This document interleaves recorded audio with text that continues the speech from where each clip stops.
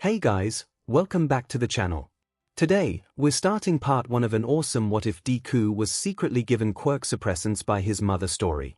If you want to see part 2, drop a comment below and tell me what you think. Don't forget to like, subscribe, and share. Now let's jump into the story. At 4:36 yesterday, the super villain Holocaust was caught and contained by All Might, where he is now residing in Tartarus. After almost 300 deaths on Holocaust's hands, we are thankful that such a villain was taken. Midoriya Inko turned the TV off and pressed her hands to her face, as if she could stop the tears before they even fell. She couldn't believe it.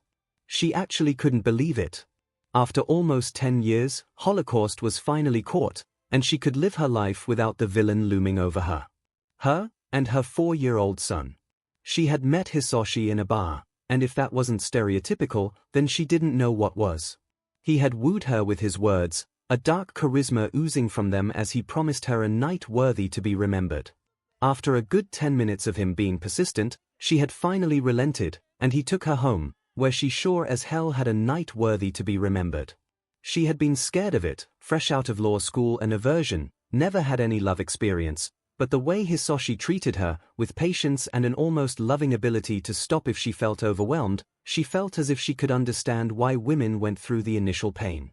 They had began dating, and after a good 3 years, they got married. Akatani Inko. That day had been the happiest of her life, but 2 years after the honeymoon, Hisoshi started getting into shady SHT. He began coming home at midnight in different clothes than he left in, leaving early in the mornings without saying goodbye, and she began to worry because a new villain was on the loose, and she really didn't want to think about what Hisoshi's disappearances and Holocaust's appearances could mean. Then she got 𝐼𝐺𝐻𝐻.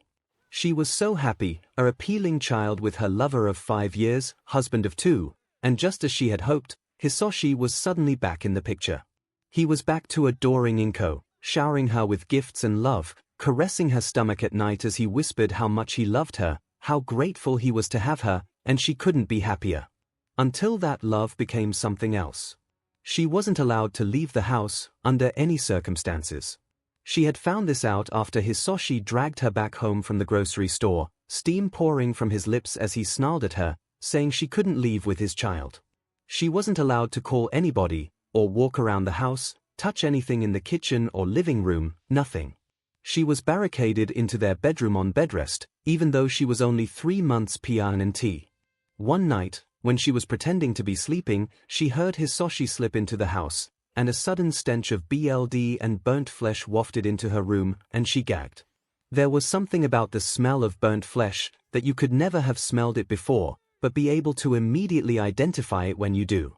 Tears sprang into her eyes the next morning when Hisoshi was out, because last night, Holocaust had burned down an elders' hospital.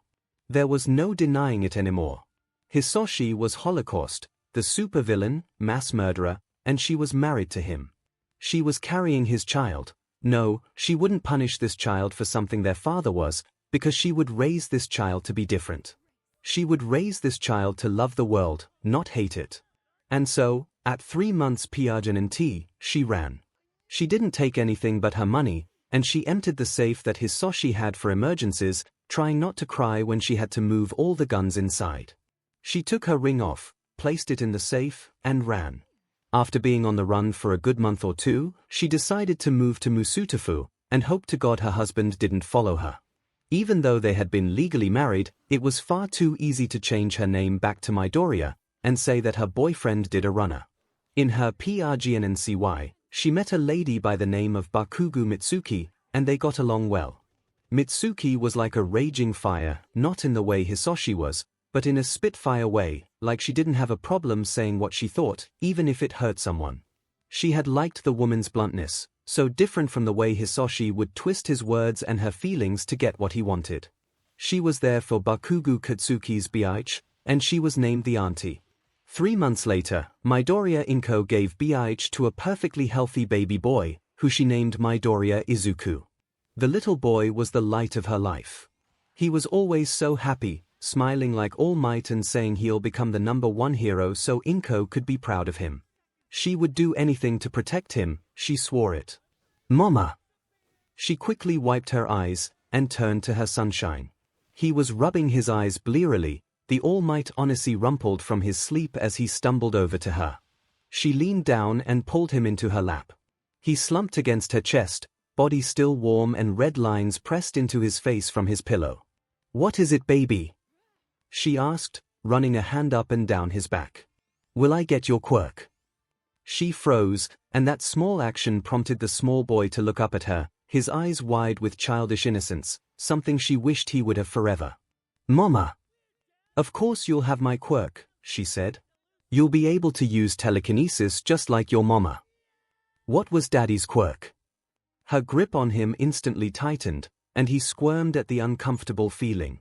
"Mama, we don't talk about your daddy, okay baby? Your daddy was not a good man." He blinked up at her, and nodded slowly, intelligence shining in his large green eyes. "Okay mama. Can I play with 𝐒𝐽 today?" She hummed, pressing a finger to her chin and turning her head away, pretending to think about it as the impatient boy bounced in her lap. "Mama," he whined. Pretty please. 𝐒𝐽 found a secret base yesterday, and he wants to show me." "All right baby," she said, pressing a kiss to his cheek as she nuzzled into his neck, smiling at the way the boy squirmed and giggled. "Go get dressed and I'll give Mitsuki a ring." His eyes shined with excitement. "Okay mama. Thank you." He turned and dashed towards his room, and she chucked, before grabbing her phone and dialing her best friend. "Inko. What's up woman? Izuku wanted to play with Katsuki, so is he okay to pop by? He said Katsuki wanted to show him a secret base." "Of course. Tell the SQR that we'll be waiting for him." "Thank you Mitsuki." Yeah, I gotta go, Katsuki wants breakfast. We'll feed Izuku, so just send him over. I'll talk to you later, bye." Mitsuki hung up before Inko could respond, and she chuckled. Some things never change. "I'm done mama. I'll see you later." Izuku called as he pulled the door open. She didn't even realize he came out of his room. "Be careful," she called, and heard him chime in agreement, before the door shut. She sighed and turned the TV back on, but the news on her husband was gone. She shook her head and decided to start making lunch, desperately trying to forget the Quirk Suppressants she had in her back pocket. "𝐒𝐽." The blond boy turned around in time to be tackled by the smaller boy. He stumbled, but quickly regained his footing. "Zuku!" he cried, wrapping his arms around his best friend and squeezing like they hadn't seen each other for years, instead of a day. "Are you ready to see my secret base?" "No leaving the property Katsuki." Mitsuki called through the window. Bakugo grumbled under his breath, "She says property like we have a big house." "Did you hear me brat?" "Yeah I heard you, old hag," he yelled, before his mother slammed the window shut. "You probably shouldn't call Auntie Mitsuki that, 𝐒𝐽. It's not nice." Bakugo stuck his tongue out at the window. "Brat isn't nice either." He turned to his friend. "We'll sneak out later, but for now, want to play heroes and villains?" Midoriya nodded, and they began playing. They played the game for a long time, switching between hero and villain until the sun was high in the sky, and they had went in for breakfast and lunch. "All right," Bakugo said, pulling him into the backyard. "We've been playing for a long time, let's sneak out now." "I don't think this is a good idea," Midoriya said as they were sliding underneath a broken part of the fence. "Do you want to see the base or not?" Bakugo called, and that had Midoriya sliding all the way through the fence, and Bakugo was standing by the road with a red ball in his hand. He smirked when he saw Midoriya, and nodded towards the trail that would take them to a road leading towards the city, and past that road was a thicket of trees. "Come on, we don't got all day." Midoriya nodded determinedly, and Bakugo began leading the way up the trail. "How big is the base?" he asked, watching the way Bakugo bounced the ball. "Really big. I could make my explosions and you couldn't hear them from outside." "Really?" Midoriya said, his eyes getting wide in excitement. "Yeah, so hurry up and get your quirk so we can start training to be heroes," Bakugo said, holding out his hand and making a mini explosion. At the sudden explosion, the ball flew out of his hands and went rolling into the street. "Oops! I got it!" Bakugo called, running into the street and snatching the ball. Wait! Midoriya cried, throwing his hand out to stop his friend. Don't! A horn honked and Bakugo whirled around, eyes blowing wide as he stared into the bright lights of an incoming car. Midoriya's instincts took over. He centered his weight as he threw his hands out, closing them over what looked like thin air as he yanked his hands to his side, like he was pulling something away from someone. Instantly, Bakugo's body was jerked away from the street and flew in his direction. He shrieked as the boy collided into his chest, and they both fell backwards from the momentum. Midoriya fell hard onto his back as Bakugo landed on top of him, and the weight sent them both tumbling down the path, away from the road. They slid to a stop, their clothes torn and blooded from scrapes, but both of them were alive. Midoriya sat up, ignoring the way his knees and arms screamed at him, sending tears into his eyes, and instead turned Bakugo onto his back. "Kaken, are you okay?" Midoriya cried, shaking Bakugo until red eyes opened and stared into his. "Kaken, Zuko, how did you?" Midoriya's eyes went wide. He looked to the ground beside Bakugo's head, and remembered the feeling. The instinct that had gripped him once he held his hands out, the way he felt Bakugo's weight as he jerked him away, the line pulling the other boy, snapping once he put his hands down. He looked down at his hands, in amazement.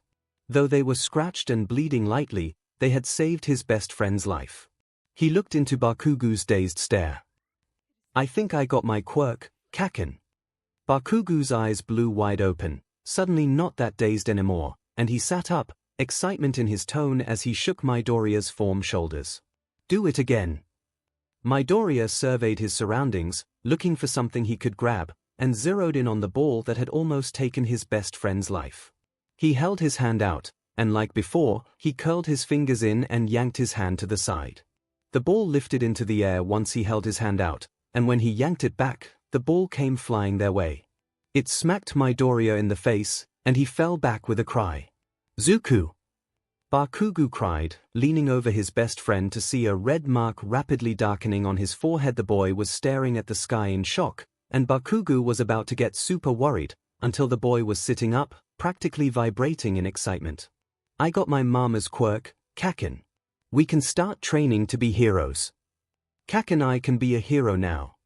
He shrieked in one breath, shaking Bakugo's shoulders as he began crying tears of happiness. "I have to test this out. I have to see my limits. I have to know how." Bakugo placed his hand over his best friend's mouth, and the boy scared in a huge breath, the red tinge receding from his face. "Do you think you could pick me up again?" Midoriya's eyes twinkled in happiness, and he stepped back, putting a bit of space between them and bouncing on his heels as he stared into Bakugo's excited eyes. "Okay, Kaken. Don't move." He slid his legs to line up with his shoulders, centering his weight, and put both of his hands out, a weird feeling creeping into his hands at the stance. It felt like a cool water was slipping up his arms, caressing them and swirling around them in assurance that they would be able to carry the boy in front of him. He curled his fingers, and even though he couldn't see it, he could feel the cool substance slide through the air and curl around Bakugo's form. Bakugo didn't react at all, so it seemed like Midoriya was the only one who could feel it. He began slowly bringing his hands to his chest, and Bakugo's eyes blew wide open when his form lifted out of the air and began slowly floating towards the smaller boy. Bakugo laughed, and didn't stop laughing until Midoriya's quirk closed the distance between them and he was throwing his arms around the smaller boy, the cool substance swirling around Midoriya's entire form, as if his excitement affected it. He gasped. "Kaken, I have to tell my mama." Bakugo instantly pulled away, his eyes bright, and he nodded frantically. He snatched Midoriya's hand and began dragging him away, Midoriya stumbling to catch up with his speed. "Come on!" Bakugo cried happily, tugging Midoriya harder. "We have to go. The sooner we can start training, the better." They both ran to Mitsuki's house, where she snatched Katsuki up at the sight of his injuries, and Midoriya waved goodbye, ignoring Mitsuki calling for him as he ran home. He cleared the stairs like they weren't even there, and threw open the door, the smell of soba wafting to his nose as he closed the door and chucked his shoes off. "Mama! Mama, guess what?" Inko's head popped around the corner of the kitchen, and her eyes widened at the sight of Izuku's bruises and cuts. "Oh baby! What happened? She cried as she hurried over to her son, kneeling down in front of him and checking his arms and legs. Mama, guess what? He said excitedly, before cupping 𝐒𝐿𝐴's face with his tiny hands and pulling it up to look into his eyes. Mama, I got my quirk. 𝐒𝐿𝐴 froze, and her eyes widened. Izuku looked so happy, and she shakily stood up, grabbing his hand and pulling him towards the bathroom, where the first aid kit was. Really, baby? She said, forcing her voice to be steady. What is it? She sat Izuku on the counter, but before she could turn around to grab the kit, it was floating to her side, resting itself beside the proud boy as it opened itself. Band-aids and hydrogen peroxide flew out, hovering in front of her before she took them into her hands.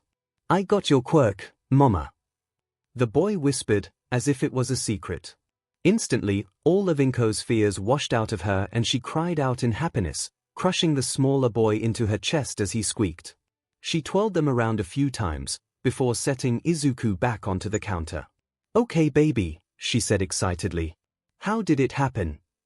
Well, Kaken was taking me to see his secret base, but when he used his quirk, the ball fell out of his hands and rolled into the street. 𝐒𝐿𝐴 did not like where this was going. He ran out to get it, even though I told him to wait. A big, scary car honked at him, and I pulled him away.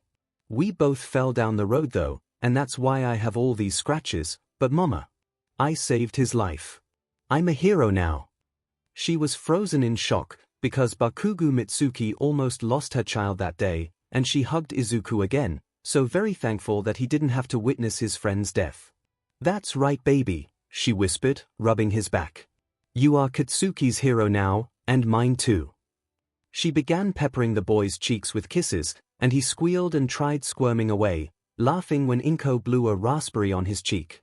All right, baby, she said as she sat him down on the cough, band-aids over his arms and legs. I am going to finish dinner, I just started it, so watch some TV until it's done, okay? Okay, Mama. Can I use my quirk? 𝐒𝐿𝐴 paused, before beaming at her son. Sure. Just don't overuse it too much, okay? Izuku nodded excitedly, and he looked over at the remote, which floated over to him, hovering in front of his face, before the on button was pressed, and an all-might anime began playing. Instantly, Izuku began singing the opening extremely off-key, and the remote dropped to his side, resting peacefully as the boy bounced on the couch. 𝐒𝐿𝐴 was a little jealous. Her baby had used it on Katsuki twice, the ball, first aid kit, and the remote, not looking even the littlest bit exhausted. 𝐒𝐿𝐴 was tired if she pulled a pot to herself, but she guessed that's what quirks do. They get stronger the more generations they pass. Obviously that wasn't her case, but if her son was happy, then she would push the jealousy aside. She left into the kitchen, and sighed when she felt the needle in her back pocket. It seemed like she wouldn't need it after all. As soon as she opened the trash can, and threw the needle away, Izuku began feeling weird. He stopped bouncing, and stared at the ground as a weird feeling slid into his chest. It felt like a snake was coiling around his lungs, tightening and tightening until he was struggling to suck air into his body. An uncomfortable feeling crawled under his skin, like a hot substance that had been dumped into his veins without his permission, and it simmered just under his skin, boiling and begging to be released.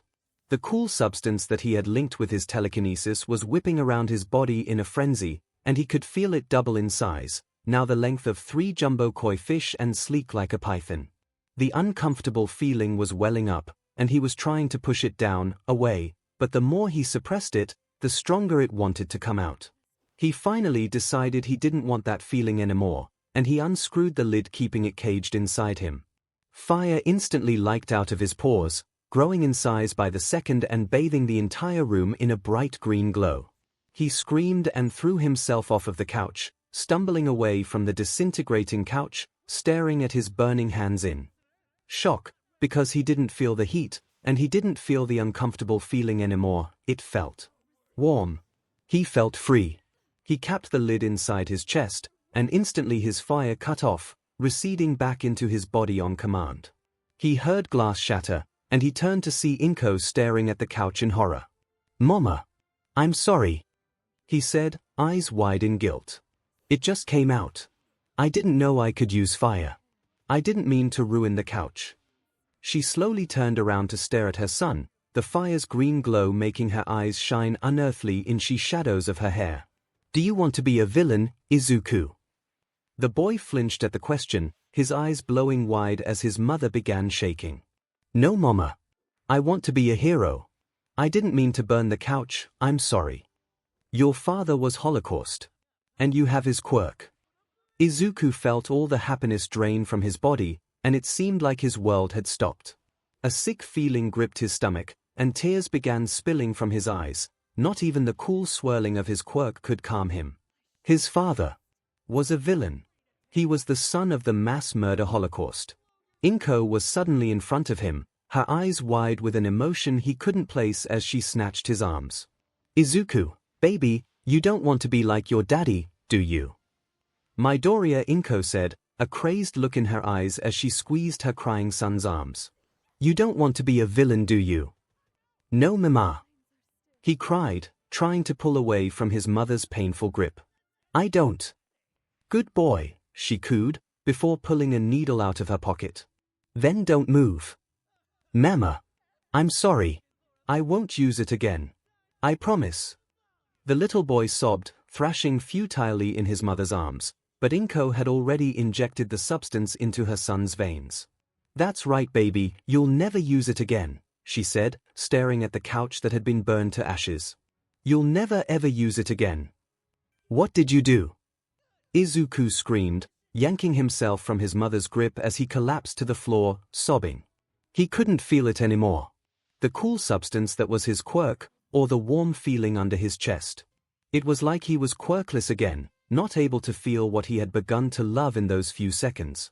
𝐭𝐽 stood up, a faraway look in her eyes as she turned towards the kitchen. "You're sick, baby. Mama had to give you medicine." Izuku sobbed, and pushed himself to his shaky feet, following his mother into the kitchen. "Where is my quirk? What happened to it?" 𝐭𝐽 paused, before she grabbed 2 bowls and placed them on the table. "What quirk, baby? You're quirkless." After that, Midoriya's happiness took a nosedive. Mitsuki had called the house to congratulate Izuku on his quirk, but 𝐭𝐽 had acted confused, saying that Izuku didn't say anything about a quirk, and then Mitsuki was confused. 𝐭𝐽 said that she would take Izuku to a quirk doctor, and then see what he said. Izuku wasn't stupid. He may be 4, but he was smart.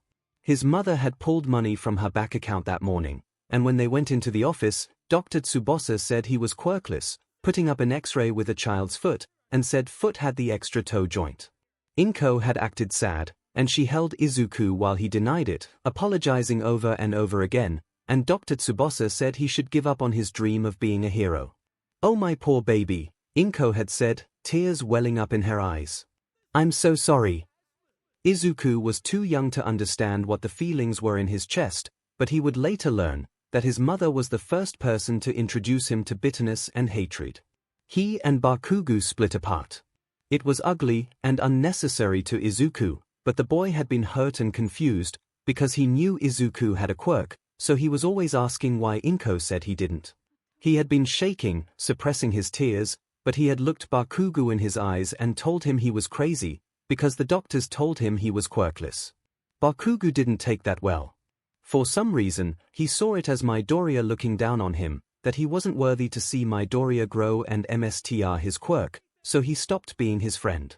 He started calling him a liar and a fake, an egotistical brat, shoving him around, stepping on him, using his quirk, as if he could force Midoriya's quirk out. Because his quirk could push past the suppressants. Right. So Midoriya would lay there on the floor and cry, because Bakugo hating him for having a quirk he physically couldn't use hurt more than the burns on his back and arms. He would take the boy's anger and resentment silently, because his mother wouldn't do anything about it. Anytime he came home with burns, she would get this look in her eyes, and she would double the amount of suppressants in his system, as if his quirk was the one doing it. The only thing that made him feel better was the knowledge that his quirk was getting stronger.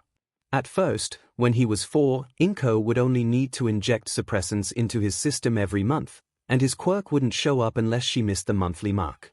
When he turned 10, it was weekly, because he had sent the couch, TV, dishes, table, and all their shoes into the ceiling, and 𝐒𝐭 did not wait for the fire to spill out. He hated the suppressants.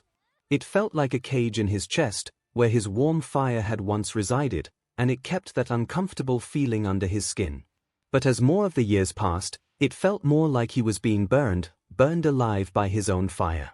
He was wasting away, always in the burning agony, and that gave 𝐒𝐭 the idea to tell everyone he was sick. He was sick, and he needed medicine every day, otherwise the outcome wouldn't be pretty. Every night, he would lay in bed and thrash against the cage with all his might. He would scream, claw at it, throw his body into it, and every day, it seemed to weaken. It would weaken and weaken, on the verge of breaking, and then 𝐒𝐭 would replenish the suppressants, and it was back to being the unbreakable titanium cage that held his joy. Sometimes, he wondered why he even bothered trying anymore. He wasn't living, he wasn't even surviving. He was in a painful, monotonous loop, and he wanted it to be done. Wake up, shower, dress himself for school, 𝐒𝐭 would give him the suppressants with breakfast, she would kiss him goodbye, and he would trudge his way to school, every movement setting his nerves on fire, his body aching at the toxic substance that was always in his system. His cheeks were sunken in, and his skin was stretched taut over his bones, his eyes always seemed to have a dead look to them, as if he has seen the world before his time. His eye bags were almost black due to his nights staying up trying to break the cage inside his chest. Overall, he looked like he just rose from the grave. He was scarred too. The inside of his elbows had nasty needle scars from when he was younger, and 𝐒𝐭 would frantically stab the needle into his arm to stop his fire. But soon enough, his veins were forever poisoned, the toxic substance infecting his red blood cells and turning them a horrible, dark purple color. Remember when he said he felt the cage resting inside his chest? Yeah, there were black lines spiderwebbing his veins around the middle of his chest, and it showed in his back as well. The entirety was surrounded by black and purple bruising, which overall looked like his back and chest was decaying, which it technically was. The black lines, the poison veins were the only reason 𝐒𝐭 stopped injecting the suppressants, so she wouldn't kill her son. Sometimes, when the agony of burning and aching was too much, and all he could do was lay there, empty, his body too broken to cry, he wished she would just kill him. That was what 𝐒𝐭 said his sickness was. Apparently, his black veins were poisoned down to the very tissue, turning them that black color, so anytime new blood vessels ran through them, they would turn the horrible purple color. No one but he, Dr. Tsubasa, and 𝐒𝐭 had seen them. Anytime he had to change in public, he would go into the bathroom, and if that made him late in PE, then that's what it did. He would rather his PE grade suffer than sit in the nurse's office because someone saw his bruised spiderwebbing black veins and thought he was dying. Which he was, but no one needed to know that. Despite all this, he wanted to be a hero. He wanted to help people like him, who were threatened at the very thought of living, of being themselves. People who were shoved into a cage and locked in the dark, where people screamed at them and called them names. People who just wanted it all to end because the pain was just too much. Izuku, baby, it's time to get up. Work called me in early, so your medicine is in your breakfast. I'll see you later, don't be late. He opened his eyes in time to see his mother lean in and press a kiss to his cheek. She stood up, motioned for him to get ready, and slipped out of his room, and only when he heard the front door close did he pull himself to his feet. His bones ached, his joints throbbed, and his head pounded at every movement, but he was used to it. He went through this every day, and it was painful. He sluggishly got ready, and as he pulled his shoes on, he stared at the onigiri sitting harmlessly on the table. 𝐒𝐭 usually put his medicine into his drinks, and made sure he drank all of it, but today it seemed like she just put it into the rice ball. He stood up and walked over to the table, picking up the food and inspecting it, before ripping it open to check the middle. There was a capsule in the middle of it, and it was filled with the mercury-looking substance. He stared at it, such a small thing that could hurt him so much, and plucked it out of the heart of rice. He made his way to the sink, and turned the water on, stunned at what he was about to do. He dropped the capsule, and it went straight down the drain, just like his happiness when 𝐒𝐭 first made him quirkless. He turned the water off, before turning around and making his way to the front door, nibbling on the rice, and determining it didn't have the metallic taste of his medicine. He devoured the entire rice ball, his first taste of something not laced with suppressants since he was 4, and marveled at the plain flavor of rice. As he made his way to the school, he saw Bakugo swaggering onto the premises, and got ready for another hellish day. Honestly, you'd think that after how many years, they would get tired of using the same, worthless, quirkless Deku. Midoriya has had 10 years to steel his nerves against everyone's hatred, and since they weren't getting creative with their insults, he had nothing to worry about.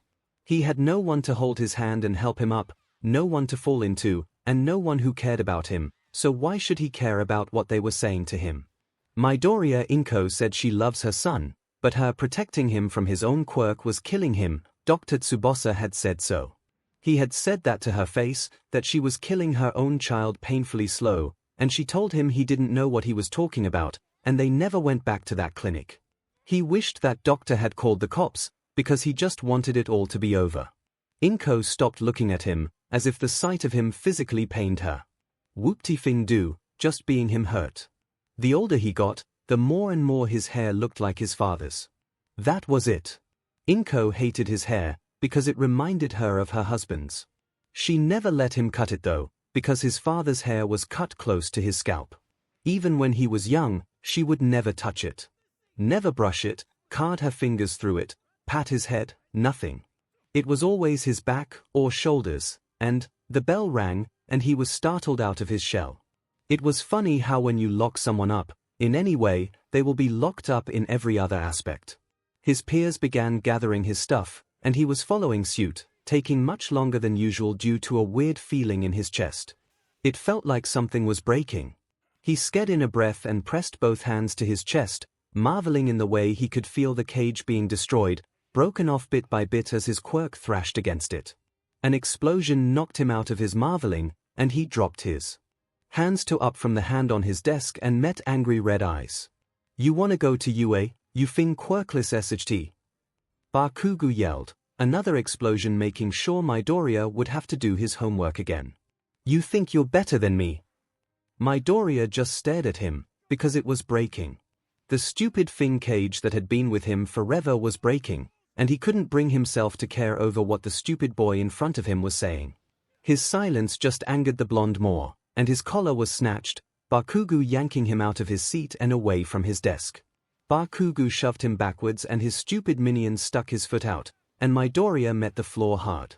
His arms were aching, his chest, legs and bottom was throbbing, but he didn't care. It was breaking.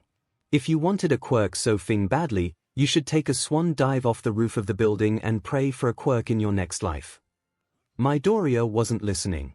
A cool feeling was sliding up his arms, like he had dove into the pool on an extremely hot day, but instead of feeling cold, a warm feeling was spreading through his chest, into his arms and legs, and that juxtaposition completely got rid of the empty feeling. His body wasn't aching, and he didn't feel like taking a bullet through the head anymore. He felt the most rested he had since he had been put onto those suppressants, and he felt like he could run 1,000,000 miles without ever tiring. This is what his mother had taken from him. He realized Bakugo said something to him, but he was off in space, so he stood up in another world, and began gathering his things. "Sure, thank you Bakugo, you're really smart," he said distractedly, shouldering his backpack and making his way to the door, not seeing the way the three boys looked at each other in horror. His shoulder was grabbed, and one of the boys began saying something, but Midoriya was up to his eyes in irritation. He whirled around, and unbeknownst to him, his eyes shone a toxic green, making the boys stumble away, staring at him with shocked. "Leave me alone," he hissed, the sound of flames licking at his mouth making his words come out distorted and harsh, like he wasn't from this world. He turned around and slid the door open, ready to leave. It smashed against the wall with much more force than he knew he had, the wall cracking and splintering off like he had taken a baseball bat to plaster. He shut the door behind him, the same thing happening to the other wall, but he ignored it, quickly making his way out of the school where he could get some rest. As he was speed walking, he was lost in his thought, and he didn't see the boy in front of him until it was too late, and they were both sprawled on the floor.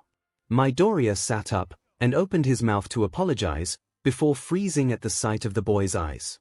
They were two different colors, but they held the same look as Midoriya's own. The look of being caged somewhere you could never hope to escape, the cold look of someone who cut themselves off from all outside things to stop themselves from being hurt. He held his hand out, and the boy's eyes widened the smallest amount. He had recognized the look in Midoriya's eyes as well. He took the boy's outstretched hand and Midoriya pulled him up with the strength he didn't know he had.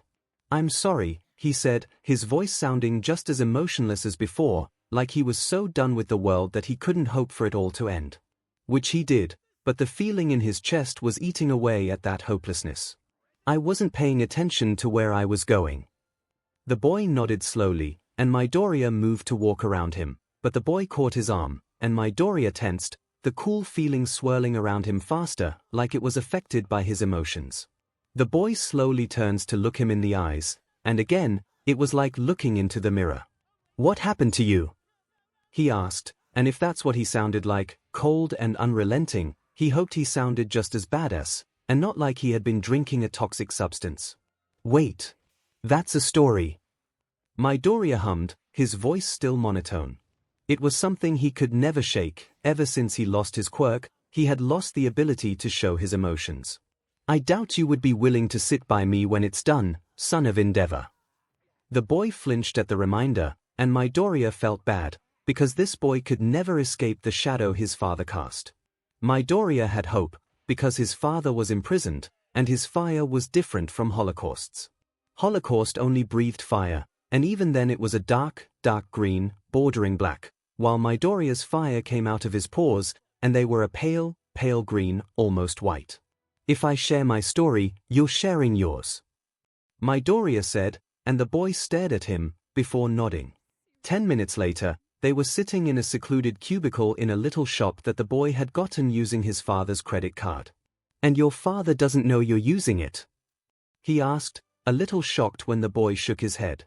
"He has too many to count, so if one goes missing, he'll assume it's in the house somewhere, and get another one." Midoriya nodded, and once they had their drinks, he took a sip of his large Mountain Dew. "I can summarize why I'm like this in one sentence, or I can give you the long story. Which one do you want?" The boy paused, before saying, "Let's start with the sentence. I'm Holocaust's son." The boy spit out his soda, and it sprayed all over the table as he scrambled to grab a napkin. Midoriya calmly took a sip of his own drink, and the boy nodded. "Yeah, that makes sense." Midoriya looked over at him. "You have two quirks, just like me." Instantly, the boy's face steeled over, and he was glaring at the table, his hands clenching in anger. "I don't use my father's quirk. Ever." Midoriya froze. "Because it's his quirk, and I don't want anything that BSTRD gave me. He broke my mother, and that's why I have this burn scar. She saw my face and thought it was his. I hate him. I hate him so much, and so I'll never use his fire."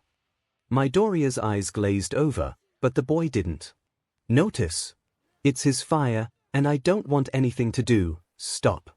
Stop it before I break your nose," Midoriya said, and the boy looked up, startled. Midoriya looked into his two colored eyes, and allowed his anger to show. "That is your quirk." "No, it isn't." He immediately denied, but quickly shut up when Midoriya's glass cracked from the strength he was squeezing it.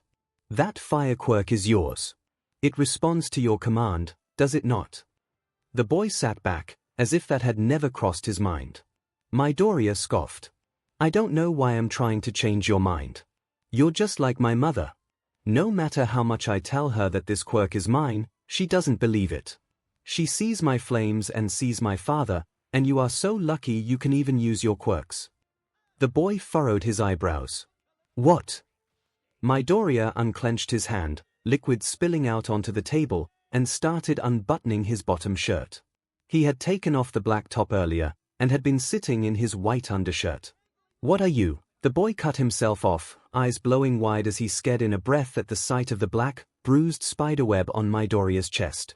"Do you know what this is, Todoroki Shoto?" Midoriya asked, his voice shaky with the suppressed emotions. The boy didn't answer, or question how he knew his name, he just stared at the horrible black veins that sat in Midoriya's chest. "This," he pointed at his chest as if the boy hadn't seen it, "is what happens when your mother has been injecting Quirk Suppressants into your veins since you were 4. Todoroki's head snapped up, his eyes wide in shock and horror. The worst thing you could do to a child was put them on suppressants.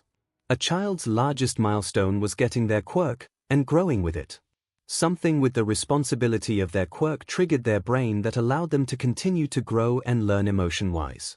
To suppress a child's largest milestone was psychotic, like never teaching your child to talk. "Oh my God," he whispered, and it was the most emotion he had ever heard in the boy's voice. "You can't use your quirk." Midoriya let go of his shirt and shook his head. "I didn't take it this morning, so I can feel it coming back to me, I just need to use it." "How many times are you taking that?" Todoroki asked, still in shock. His father may be but giving your child quirk suppressants was the worst form of abuse, more so than neglect and physical abuse combined. Midoriya shifted and grabbed a bunch of napkins to wipe up his drink that was now on the table and shrugged. "I was first injected on the day I manifested my quirk, and I was getting new doses every month. Before I turned 10 and it was every week. Only recently did it become every day." "Why didn't you tell anyone?" Midoriya looked him in the eyes. "Why haven't you told anyone your father's physically abusive?" Todoroki scoffed and crossed his arms. "No one would believe me." Midoriya nodded when Todoroki trailed off, and he could do nothing but stare. "We have shitty home lives." Todoroki breathed, and Midoriya huffed a breath through his nose, the closest he had been to laughing since he was 6. Midoriya pulled out his phone and motioned for Todoroki to hand his over. They swapped phones and numbers, Todoroki still shell-shocked as Midoriya bade him goodbye and left. Todoroki sat there for a while, staring at the table in shock, before a small smile grew on his lips. "He left me with the check." As Midoriya was on his way home, marveling at his lack of short breathlessness, he heard a loud explosion and looked ahead to see a group of people crowding around an alleyway. His interest piped, he made his way to the alleyway, squeezing through the crowd until he was standing in the front, next to a gangly blonde man in white. "Oh my God," he whispered. It was a villain attack all right, but it was Bakugo being held captive. The boy was screaming into the green sludge, thrashing and clawing to try and escape, desperation and fear written into his eyes, and Midoriya was moving before he even realized it. Bakugo had looked exactly how he felt for the past 10 years of his life, and he would be DM'd before he let anyone, even Bakugo Katsuki, feel that way. He heard a few people call out at him to stop, but he was already running, and he tossed his backpack at the villain, a corner of it smashing into his eye. The villain screeched in pain, and his hold on Bakugo slipped, enough for the boy to SCK in a giant gulp of air. Midoriya was running, his weight wasn't centered, but the cool substance that he seemed to be the only one to feel swirled around his arms, telling him that they would be able to carry the boy's weight. He was struck by a sudden bout of déjà vu, but he couldn't remember where this could have happened before. He locked eyes with Bakugo just as he threw his hands out, and instinct curled his fingers in as he yanked. Bakugo tore out of the sludge as if it was tissue paper. The larger boy collided with Midoriya's chest, and they both fell back, Midoriya instantly springing to his feet with energy he had never felt before. He snatched Bakugo's collar, ready to launch him away, but the villain was shrieking, and he was suddenly encased in the sludge. Now, when someone is being suffocated with sludge being forced down their throats, the normal thing to do is panic and think holy thing SHT I'm going to die, I don't want to die. Midoriya did not panic. Instead, he felt a weird emotion, a boiling, burning emotion that simmered deep under his skin, slowly rising to the surface. Because this villain, this man wanted to suffocate him. He wanted to shove him into a box and cut his airflow off, just like his mother had done to his quirk, and the feeling grew, bubbling and ready to explode. Midoriya barely uncapped the lid in his chest, instinctively letting go, and he felt flames burst from his body. That lid in his chest was opened about a millimeter, and still his flames roared out of his body and over the sludge villain, the color illuminating the villain but otherwise hid by Bakugo's fire. He was so thankful that the reporters were so far away, or else they would have caught the way his pale flames danced along the villain's form, as said villain screamed and thrashed, trying to hold on to the boy, before realizing that it was said boy who was harming him. As the villain was thrashing, he felt his flames dim as more sludge spilled over his head, and he felt that ugly feeling again. I just got these back, and you want to take them away? He screamed, and his eyes shone green as smoke curled from his lips. He threw his head back and snarled, aiming his fire around his back, straight into the villain. The scream of pain the villain made was the only sound the cameras caught from the attack. The villain spit Midoriya out, calling him a monster, a villain, but Midoriya didn't bother to ask how he recognized his flames. Instead, he jerked away and snatched Bakugo's shirt, the boy staring at him with a shocked expression, and he ran towards the crowd. Everyone was staring at him incredulously as he deposited Bakugo on the ground, wiped imaginary dust off, and took off, ignoring the heroes calling out for him to come back. He slowed his pace after a good 5 minutes of sprinting, before he froze upon passing a mirror shop. He turned to look into one of the mirrors, and gently touched his face in awe. In the measly hour he has had his quirk back, his skin was somehow smoothing out, no longer looking taut, and it looked brighter, already healing itself. He turned around, and cursed. The back of his shirt was burned off, and his ugly, bruised black spiderweb was free for the entire world to see. He decided he would take the alleyways to hide his scarring, and he pulled his shirt off and twisted it around so it would cover his back. He could cross his arms and cover his chest, so he wasn't worried. He slipped into an alley, and began walking, jumping over trash and abandoned crates, suspicious liquid puddles, and things he really didn't want to think about. He made it home in record time, and was thankful to see that his mother was still out. Hopefully, since they called her in early, they would keep her in late. He shuffled out of his shoes, and made his way into his room, dropping his phone on the nightstand as he snatched new clothing and made his way to the bathroom. He had left his backpack, but he wasn't worried about it. After a long shower to rid of the smell of sewage, he experimented with his quirk, like the water temperature, the shampoo and body wash, etc. He could pick up the bottle, open it and pour some onto his head, but when he tried scrubbing it into his scalp, it just didn't work. It was as if his cool substance didn't understand it, so maybe it had to be taught. After he stepped out of the bathroom, finding out he could also dress himself with his quirk, he decided that he was going to find out everything about his quirks, and when his mother came home. He sighed as he sat on his bed, closing his curtains but opening the window so the smoke could air out without setting off the fire alarm. He looked down at his chest, and glared at his black veins that were visible through his white shirt. His mother always made him wear white, as if she was assuring herself that Midoriya was still sick. He could either tell his mother that her medicine was actually killing him, and she needed to stop giving it to him, or he could pretend like he was still taking it, and slowly become stronger behind her back. Oh wait, she knows it's killing him. Pretending to take it was too risky. She could just continue putting it into his drinks instead of capsules in his food, and then he would really be screwed. He slowly uncapped the lid, letting just a sliver of that warmth into his chest, and forced it down into his palm, where a pale green flame the size of a basketball burst to life. His eyes widened in childish glee, and he made the fire twist and twirl like a ballerina, slowly dancing its way across his hand. He felt the cool substance slide around his arm, slowly curling around it until it was settled right beside the flame, as if it was curious about it. He had an idea, and the cool substance wrapped around the green flame as it took shape of a phoenix, floating off of his hand and into the room, mimicking a flying bird. He grinned, and held his hand out, this time creating a fiery koi fish that swam over his palm, wondering how he could get it onto the cool substance, and right at the thought, his invisible line split into two, the second one twirling around his koi fish and carrying it away, where his room became its pond. Tears welling up in his eyes, he began creating animal after animal, his telekinesis splitting in half to carry them and bring them to life, until he had over 100 animals walking, crawling, swimming and flying around his room, brightening his room with the green glow of his flame. He wiped his eyes, and an idea popped into his head. He could make animals, and they could appear as if they were alive, so what was stopping him from trying to create a human? He looked at his hand, and wiped his eyes again, before holding it out and opening his lid a centimeter, sending a huge amount of flame into his hands, and it curled around his arm. He began thinking, and the first person who came to mind was the Todoroki boy he met earlier. He curled his flame, twisting it and allowing it to grow as he closed his eyes, picturing the boy who had had the same dead look in his eyes. Only once his fire-stoked morphing, and it just sat in front of his palm, did he open his eyes, and his jaw dropped at what was in front of him. It was him. It was the Thing boy. His dual-toned hair and eyes, tanned complexion, lithe form, the black hoodie and blue jeans he was wearing earlier.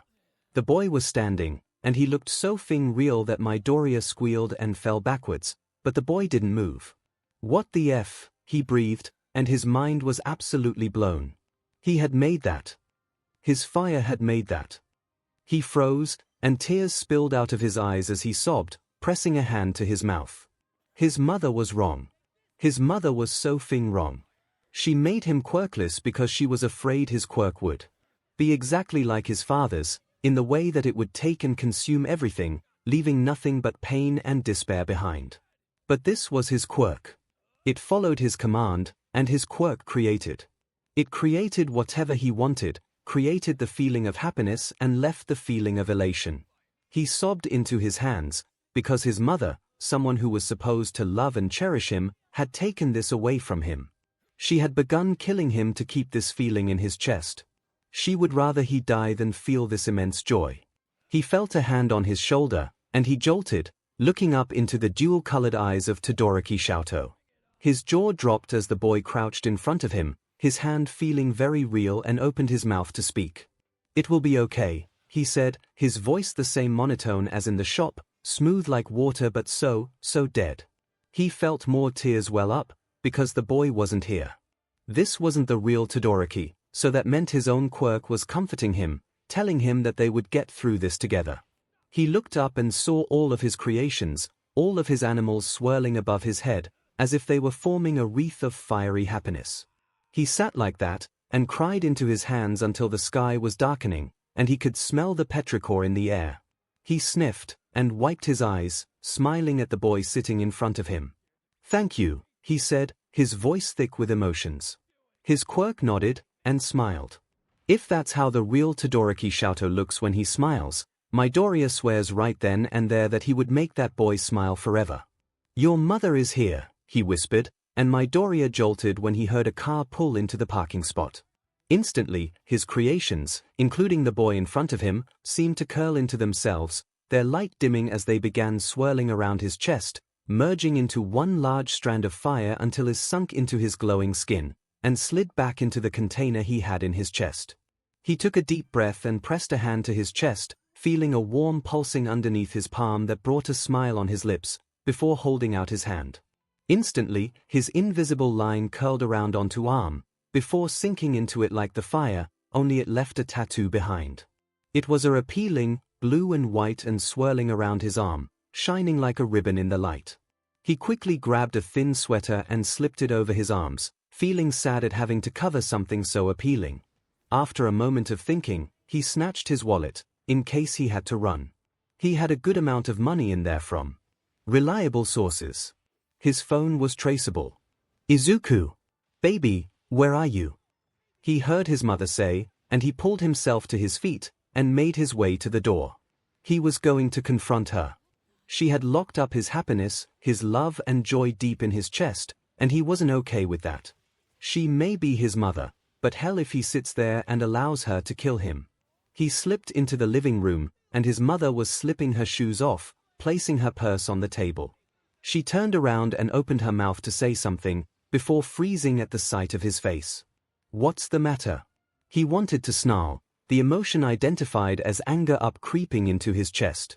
Never seen a healthy kid before.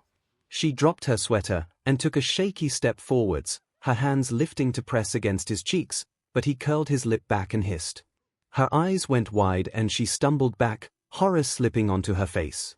"Izuku," she whispered, pressing her hands to her mouth. "What did you do?" Midoriya squared his shoulders and took a deep breath, before sliding his thin sweater off his shoulders, and her eyes zeroed into the blue lines curling on his arms. "Are those tattoos?" She shrieked, walking forwards and snatching his arms, before freezing when she saw the way they shone, glinting in the light like a knife. Her eyes slowly slid up to his face, searching his eyes, and he could tell the minute his anger spilled into them, because her face lost all of its color. His eyes were glowing the toxic green. "Izuku, you didn't take your medicine," she cried, before whipping around and darting to her purse, rummaging through it frantically. "Oh my baby, you could die. You're killing me, Mom," he snarled, and she froze at the tone, slowly turning to face him. But you knew that, didn't you? You know you're killing me, you just don't care. Anger was curling in his chest, something he hasn't felt before. On those horrible suppressants, he felt nothing but emptiness, nothing but the burning agony that took his entire being and racked it with pain.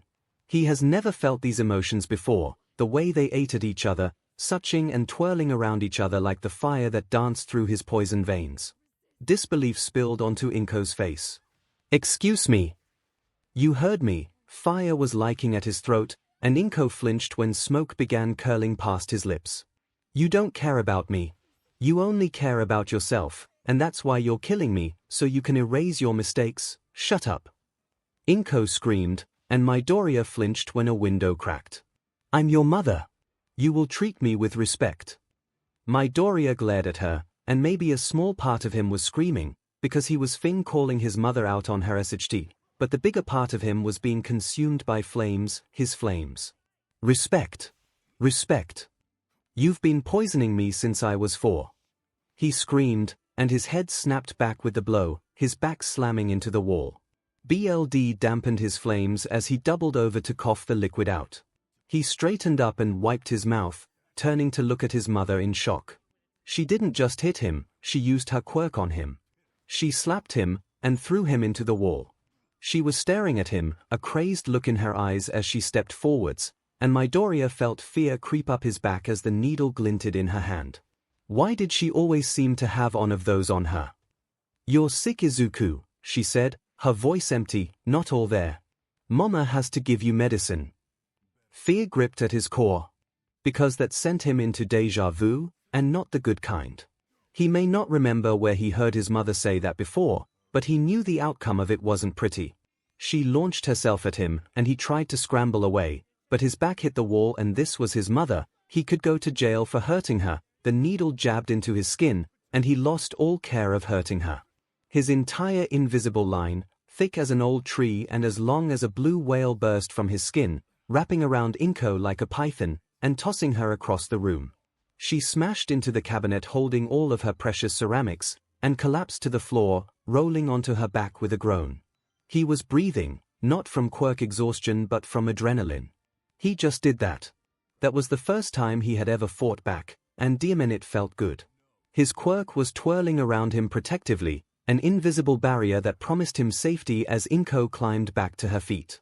He felt anger clutch at his chest as she gave him a look of betrayal, as if she couldn't believe he would ever hurt her. "Izuku, why? How could you hurt me? You're hurting me!" He screamed, tears spilling from his eyes as his fire bubbled just underneath his skin. "You're killing me, and you want me to sit back and take it." 𝐭𝐽𝐾 stood and held up her hands like she was trying to calm him down, a look of disappointment on her face and in her tone. "See, Izuku. This is why you're on medication. As soon as you stop taking it, you lose control, and you hurt the people you love. Do you really want to be like your father?" Midoriya's eyes blew wide open, and he could not put into words how angry he was. Maybe if he understood his emotions better, he would have realized it was rage and hatred, mixing and whipping around in his chest. That was the breaking point of Midoriya Izuku.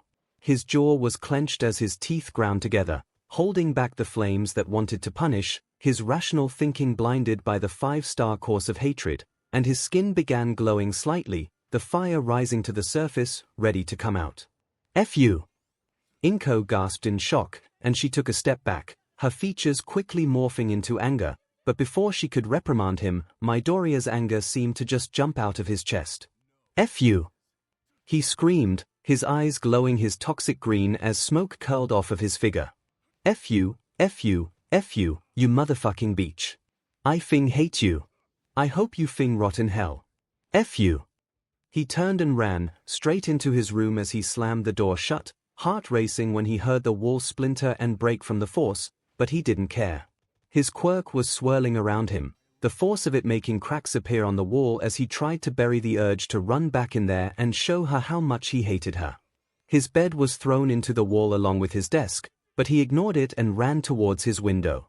He threw open the window, the glass sizzling and immediately melting at his touch, the rest fogging up from his steam meeting the rain.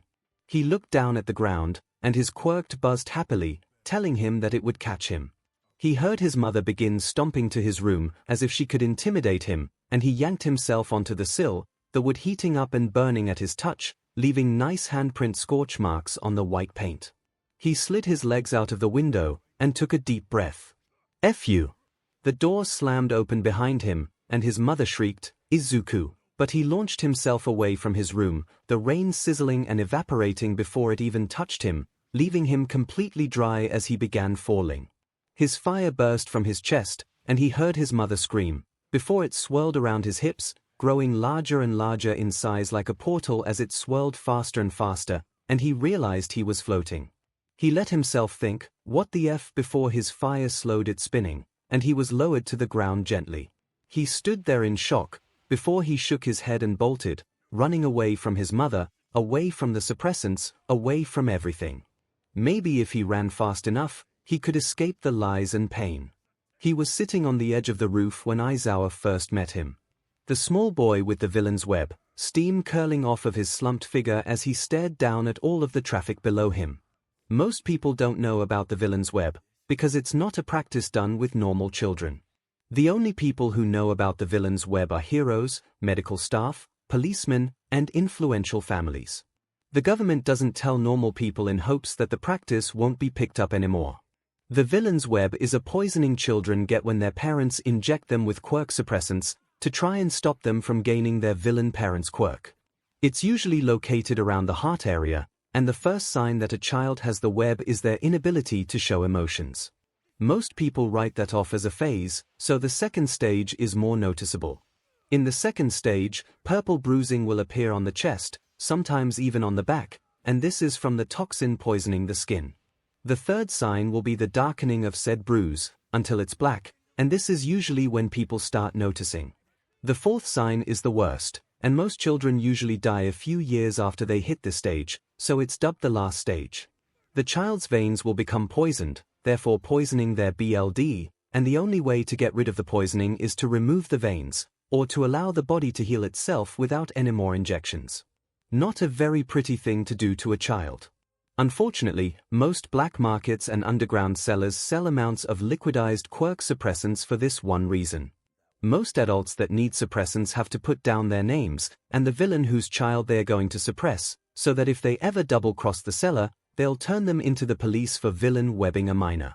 𝐈𝐴 had been doing a normal patrol, before it had begun raining, and with the most irritation a 30-year-old mad could manage, which was a lot, he had climbed down from his precious perch above all of the buildings in search of one closer to the ground. As he was jumping from building to building, he had spotted a teenager sitting on the edge of a roof, and he had gotten himself ready to stop another suicide attempt. But that didn't happen. The boy just sat there and stared at everything below him, steam curling off of him as if he was burning. 𝐈𝐴 had been exasperated, and jumped from his building to the back of the kids, ready to send home another runaway. Teenagers really needed to chill it with the angst, because he couldn't keep doing this. Then he had seen the boy's back. Dread and fear gripped his spine, because this angsty teenager who he had been getting ready to send home was in the final stage of the villain's web, meaning he was on the verge of death. "Hey kid," he said, and the boy whipped around, blinking in shock before he launched himself to his feet. "Erase ahead," he cried, tossing his hands out, and 𝐈𝐴 allowed himself to feel shock. "I'm not a villain. Or a criminal. I swear. Oh my God, please don't send me home." "Shush," he said, walking forwards and sitting down by the ledge, crossing his legs but not leaning them over the edge like the kid had done earlier. "Sit." The boy paused, but complied, and 𝐈𝐴 marveled at the way he moved easily. Most kids in the final stage said that every movement hurt them, their bodies feeling like brittle twigs, seconds away from breaking. "So, which villain are you the kid of?" The boy violently flinched, and lurched backwards, fear on his face, and 𝐈𝐴 realized he could have asked that question much better. I don't know what you're talking about," the boy said, and 𝐈𝐴 shook his head. Even the kids of the smallest villains out there can have the villain's web, so he couldn't go through a mental list. 𝐈𝐴 sighed. "You have the villain's web, that means you've been on quirk suppressants for a long time, especially since you're in the last stage." The boy looked shocked, and 𝐈𝐲𝐷 trained his eyes towards the incoming cars, ignoring the boy's shaking. "Why, you know what this is?" The boy breathed, and he sounded so fragile that 𝐈𝐲𝐷 felt anger rush through his system. He had never dealt with a child suffering from the villain's web, but he had heard stories about it. His peers had talked about it, about how you didn't even know the kid, and you could hate their villain parent, but the moment they realized you could help them, they sounded too fragile, and it did things to you. 𝐈𝐲𝐷 hadn't believed it, because he didn't know the child, like they said, so why would he feel anything for them?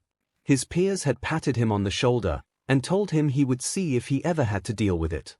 Now he understood. It's a horribly common practice amongst parents of a villain's child. Whether it's to keep the child safe, by making sure they never get their parent's quirk, or by malicious intent to make sure the kid never gets a quirk, it's only done with villain children. 𝐈𝐲𝐷 looked over to the boy, and his normally unfeeling heart clenched in pain when he saw the way the boy was staring at him. He looked as if 𝐈𝐲𝐷 told him he could save him from death. "Oh wait." So the boy's voice broke. "Why, you can help 𝐿. 𝐈𝐲𝐷 nodded, and cringed away when the boy started bawling. He didn't do emotions, and from the looks of it, neither should this kid. It hit him over the head, and he felt like an idiot. Obviously, this kid was in the final stage of the villain's web, and if he was a runaway, it meant he had somehow gotten his parent to not give him the injection, and they didn't take that well. Please," the boy sobbed. "Don't let 𝐻 take 𝐿, please." "Huh. His villain parent is male." 𝐈𝐲𝐷 nodded, and the boy curled into himself, shaking as he silently sobbed into his hands. 𝐈𝐲𝐷 allowed the boy to cry, and when he was done, the boy sniffed once, before was laughing, worrying the pro-hero just a bit. "I'm sorry," the boy said, wiping his eyes as he smiled, before pressing a hand to his chest, right in the middle of the scarring. "I love these feelings in my chest, even if most people don't consider them good." "How long have you been off?" 𝐈𝐲𝐷 asked, because from the sound of it, this boy was fresh, just today. Yep, this boy was fresh off of the suppressants, so he didn't exactly have a good hold over his emotions. That also meant he was extremely quick to snap or cry, so he probably blew up on his mother, all of those years of anger building up and being pressed onto his shoulders in a single second. He really hoped he didn't have to deal with a villain's web child who accidentally killed their parent because they couldn't control the hatred in their chests. "Your mother," 𝐈𝐲𝐷 began, and the boy looked up at him, a little confused. "You didn't kill her, right?" The boy flinched, and again, 𝐈𝐲𝐷 realized he could have said that much better. "I mean," he said, cutting off the boy before he could begin to feel betrayed, "that most children fresh off of suppressants can't control the emotions most kids grow up learning how to use, and they usually explode on their parents. Unfortunately, for those with more volatile quirks, it ends with their parents' death." The boy nodded slowly, turning to look back at the streets, and 𝐈𝐲𝐷 high-fived himself at the save. "I definitely felt that," the boy whispered, his hand going back to his chest. "I didn't kill her, but I said a lot of things no one should say to their parent. She tried to inject me again, when she found out I didn't take the dose, and I resisted, I really did, but as soon as I felt that needle touch my skin, my thoughts just seemed to fly out of the window. It was replaced with that anger, and I threw her away, because my flames wanted to punish her, and I didn't want to become like my father. His father uses flames, and so does he. How many flame villains are out there again? She said that that's why she has me on medication." He made quotations in the air at the word he spat out. "Because as soon as I'm off of it, I'm hurting people, and she said I'll be just like my dad. I got mad, and I said I hated her, and told her she could rot in hell. Then I ran." 𝐈𝐲𝐷 didn't have words for that. "When was the first time she injected you?" All parents were different when villain webbing their children. Some did it a few years after their quirk manifestation, some did it after an incident that reminded them of the villain, and some did it a few days after the manifestation, in order to get the suppressants. I had my first injection not even an hour after I manifested my quirk. 𝐈𝐲𝐷 scared in a breath. That meant his mother was expecting him to have his father's quirk. She had already gotten the suppressants from a dealer, which usually took a few days, and had been ready to use them as soon as the boy showed his flames. "Wow!" he breathed, before his hero phone pinged, and he pulled it out. Be on the lookout for a 14-year-old boy with green hair and green eyes. Midoriya Izuku is a runaway. It was from Tsukochi. He looked over to the boy, and yep, green hair and green eyes. Midoriya Izuku. The boy jolted, but nodded. He looked down at his phone and unlocked it, before looking back at the boy. I'm going to tell the police I have you, but I need you to tell me who your parents are, and if your mother was malicious or protective. She sounded malicious, but he needed the kid to confirm it. The boy curled into himself at the villain part, and his voice was a whisper, as if he was already expecting Aizawa to snap at him. Promise you won't hate me. Aizawa instantly nodded. This boy would not be held accountable for what his father had done. Midoriya 𝐭𝐴 and Holocaust. The air left Aizawa's lungs. He remembers it like yesterday, the news saying that Holocaust had burned down an elder's hospital, but not just any elder's hospital, his parents' hospital. He had been sitting on the couch, and in the next moment he was speeding down the highway, praying and praying that they had been one of the 20 survivors, but not even a week later, he was burying his parents. He hated Holocaust. Hated Holocaust. And here was that monster's son. The boy cringed, and Aizawa realized that the boy was expecting that reaction. He was expecting Aizawa to scream at him, call him a villain and leave him to his abusive mother. Aizawa took a deep breath, and in a bout of uncharacteristicness, he placed his hand on the boy's hair. It's okay, I'm sorry. The boy stared at him in shock, tears welling up in his eyes, but Aizawa turned back to his phone and dialed Tsukochi. Hello. Eraserhead.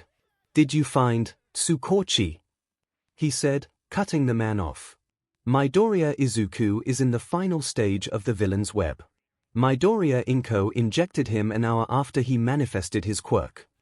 Tsukochi scared in a startled breath, and he exhaled in horror. He said something to someone else on his end, before speaking to Aizawa again. There's a Bakugo Mitsuki and Katsuki here, ask him if they know. He turned to Midoriya, and the boy looked at him at the movement. Oh yeah, they were sighting in rain. Good job Aizawa, you're going to get the boy sick. Do you know a Bakugo Mitsuki and Katsuki? Midoriya's eyes widened. Yeah, but I don't think they know. Aizawa put the phone back to his ear. He says he doesn't think they know. Tsukochi sighed, and there was the sound of paper rustling, before a pen clicked. Okay, I'm filing him right now. Who's his parent? Holocaust. Tsukochi jolted at the name, but did an excellent job at pretending he didn't. Okay, Midoriya Izuku, age 14, son of Holocaust, is in the final stage of the villain's web. His first injection was an hour after he manifested his quirk. Does he have his father's quirk? I have my quirk, Midoriya said hotly, and it was probably offensive to him. I can emit flames from my skin, and I have a much stronger form of telekinesis. Aizawa relayed this to the detective, the man's pen furiously scribbling all of it down, before asking if he had been physically abused at all. She slapped me in the face earlier, and used her quirk to throw me into a wall. When I was younger she would often violently jab the needles into my arms to stop my fire, and that left nasty cuts she sometimes didn't heal. Aizawa stared at the boy, and tried very hard to push his hatred down. This woman was walking a very fine line. As he told Tsukochi this, he could practically feel the man's anger radiating from the phone, and he didn't even want to pray for Midoriya 𝐭𝐴. She had it coming. All right. Tsukochi said happily, trying desperately to hide the resentment that Aizawa could still hear. We can charge Midoriya 𝐭𝐴 with villain webbing, first-degree attempted murder, child abuse, illegal quirk suppressant possession, all the usual with malicious villain webbers. Aizawa nodded, and relayed the information to the boy. He looked sick at every illegal thing he had been going through, every illegal thing his mother had done just because she had married the wrong man. Is that okay with you? Aizawa asked slowly, ignoring Tsukochi saying that even if he wasn't okay with it, she would still be condemned. Midoriya bit his lip and shifted, staring down at the ground as a green flame the size of a baseball leapt off of his arm, taking the shape of a koi fish as it swam around his chest. Aizawa watched, mesmerized, because this wasn't Holocaust's quirk. He remembered what the boy said. I have my quirk. It seems like he was telling the truth, because Holocaust's quirk destroyed while his sons created. That's okay with me. Aizawa looked up at the broken whisper, but the boy kept his eyes to the ground. He told Tsukochi to proceed with the questioning, and hung up the phone, before standing. Let's figure out what to do with you, okay? As soon as Aizawa hung up the phone, Tsukochi linked his hands together and pressed his forehead against them. It seemed like for every villain they caught, they had at least one kid being villain-webbed. It made heroes try and catch the villains faster, that way these innocent kids can stop suffering. He stood up, filing away the idea to check the quirkless kids, and collected the paper he had written on Midoriya Inko's crimes, along with all of Holocaust's, making for a pretty thick file. He had sent a few policemen to cuff and take the three of them into a questioning room. He was originally going to separate them, like normal, but he decided that since the woman and son didn't know about how much Midoriya Inko was abusing her son, he was going to question them all together. She would basically tell them what she was doing to her son. Tsukochi exited his office with a smirk. Oh, how he loved ruining malicious villain webbers. Sanza Tamakawa was standing outside the one-way glass, and he pet his head at the smirk on Tsukochi's face. He hadn't told any of them the reason, so he understood their confusion. A malicious villain webber, Tsukochi said, and Sana's eyes widened. He nodded, and motioned to the door. When Tsukochi slipped into the room, the blonde woman was instantly on her feet, loudly questioning why they were there, and Midoriya Inko was right behind her, asking if her quirkless baby was okay. Lie. Tsukochi had to try extremely hard to push down the grin that wanted to spill onto his face. He pulled the seat out and sat down, motioning for the women to take their seats. For some reason, the blonde boy was extremely tense, as if he was seconds away from being sentenced to death. Good evening, he said, a pleasant start to what was going to become very, very ugly. Do you know why you are here? No, I don't. What the hell is going on? The blonde lady said. Truth. He looked over at the green-haired lady, ignoring the way the blonde boy got even tenser. Midoriya Inko, do you know why you're here? She wouldn't meet his eyes, and he instantly knew she was going to lie. No. Lie. He sat back. Looks like she was going to be a hard one to crack. He crossed his arms. Are you sure? I'm sure. Lie. He shook his head. Midoriya-san, my quirk is called Human Lie Detector. I know when someone is lying to me.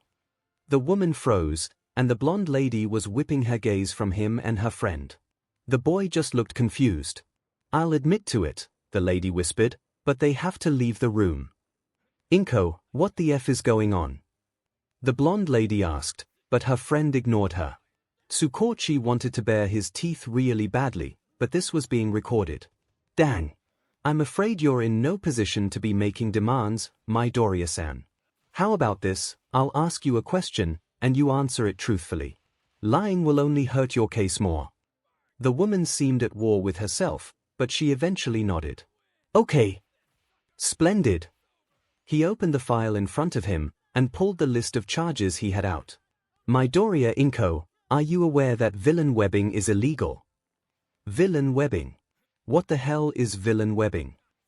The blonde lady said, her son looking just as confused. Midoriya curled into herself. Yes. Truth. Her friend whipped around to face her. Inko, what the F is happening? Bakugo-san.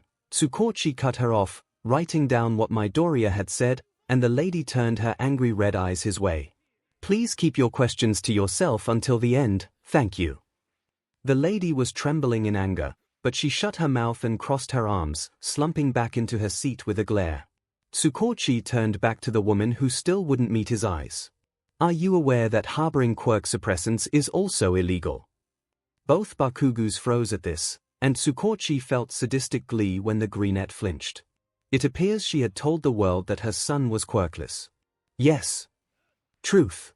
Tsukochi was writing as he spoke, and he ignored the way his hand began aching at his death grip. Are you aware that illegally suppressing a child's quirk is considered the worst form of child abuse? Yes. Truth. This malicious speech. No, keep it together, Naomasa. This is being recorded. The only thing making him feel better was the way the Bakugus seemed to be getting more and more shocked, getting closer and closer to horror. Are you aware that illegally suppressing a child's quirk is attempted first-degree murder? Oh my god, Bakugo Mitsuki whispered, her voice holding so many emotions, and Midoriya flinched at the tone. Yes. Truth. My hand hurts. Are you aware that your son is in the final stage of the villain's web, and is on the verge of death? Yes. Truth. Instantly, Bakugo Mitsuki's hands went and covered her mouth in horror, while her son launched himself out of his chair, his eyes red and angry. I knew it. He cried, I knew he had a quirk. Truth. Tsukochi looked over at the boy. He wanted to start his questioning too. If you knew Midoriya Izuku had a quirk, why didn't you tell anyone when he suddenly didn't have one anymore? The boy's shoulders dropped, and he sat back down, glaring at the wall as he crossed his arms. Everyone thought I was crazy. Truth. I thought it was just the adrenaline from almost being hit by a car. His mother whispered, and Midoriya started shaking. Truth. Okay, Midoriya-san. I have a few more questions and then we'll move on to your friend, okay? The lady nodded slowly, before flinching when her friend incredulously stared at her. What exactly is your son's quirk? He knew what it was, he just needed to see if she even knew what it was before she got rid of it. He has a strong form of telekinesis, she whispered, and her friend instantly glared at the table, shaking in anger. And he can control fire, just like his father. Truth. How exactly are his flames at all like his father's? He was going to ask Bakugo if she knew who her best friend was married to. Oh yeah, married. It seems as though Midoriya was still legally Akatani, she just had someone rid of the written evidence of their marriage. She honestly thought it would be that easy. I don't know, the woman stuttered. It's fire, and it comes out of his mouth. Lie. Tsukochi hummed, wrote it down, and let his hand have a small break. That's funny, the boy says it come out of his very pores, not his mouth. The woman stared at him with wide eyes, and he smiled pleasantly at her, until his hand no longer felt like falling off. He picked up his pen and wrote down her lie. I did tell you to not lie to me, Midoriya-san. His eyes darted over to glance at Mitsuki. Does Bakugo-san know who your husband is? Midoriya was out of her seat in a second, her chair banging against the floor loudly. We're not married. Lie. He hummed, burning a marriage contract does not divorce you two. What's happening? The Bakugo boy said, and he sounded so utterly confused that Tsukochi turned his entire body to face him, a pleasant smile on his lips. Do you know who Midoriya Inko is married to? I didn't even know she was married. She said her boyfriend did a runner. Truth. He leaned back and wrote that down. Well, her husband is now in Tartarus, so no need to worry about him. What? It wasn't even a question. The lady sounded so confused, but Tsukochi was not done making Midoriya Inko suffer. I really hate villain webbers. Midoriya Inko, do you want to tell your best friend who you're married to, or should I? The woman glared at the ground, tears falling from her eyes, but she pressed her lips together. He turned to the Bakugos. Midoriya Inko here, or should I say, Akatani Inko, is married to the mass murderer Holocaust. The boy's mouth dropped, and his mother instantly pressed her hands to her mouth. No, she breathed. You're lying. He stood up and closed his file. Ask your best friend. He walked away, before pausing beside the door. Honestly, you three should be thankful that you're alive. Most webbed children with volatile quirks kill their parents because of the uncontrollable hatred they feel. Midoriya Izuku could have killed all three of you, and it wouldn't have been a crime. He opened the door, and grinned, shutting the door behind him, nodding at Sangza's approving look. No one liked people like Midoriya Inko. Villain webbers don't even get trials, and that's another reason the government never makes it public, because the media would have a field day knowing certain child abusers are immediately sent to jail. It was to ensure that a webber never got away unpunished. It's your turn, Midoriya Inko. Is it bad that even though I have these new emotions in my chest, I don't feel anything for my mother? Aizawa paused, but handed the boy a towel and some of his clothes from high school, because he had seen the way the boy glared at his own chest. They had stopped by Aizawa's apartment, because he didn't like the fact that the boy would be sitting in the police station with sopping wet clothes and his web visible for everyone to see. It's not that the web was overly hideous, most kids just feel extremely self-conscious about it, because they knew that their bodies were dying, and they didn't like that everyone else would know that too. I don't know. You're the first kid with the web that I've ever dealt with. The boy nodded slowly, and thanked him for the clothes, before slipping into the bathroom to change.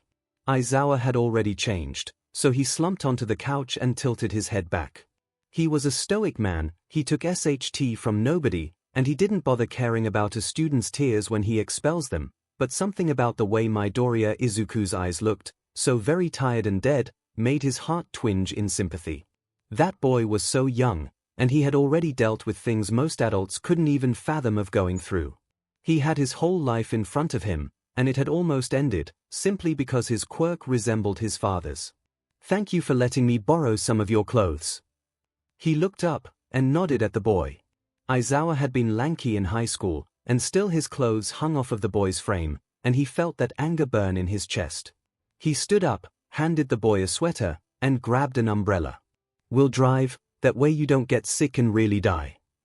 The boy huffed a breath before Aizawa realized that joking about death with someone who was dying was probably not what you're supposed to do. This is why I'm not a parent, he sighed. I would say all the wrong things.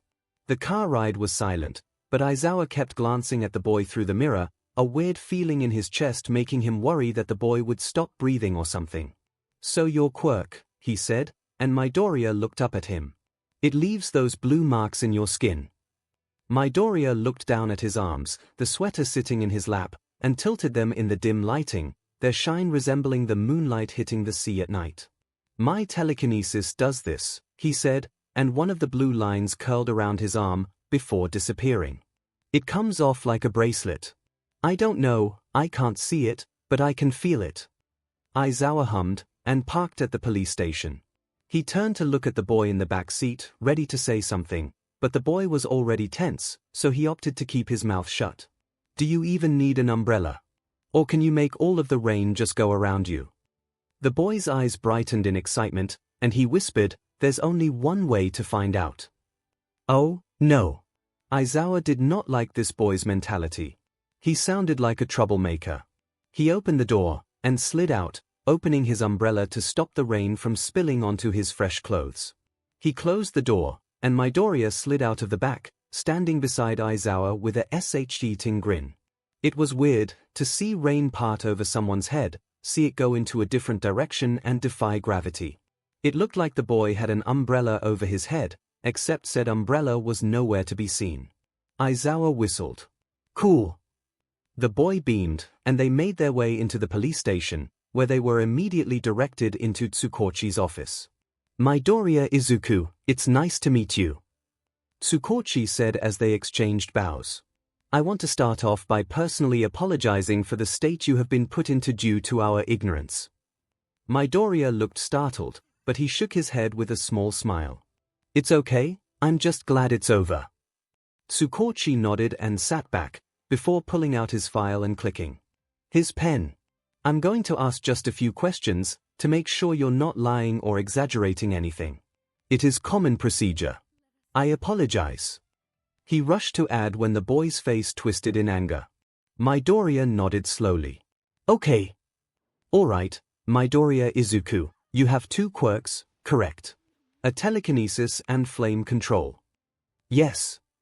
Truth. Your mother has been webbing you since you were 4. The boy paused. Yes. Truth. Bakugo Katsuki is your childhood friend, correct? How did he not tell that you were suddenly quirkless? The boy flinched at that one, and shifted in his seat. I wouldn't call us friends. Truth. We sort of split apart when I became quirkless. He saw it as me looking down on him, and he began bullying me.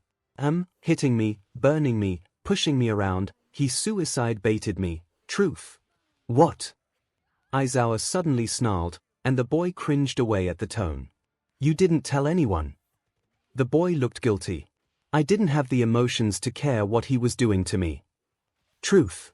Tsukochi inhaled while Aizawa pinched his nose, and 𝐒𝐭𝐚𝐲 shot him a look. 𝐈𝐴𝐲 has never acted this way for a runaway. Granted, said runaway was the child of the villain who murdered his parents, and is in the final stage of the villain's web, but still. 𝐈𝐴𝐲 looked almost worried about the boy, instead of the usual him coming in, dropping the kid off, and leaving back for his patrol. An idea was slowly creeping up on 𝐒𝐭𝐚𝐲's mind, and he tried to squash down the feeling of elation, but was unsuccessful as a smile spread his lips wide. So, 𝐒𝐬𝐴𝐧, he said, and the man snapped over to look at him, eyes narrowed at the tone. You're staying with this young man. 𝐈𝐴𝐲 froze, and he knew he hit the nail on the head. 𝐈𝐴𝐲 didn't want to leave the boy alone, be it because he was worried, or because his paranoia of Midoriya being Holocaust's son was getting to him. Where would he stay? If we're not sending him to the Bakugo's house? He said slowly, and 𝐒𝐭𝐚𝐲 raised an eyebrow. He didn't say they weren't sending Midoriya to the Bakugo's, that was 𝐈𝐴𝐲's paternal instinct speaking up, and 𝐒𝐭𝐚𝐲 grinned. 30 years old, and the man finally connects with a child. Are you offering your apartment?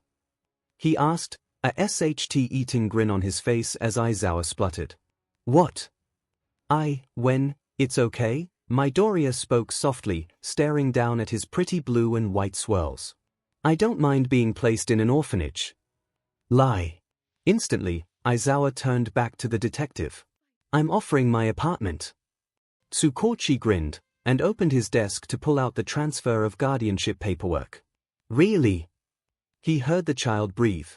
You're not bothered that I'm a villain spawn? No one said you were a villain spawn, Midoriya. I wouldn't have offered if you bothered me in any way.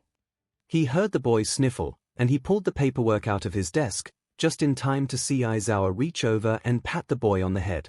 𝐒𝐭𝐚𝐲 grinned, and 𝐈𝐴𝐲 glared at him, before scooting his chair forwards, right in front of 𝐒𝐭𝐚𝐲's desk. This is okay with you, right Midoriya? 𝐒𝐭𝐚𝐲 asked, holding the pen from 𝐈𝐴𝐲. The boy sniffed and wiped his eyes, but the tears seemed never ending. Yeah. His voice broke, but 𝐒𝐭𝐚𝐲's quirk took it as a truth. 𝐈𝐴𝐲 signed the papers, and so did Midoriya, before 𝐒𝐭𝐚𝐲 put it into the system. He turned to the man and smiled. You now have a charge. The man's shoulders relaxed, and Midoriya looked 3 seconds away from crying. Do you want to talk to your mother before she's given her verdict? Midoriya looked a little shocked. She's not getting a court hearing. 𝐒𝐭𝐚𝐲 shook his head. Villain webbers never get hearings, because there is a chance they could wiggle themselves away from charges, and then that child would be sent right back into their clutches. We had many children die from that, so the government decided that webbers don't deserve hearings. Midoriya looked down to the ground, digesting the news that he basically sent his mother to jail. He actually didn't care. He shook his head. I don't think I'll be able to control myself if I see her. I would like to speak with the Bakugo's, though. All right, he said, standing. We'll have Bakugo given a trial for no. Midoriya cried, and both adults tuned to him, incredulous. Don't do that, he won't be able to attend UA. UA only accepts students with potential hero material, 𝐈𝐴𝐲 said, turning to his charge. Someone who's bullied and suicide baited. I want to get into UA, Midoriya said, and his eyes began glowing, the green light illuminating his face. And when I do, I want him to be there, so I can show him why he was wrong to ever hurt me. The boy paused after the snarl left his mouth, smoke curling from his lips. I'm sorry, he said, pressing a hand to his chest. I don't know where that came from. 𝐒𝐭𝐚𝐲 looked shocked, but he nodded. I'm sure. We can figure something out. 𝐈𝐴𝐲 whipped around to face him. 𝐒𝐭𝐚𝐲, he held up a hand. It's the first request of your child, do you want to deny it? 𝐈𝐴𝐲 flushed at the reminder, and crossed his arms, grumbling under his breath, while Midoriya's eyes shined. Come on, SQR. 𝐒𝐭𝐚𝐲 said, walking away before he could even realize what he called the boy. The Bakugo's are this way. 𝐒𝐴𝐲 had to separate the two women before it got ugly. We'll come in and stop you if you lose control of your emotions, okay? Don't be afraid to walk away. Midoriya nodded, and 𝐒𝐭𝐚𝐲 stopped in front of the door. 𝐒𝐴𝐲 was staring at the small, innocent-looking boy in shock, and 𝐒𝐭𝐚𝐲 understood. He couldn't believe it either. "Are you ready?" he asked, and Midoriya took a deep breath, his blue ribbons on his arms glowing, and he nodded. Tsukochi opened the door, and Midoriya stepped inside. 2 pairs of red eyes turned towards him, but he calmly walked over to the seat and sat down, crossing his arms like he wasn't 3 seconds away from setting the building on fire. "I need to control these emotions. I don't want to end up as my father." "Izuku," Mitsuki whispered, and Midoriya looked into her red-rimmed, red eyes. "Is it true? Were you really on Quirk Suppressants?" Midoriya stared into her eyes, searching for any deceit, but only saw shock, horror, and denial. So she really didn't know what his mother had been doing. He grabbed the collar of Aizawa's loose dark shirt and pulled it down. It went to the middle of his pecs, but it showed his nasty spider web, his illegal web scarring. "Oh my God," Mitsuki said, her hands covering her mouth. "Izuku, I am so sorry, why didn't you tell anyone?" Midoriya looked over to Bakugo, but he was glaring at the table, unable to make eye contact. If Midoriya knew what guilt looked like, he still wouldn't have linked it to what Bakugo's face was doing. "I was the worthless, quirkless Deku," he said, and Bakugo violently flinched. "Do you think you would have believed me? I knew you had a quirk, and yet," he snarled, steam rising from his skin as the anger coiled in his stomach, a pot ready to boil over. His blue ribbons shone brighter, trying to comfort him, and he could see the blue and green glow shining in Bakugo's red eyes. "You still told me to take a swan dive off the roof of a building, didn't you?" Mitsuki was out of her seat in an instant, stumbling away from her son in horror, her hands pressed to her mouth to stop the sob trying to escape. "Kakatsuki, tell me he's lying. You didn't. You didn't suicide bait him, tell me you didn't." Her voice was shaking, and she looked 3 seconds from completely breaking down. Her best friend had been lying to her the entire time. Their entire friendship was built upon lies and deceit. That was once harsh blow, and then she finds out her own son suicide baited someone. Not just anyone, but her best friend's son, his best friend. Midoriya almost felt bad for dropping all of this onto her shoulders in one night, but his anger was lashing against his chest, making sure there was room for no other emotion. Bakugo's head was dropped, his hair shadowing his face, body shaking, but his voice was strong as he spoke. "I did. Oh my God!" Mitsuki cried, and her tears came spilling out of her eyes as she collapsed to the floor. How could you?" "It's okay, Mitsuki-san," he said. "Did you know the police want to send you to jail?" Both Bakugos looked up quick at that, shock mirroring their faces. Midoriya looked at his ribbons, feigning apathy. "Yeah, apparently, suicide baiting a minor is one thing, but suicide baiting a minor with the villain's web is another." He locked eyes with Bakugo, and a snarl pulled his lips back. "I could have you destroyed, just like my mother." Bakugo was staring at him, but he didn't argue. He dropped his head and clenched his hands, like he knew it was going to happen, and now that it did, there was no stopping it. "Don't worry, I told them not to. I saved you, but from what would have become your worst nightmare." Bakugo's head snapped up, and his eyes were shocked, watering up, but otherwise gone ignored. Mitsuki was staring at Midoriya like she had never seen him before. "Do you know what that means, Kakin?" The boy flinched at the nickname Midoriya hasn't used since he lost his quirk. "That means you're indebted to me. I got you out of jail before it could scar your perfect record, and that will allow you to attend UA." "Why?" The blonde boy breathed, and Midoriya smiled pleasantly, his eyes glowing brighter as the wind picked up in the room. Steam curled off of his body and he allowed the fire to rise right up to the surface, making his skin glow just a little dimmer than his eyes. Mitsuki looked shocked, as if she hadn't really believed he had a quirk. "So I can show you that you were wrong to ever lay a finger on me." Bakugo flinched at his tone, and Midoriya scoffed, some of the flame coming out of his mouth and making Mitsuki squeak. He stood up and turned towards the door, having nothing left to say to them, but Mitsuki had a question for him. "How strong is your quirk?" she asked, and Midoriya turned to see her pulling herself to shaky feet. He wanted to ignore her. He wanted to smirk at her and her stupid son and say that that was for him to know, and then to never find out. He wanted it to be like his wild card, something he only pulled out when everyone was sure he had nothing left. Then he remembered that Mitsuki hadn't know. She wasn't a part of his mother's scheme, and she didn't know how much of an but her son is. That doesn't mean it's her fault. His arms shone blue as his invisible line shot out and gently wrapped around Mitsuki, Bakugo, the chairs, and the table, lifting them into the air as she shrieked in shock. Aizawa's voice rang out of the intercom. "Keep control, Midoriya." He nodded and set everything down, before looking down at his hand. He decided he was going to try and create Tsukochi. He held his hand out, and his fire burst out of his container, spilling from his chest and curling around his form as Bakugo choked on his spit. He made his fire begin forming how he remembered Tsukochi, his short black hair, his body shape and clothing, his facial features and the tone of his voice. It was amazing, seeing his fire well up and spin quickly, forming a fiery figure of a man, before his fire glowed white and sunk into skin, where Tsukochi was now standing in the room. Both Bakugos were staring at him in shock, not able to get their brains to work, and he made his fire Tsukochi go pull the chair out, before sitting himself down. The detective crossed his hands and smiled pleasantly at the mother and son. "Greetings, Bakugo-sen," he made it say, grinning when the voice came out spot on. "I have a few questions for you, if you wouldn't mind."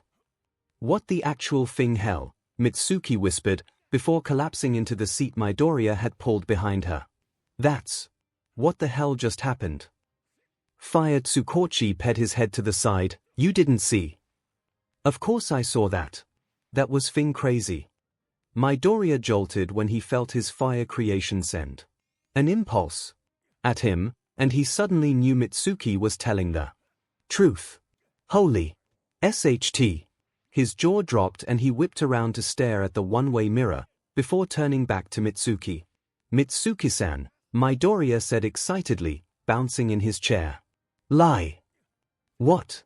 "Bakugo-san," Fire Tsukochi spoke. "How old are you?" Mitsuki glanced at Midoriya but looked his creation in the eye and said, 16. "Lie. Oh my thing god." He shrieked, launching himself out of his chair, launching. He held his hand out and Tsukochi's form melted away to his swirling green fire, and he began creating Bakugo, just because he was the first person that came to mind.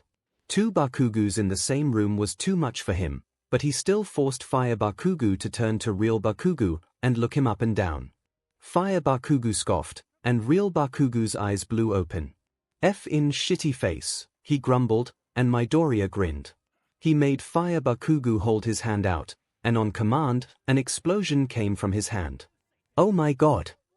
He cried happily, Bakugo's look melting off of his fire as it swirled around him happily, his ribbons dancing across his arms. "That's so? Wow. I didn't know I could do that." Both Bakugos just stared at him, and he beamed at Katsuki. "Not a worthless deadbeat anymore, Heikaken." The boy didn't look like he could say anything, so he turned around and walked out of the door, lights of fire coming off of his skin in his excitement.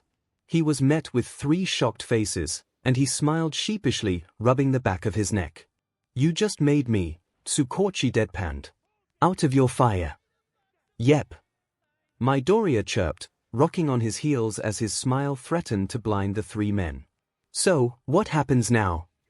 "We're going home, and you're going to get settled in," Aizawa said, shaking his head to get rid of his awe.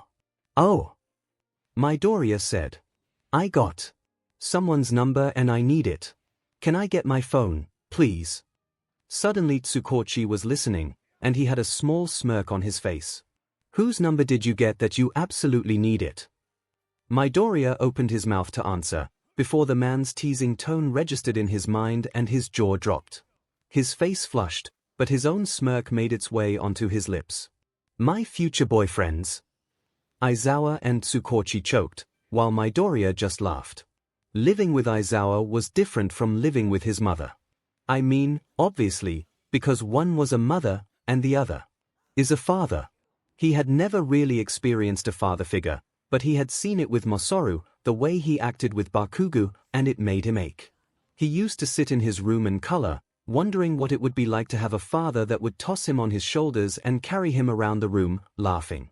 to have someone teach him how to ride a bike, how to swim, to play baseball, and pick up love interests, how to build a fort and shoot a paintball gun correctly, to have someone who would love him unconditionally just because he was their BLD and flesh. But he never did. He had to teach himself how to do some of those things. Others he never learned just because he didn't have the ability to want to learn how to do those things. Living with Aizawa was better. Aizawa never forced him to do things he didn't want to, like wear white or tight shirts, because white made him feel exposed, and tight shirts made him feel like he was being forced into his cage again. Maybe later, he would learn to love tighter shirts, just because his love would swoon at the sight of his toned body, and Midoriya loved catching him. Aizawa didn't judge him on anything he did. Except for that one time he ate a banana with ketchup. Aizawa banned him from the kitchen. After that he was open-minded with anything Midoriya asked, only questioning him if he was confused or didn't understand Midoriya's reasoning. For the first time, he was given the choice of clothing, his hairstyle, what he put in his bedroom, everything.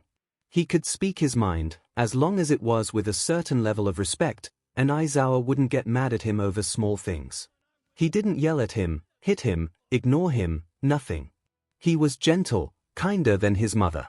Aizawa congratulated him every time he discovered something with his quirk, and encouraged him to continue experimenting with it. He even learned to make katsudon for Midoriya, and it always tasted better than his mother's. He believed that a secret ingredient was being used, something his mother hadn't used, and he had asked Aizawa. "You're my charge, basically my son. It's called fatherly love." Aizawa said, looking up at Midoriya, and he could see it was true. He had cried so hard that night, because he finally had a father, finally had someone who would love him unconditionally. He had been nervous, shaking, and he had sat down at the table for breakfast like he was fine, but Aizawa could apparently see through his act, and asked him what was wrong. He had blurted out a request, and the man seemed shocked, but he had given Midoriya one of his rare smiles. After living with the pro-hero Eraserhead for almost 3 months, he legally became an Aizawa. It was the happiest day of his life. One of the first things he had done after moving in with Aizawa was cut his hair. He got an undercut, but left his hair long enough to have fringe just barely brushing against his eyebrows, and he personally thought he looked better. He had then gone and gotten a new wardrobe, consisting of darker colors to bring out his brighter green eyes.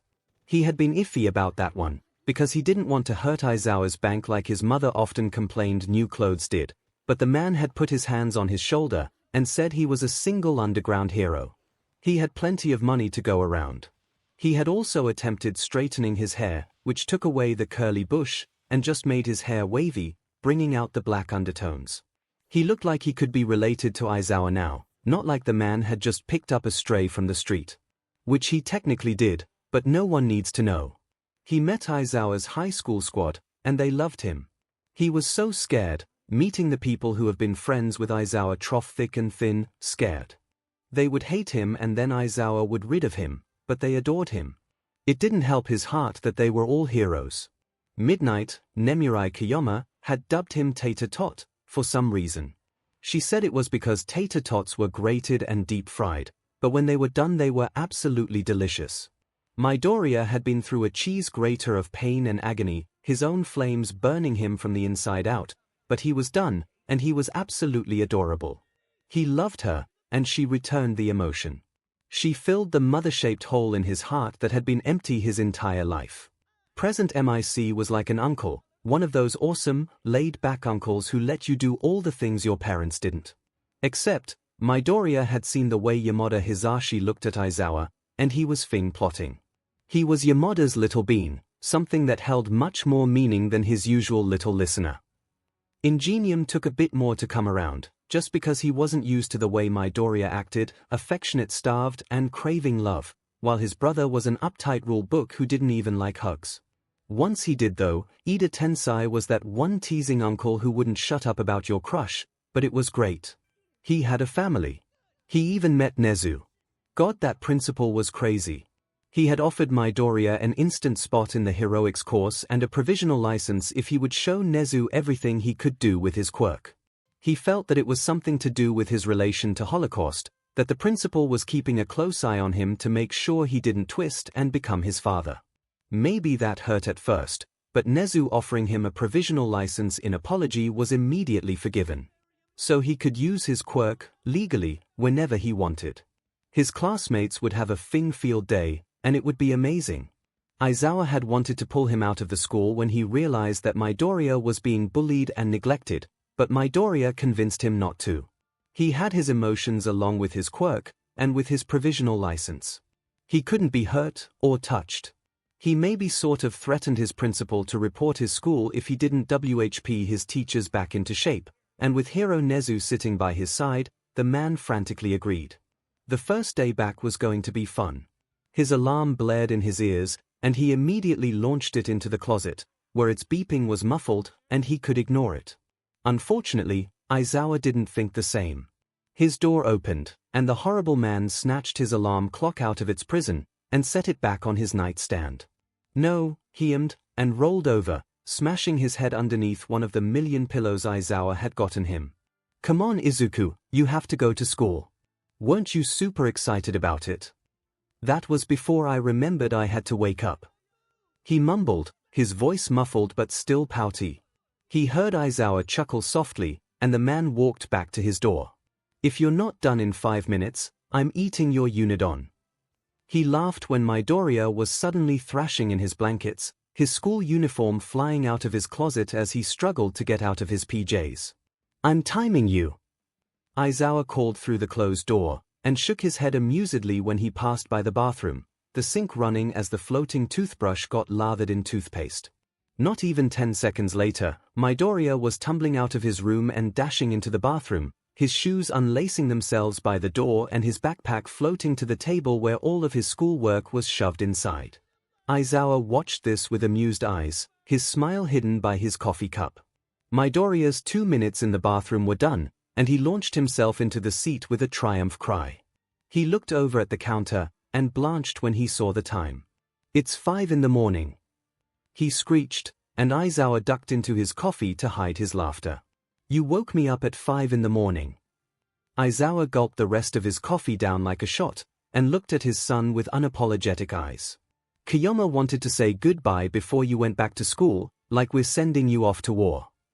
Midoriya's eyes narrowed. Did you, or did you not make Unidon? Aizawa stood and rinsed his mug in the sink, an evil smirk on his face. Kyoma's bringing it. Midoriya instantly slumped over in his chair, a loud thump telling Aizawa he had fallen to the floor. You're so mean. He whined, before bolting to the door when it rung. Tater-tot. Nemirai squealed, and Midoriya was wrapped up in her arms, squished against her like a teddy bear. I missed you. Aizawa walked over and snatched the food bags from the woman with a nod, and Midoriya whined when the food was, once again, out of his reach. Are you ready to go back for the last week of school? She asked, setting the boy down and closing the door. You're saying this like you really are sending me to war. Midoriya said, just a tiny bit worried. Because we are. Nemirai gasped, before snatching him and cuddling him to her chest again. My baby tater-tot, being sent off to that horrible school without anyone to protect him. Nemi, he whined, squirming in her grip. This is why he loved Nemirai. He could act like a kid around her, and she wouldn't snap at him and tell him to grow up. He could be the kid he wasn't allowed to be with his biological mother. If he wanted to play a game, she would play it with him, even if it was something as childish as hide and seek. Sometimes Yamada would join in, and that's why he absolutely loved them. Eat your Unidon, or I will. Instantly, he squeaked, and began squirming against the heroine harder. Nemi! I'm going to starve. He cried, and only then did the woman release him, and he plopped down in his seat, rubbing his hands together and licking his lips as Nemirai laughed. He said his thanks when Aizawa placed his plate down, and he tore into his food like he would never eat again. Scary, Nemirai playfully whispered, and Aizawa nodded. You should see him with Katsudon. If he loves it, it's gone in an instant. Midoriya took a breath from eating in order to pout at them. I'm not that bad. They both raised their eyebrows at the same time, and he scrunched his nose at them, before continuing eating. He asked Nemirai how she was doing, and she immediately went off on how someone called her skimpy, and he couldn't help but smile. With any of them, the house was never quiet in the way his mother's was. Even when Aizawa was dead exhausted, he would sit by Midoriya on the couch, and Midoriya could relax. When his mother was tired, he had to cater to her, to make sure she didn't blow up on him, and that left him on his toes. Aizawa wasn't like that, he could handle his own problems, and he never shoved them into Midoriya's shoulders. He really was happy with them. So, how are things going with your boyfriend? Instantly, Midoriya's face lit up, his green glow making Nemurai laugh. He hated when his quirk did that. Whenever he was embarrassed, since he was so in touch with his quirk, it would light up his skin when he blushed. Gosh, it was so embarrassing. "He's not my boyfriend," Midoriya muttered, stabbing his chopstick into the anagi. He smirked at Nemurai from the corner of his eyes. "Yet." Nemurai put her hands to her cheeks as she squealed, and Aizawa instantly whirled around. "No sec until you're married." Midoriya ped his head to the side, confusion on his features. "What secretary?" You could have heard a pin drop. "Nope." Aizawa said, launching himself out of his seat, "I'm not doing this. Call Chio, call Tensai, call anyone, I'm not doing this." "Oh, come on Shota," Nemurai teased. "That's the best part about parenting." Aizawa shuddered. "Oh god, no. Shut up. It's time for school Izuku, we're leaving." A little confused, Midoriya walked to the door and slipped his shoes on, his backpack floating onto his back as he stood up, Nemurai dying of laughter behind him. Aizawa shut the door behind him, muttering incoherent things under his breath as they walked to his black car in silence. Midoriya slipped into the passenger side, and the car rumbled to life, its gentle purring making Midoriya's telekinesis ribbon swirl around his arms excitedly. They always loved cars, for some reason. "What is secretary?" Aizawa sighed, and looked like he was 3 seconds away from bashing his head on the steering wheel. It's something adults do to create children." Midoriya blinked. "Oh." He shifted in his seat, hugging his backpack to his chest as he smiled. "You don't have to worry, I'm not into women, so I won't be having sex at all." "Oh, sweet innocent child," Aizawa whispered, and Midoriya looked at the man in confusion. Never mind. Stay like that forever." Okay." He was a little confused. Aizawa said sex was something 2 adults do in order to create children, therefore it's done between a man and women. Midoriya wasn't into women, so Aizawa shouldn't have to worry about him having sex at all. Which is why he was confused, because the man looked up to his ears in awkwardness. The rest of the car ride was spent with Aizawa trying to figure out how he was going to explain such an NTMT thing to his innocent child, while Midoriya hummed a song under his breath and watching everything pass by in a blur. "Alright," Aizawa said, slowing by the drop-off lane, all of the kids staring at the nice vehicle they had never seen before. "Remember, your provisional license means you can use your quirk in self-defense, but don't go looking for trouble, okay?" Midoriya nodded, "Thanks Dad." He froze, but before he could panic, Aizawa ruffled his hair. "No problem son." It was worth it when the boy shot him a beam, and waved goodbye after getting out of the car. A car honked at him from behind, and he rolled his eyes with a scoff. Alright, I'm going." As he was driving away, he felt his chest swell with happiness. 30 years old, and he's finally a dad. Midoriya didn't know what he was expecting when he called Aizawa dad, but he wasn't expecting the man to take it in stride. As soon as the man allowed him to be himself, while encouraging his growth, Midoriya automatically began seeing him as his dad. That's what he called him in his mind, and it had slipped out before he could stop it. He smiled, and made his way to the classroom. He had been out of school after Aizawa took him under his care, to make no one could slip more poison into his system, but the school said that he had to at least attend the last week of school, or else they wouldn't pass him. That was when Nezu politely threatened them to treat him good, or else. Turns out, once Nezu realized neither he nor his quirk was like his father, he softened and listened to him when he tried to explain a certain emotion he felt in his chest. Nezu was also the sneaky backstabber that told Nemurai when Midoriya realized the emotion in his chest was affection for Todoroki. Nezu called it a crush, and it was the domino effect from there. The UA staff were at first wary of him, because he came clean as Holocaust's son, not wanting to start their relationship with lies. They had tiptoed around him, until Aizawa snapped at all of them and said Midoriya was in the final stage of the villain's web.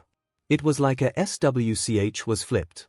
They were boldly kind to him, offering him things just because, and always making time for him if he needed to talk. It was crazy. All he had to do was leave his mother in order to get all of these people who cared about it. Oh! The quirkless Deku's back.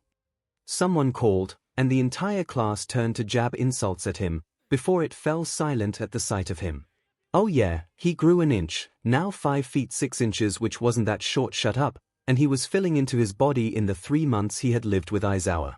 His hair, of course, was cut at the sides and fell straight into his eyes, which he discovered he liked more than at his eyebrows, and his skin had a healthy glow. He ignored everyone as he made his way to his desk, smirking at Bakugo when they locked eyes, the entire class waiting for him to blow up, but the blonde boy just looked away. That's right. I saved you from jail, so you better respect me cause I'm your hero. Beach. Hey, quirkless SHT, someone said, and his shoulder was grabbed. Would him reacting now count as self-defense? Where have you been? Probably crying to mommy about not having a quirk. Someone else snickered, and he was shoved out of his seat while the entire class laughed. Okay, self-defense time.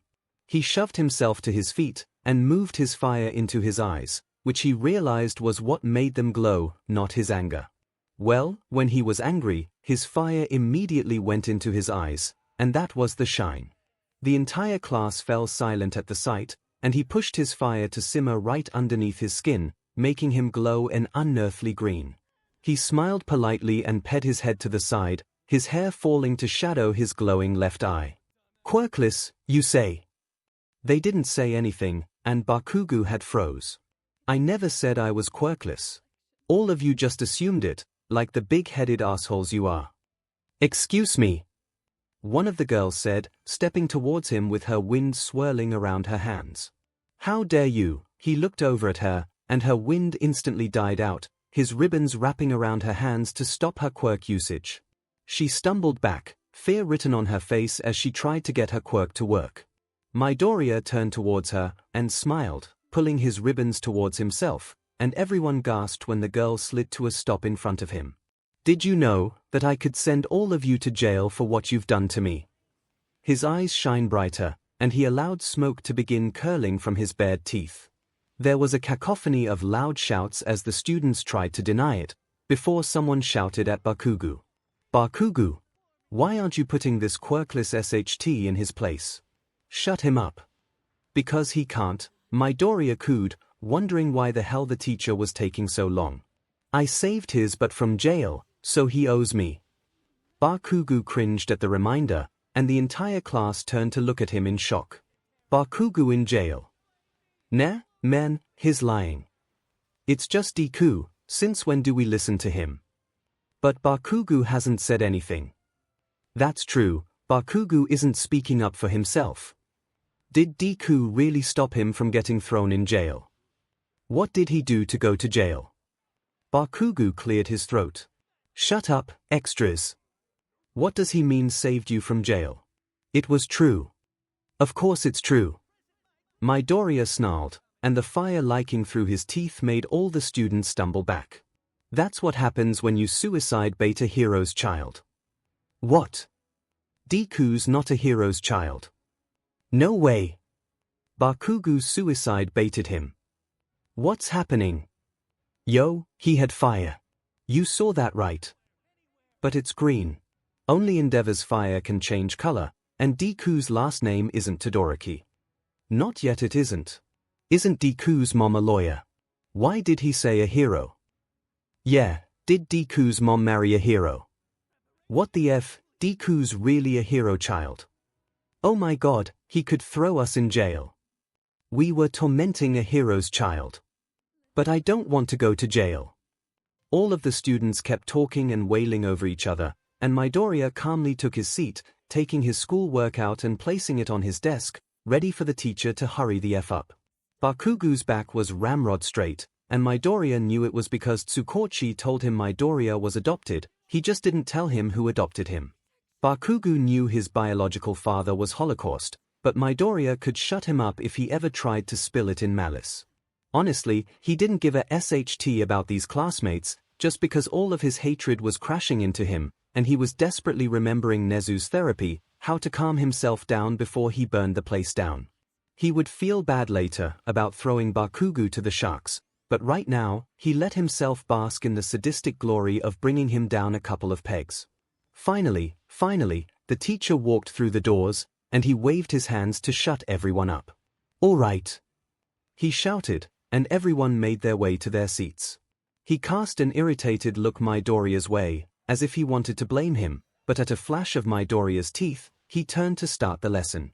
Aizawa didn't let him slack in the 3 months they spent making sure no one else would hurt him, and he was proud to say he was ahead of everyone in this classroom. That's what happens when your guardian locks you in a room with a high-specs principal for 3 hours every day. He slipped his phone out of his backpack with his quirk, ignoring the sharp intake behind him, and unlocked it, pretending he was listening to what the teacher was saying. He opened his messages, and found his dad's contact. Wow, that was elation at its finest. I didn't kill anyone, but I intimidated the entire class and told them I was a hero's child. Sigma, please don't be mad. Where are thou sleep? I'll steal Kiyoma's rich girl car, and we'll pick you up. You dad, Nua where are thou sleep dad, yes. Midoriya. 0374. The teacher looked taken aback when he looked up from his phone, and he smiled politely. That's the answer, is it not? Why, it is. He looked stunned, but shook his head. Anyways, he continued the lesson, while Midoriya's classmates just stared at him. Nemuri's rich girl car was something she drove around in costume, because it was a gold freaking Acura NSX, one of the newest kinds. She had it shipped from America, so it was large in size and very, very shiny. She had a few other expensive cars, and she said once Midoriya turned 18, he could have won. He pocketed his phone, but he barely listened to what the teacher was saying. Soon enough, the teacher passed out the exam, and told them they had 2 hours to complete it. He thought. Thank you for helping me, Nezu-san. Not to brag or anything, but he was the first one done. The entire class's shock was palpable from where he was sitting, but he pulled out his phone and brightened when he saw Todoroki texted him. Hot dimon izuku im board pilzed hlep izuku im zed your grammar actually kills me. Hot demon what tray you gonna do tell my shitbag? You know, I'll tell for you misan. Hot demon cold-hearted turning my heart to stone amongst other things. Midoriya shook his head with a huff. Sometimes, Todoroki said things that didn't make any sense. Shouldn't you be working? In class.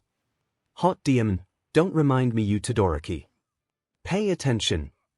Hot demon, I already know what they're talking about then who'd talk to you and it's Shouto not Todoroki, don't make me sound like my geezer you fine. Pay attention Shouto, or I'll tell your sister. Hot demon shot through my heart fine can you feel my sadness cause I'm putting my phone away so sad you'll live. Midoriya chuckled, and put his phone in his back pocket, not realizing his cheeks were glowing in his happiness. Talking to Todoroki always made him smile. At first, the boy was very blunt, short words and shorter sentences, but he eventually warmed up, and assaulted Midoriya with his terrible grammar. One time, he wrote in just numbers and symbols to make Midoriya smile because he wasn't having a good day.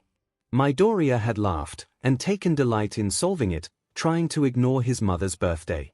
It had said, never frown, because I love your smile. Todoroki always made that feeling in his chest grow, tumbling in his stomach as if butterflies were taking flight. He had honestly freaked out when he first felt that, to the point where he was shaking in Nemuri's arms, trying to understand what he felt, and she held him while he explained it. She said that that was a part of the feelings involved with a crush, and she had cuddled him tight, squeaking incoherently as he laughed.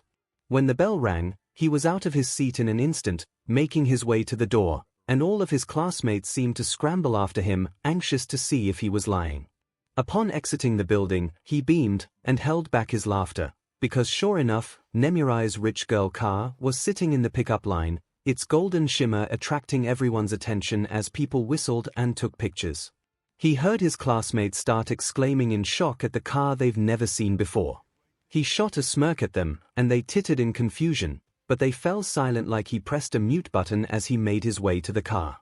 The car unlocked as he stood beside it, and he slid into the passenger side, turning to look almost all his classmates in the eyes. Their jaws were slack and their eyes were bulging, a few faces were turning red in jealousy, but he winked at them before blowing a kiss. He shut the door after that. So, how did that feel, Tater-tot? He turned to Nemuri with a huge beam. She smiled softly at his happiness. That felt amazing. The next week was actually pretty awesome, despite his classmates being super jealous that Midnight had picked him up from school. During class, could hear their whispering about him, but he did his best to ignore it. Their arguments were mostly about who he texted like a lovesick child, the girls leaning towards someone he paid to pose as his girlfriend, and the boys leaning towards Midnight. For some reason, he had been staring out of the window in boredom when he felt his phone vibrate with Todoroki's personalized vibration. He slipped it out of his back pocket and unlocked it excitedly, ignoring his classmates who were suddenly interested in what he was doing. "Hot and tell your dad I'm picking you up, I wanna take you somewhere, you carrot." He opened his dad's contact and shifted to the left, cutting off the person's vision behind him, hearing them curse. Like he was going to let them read his conversations. Hey dad, 𝐿𝐴 wants to pick me up after school. Says he wants to take me somewhere. Where are thou sleep? First date. No. He just wants to take me somewhere. Where are thou sleep, sure. Just text me if you need to be picked up, or if you're on your way home, okay? Yep. Thanks dad. He placed his phone face down on his desk after locking it, and thought back to what Aizawa said. A date? No way, right? 𝐿𝐴 doesn't see me that way, we're just friends. Right. Even if I want us to be so much more, we're just, Midoriya. He looked up to see everyone staring at him. He blinked. Yes. Please stop glowing. Instantly, he shone brighter, and he slapped his hands to his cheeks like he could shove it back into his chest, away from the surface. He wasn't a goddamned glow stick. I'm sorry, he said, shoving his stupid emotion deep into his chest, the glow receding along with it. That happens. His teacher nodded slowly. Just try to keep it together, okay? He nodded, and was the first person out when the bell rang. He heard his classmates stumbling after him, and it made him want to move faster, because he didn't want to share Todoroki with any of the females in his class. They'd sink their claws into him, and he'd never see that pretty eye candy again. Yeah, Nemuri gave him a rundown of all of the nicknames that he could use for his crush, and eye candy was his favorite. Nemuri had said it was because you loved the way a certain candy tasted, and when you're with that certain person, they're pleasing to the eyes in the way candy is pleasing to the tongue. He loved looking at Todoroki, so he thought the name fit perfectly. Unfortunately, they were right behind him when he exited the building, again, and he scanned the parking lot for dual-toned hair. As he stepped forwards, he heard his classmates begin whispering, saying that maybe Midnight was done with him, and she had abandoned him. His ribbons swirled around his arms excitedly, and he instantly took off, hearing his classmates cry out, but he was already out of sight. For some reason, his invisible ribbons were the first things that found Todoroki, and all he had to do was follow their tugging, and he was colliding with a large chest. Whoa! He heard Todoroki laugh, before his arms were wrapping around his waist.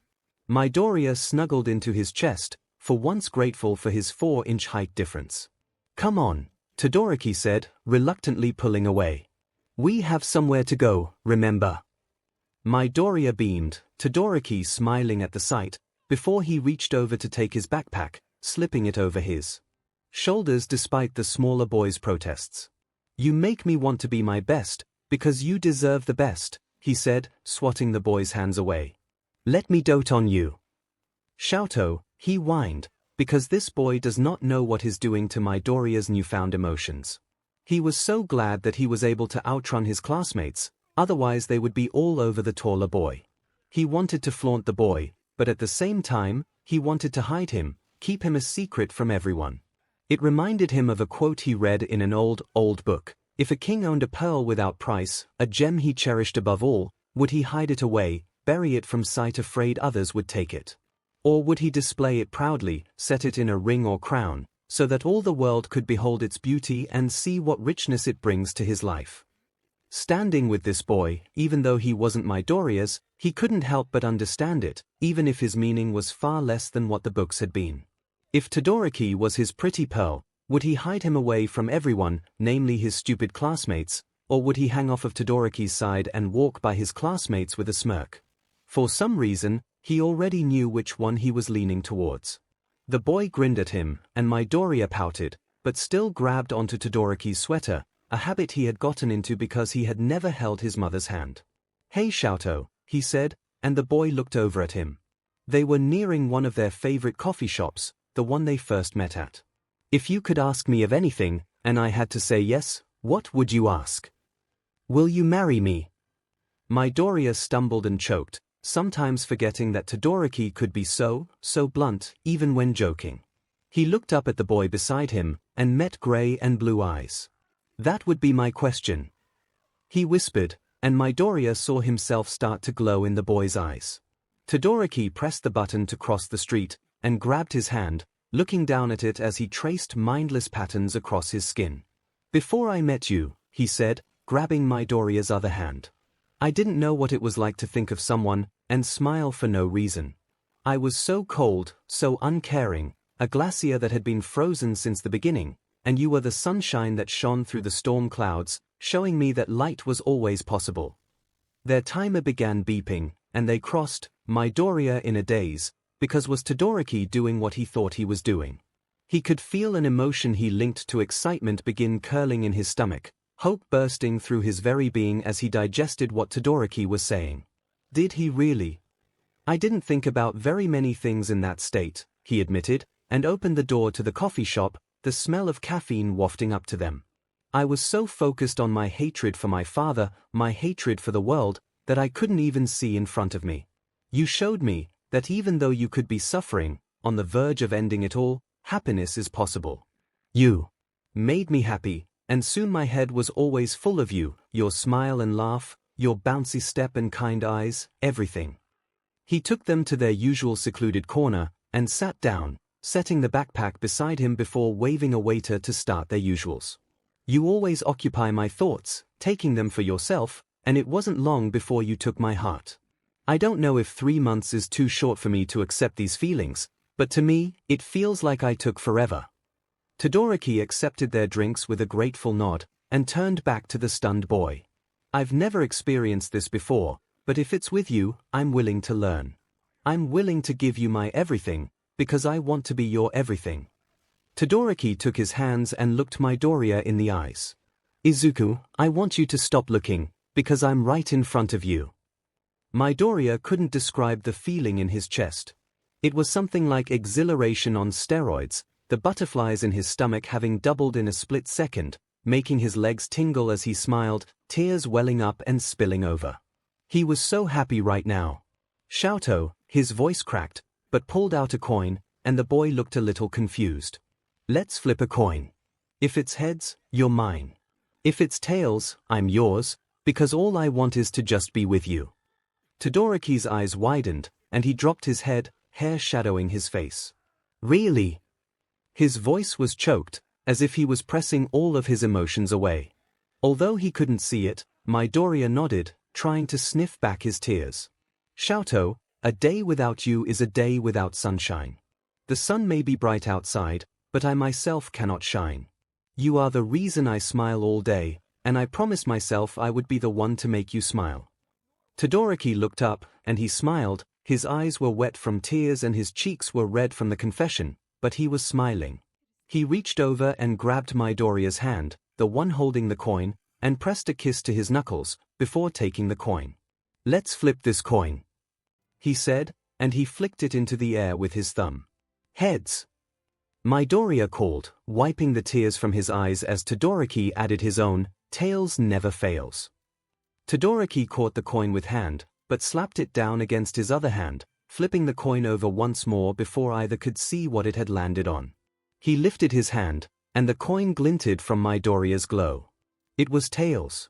Todoroki looked up into Midoriya's eyes with an intensity he'd never seen before, a smoldering heat that spoke of a yearning for something he has never had, and it made Midoriya's toes curl. "You're mine," Todoroki breathed, and holy Eze, those two words should not sound that good. Midoriya laughed, his skin glowing as his cheeks flushed. He took a sip of his drink, enjoying the sweet flavor, before pinging his head at the way Todoroki stared at it in envy. "What?" he asked, and Todoroki's eyes snapped up to meet his. "Date me, Izuku. Date me, fall in love with me, marry me, and spend the rest of your life with me." Midoriya's jaw dropped, and he stared at the perfect, appealing boy in front of him. For a split second, he wondered if this was moving too fast. He had known this boy for 3 months. Granted, they were the best 3 months of his life, and he felt himself falling for the boy before he even knew how to fall for someone. He felt his ribbons attach themselves to Todoroki, and marveled the way they swirled around him, caressing him gently, as if yearning to touch him. Then again, what part of his life was normal? He was born in a world where people could move things with their minds, set things on fire with their touch, change into animals, everything. He was born into the world to a lawyer and a villain, automatically dealt one of the words cards in the deck, and he had been quirkless, making him literally quirkless villain trash.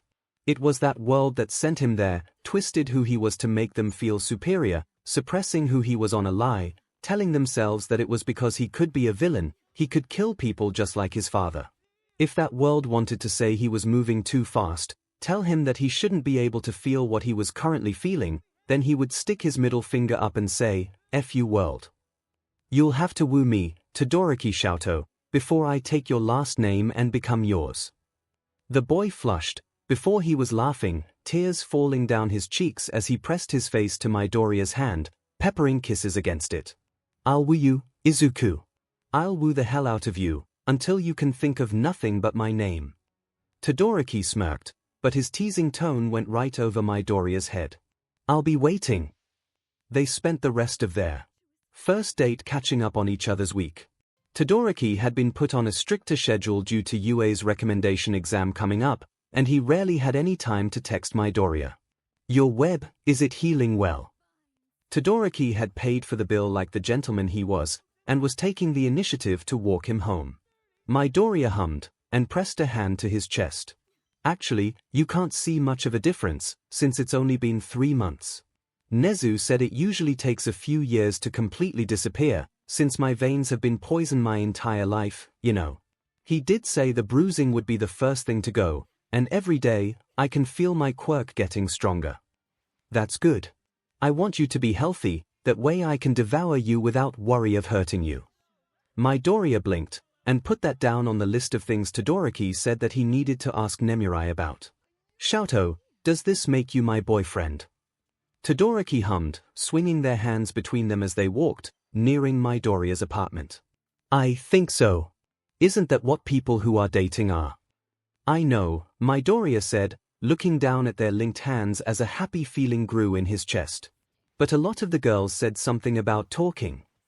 Todoroki ped his head to the side, looking into Midoriya's eyes. "Is that not what we were doing before I asked you out?" Midoriya blinked.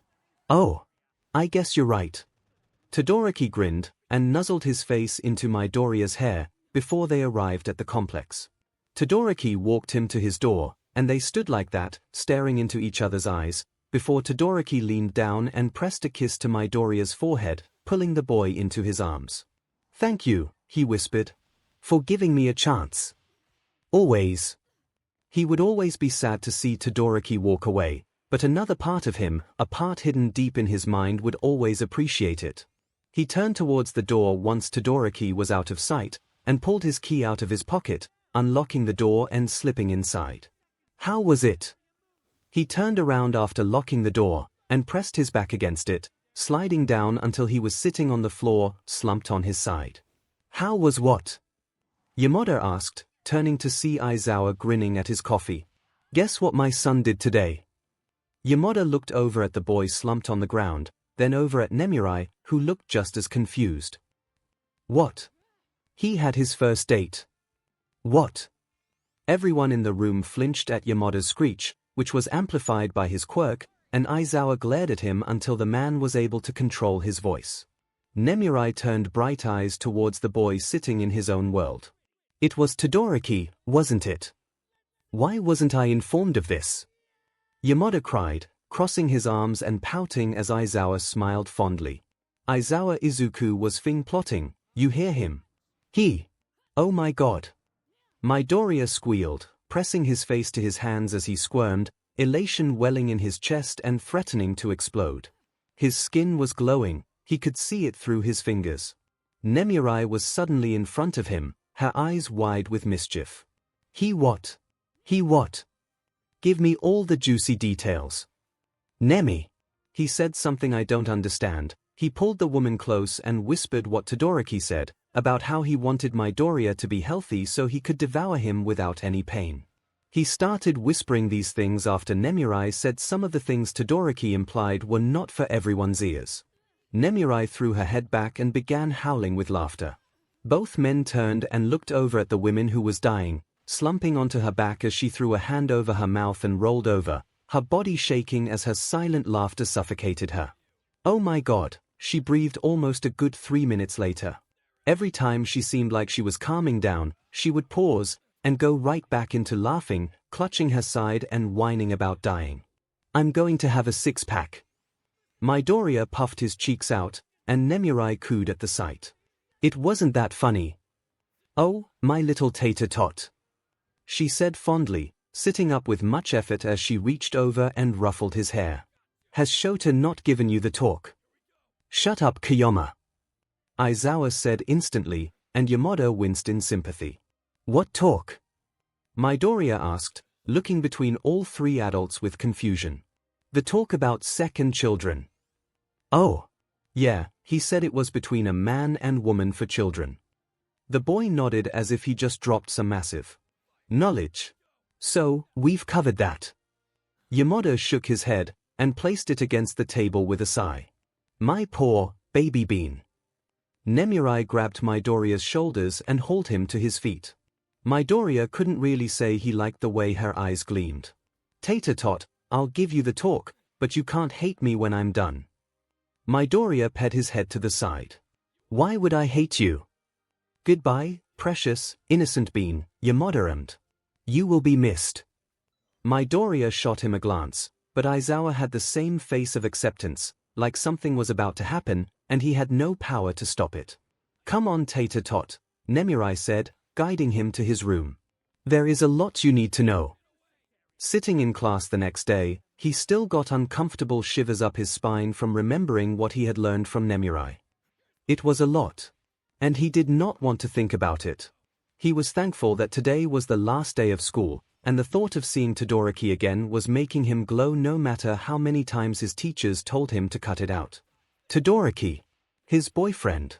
Instantly, he had to bite back a squeal as his glow made Bakugo's hair look green, and he dropped his head to his desk as he tried to shove his fire back into his chest. As soon as he was successful, 5 minutes later, he lifted his head and nodded along with whatever the teacher was saying, before he felt his phone buzz with Todoroki's signature vibration, and his glow came back with a vengeance. He ignored the way his classmates seemed to sigh, knowing it was a lost cause to try and keep him from using it, and he pulled his phone out to read the message. Hot Demon, I want to see you again, so I'm picking you up. I'll beg your dad if I have 2 𝐒𝐬𝐽𝐫 fine, but I'm going to flaunt you like the appealing eye candy you are. Hot DMN.